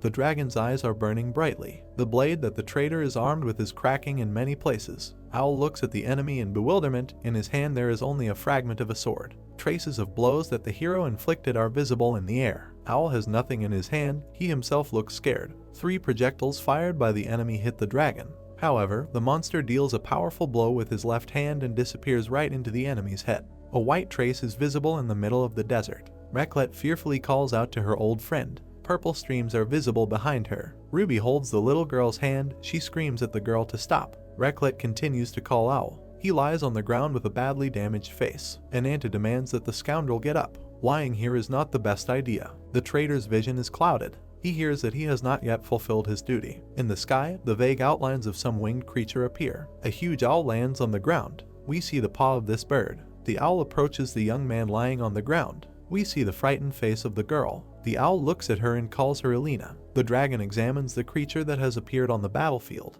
We see one of the bird's wings. The owl covers the young man lying on the ground, protecting him. An Anta asks if this incarnation is the real guardian of the branch. That's how this video ends. If you have sat through to the end, please don't forget to press the subscribe button and leave feedback. See you in the next video.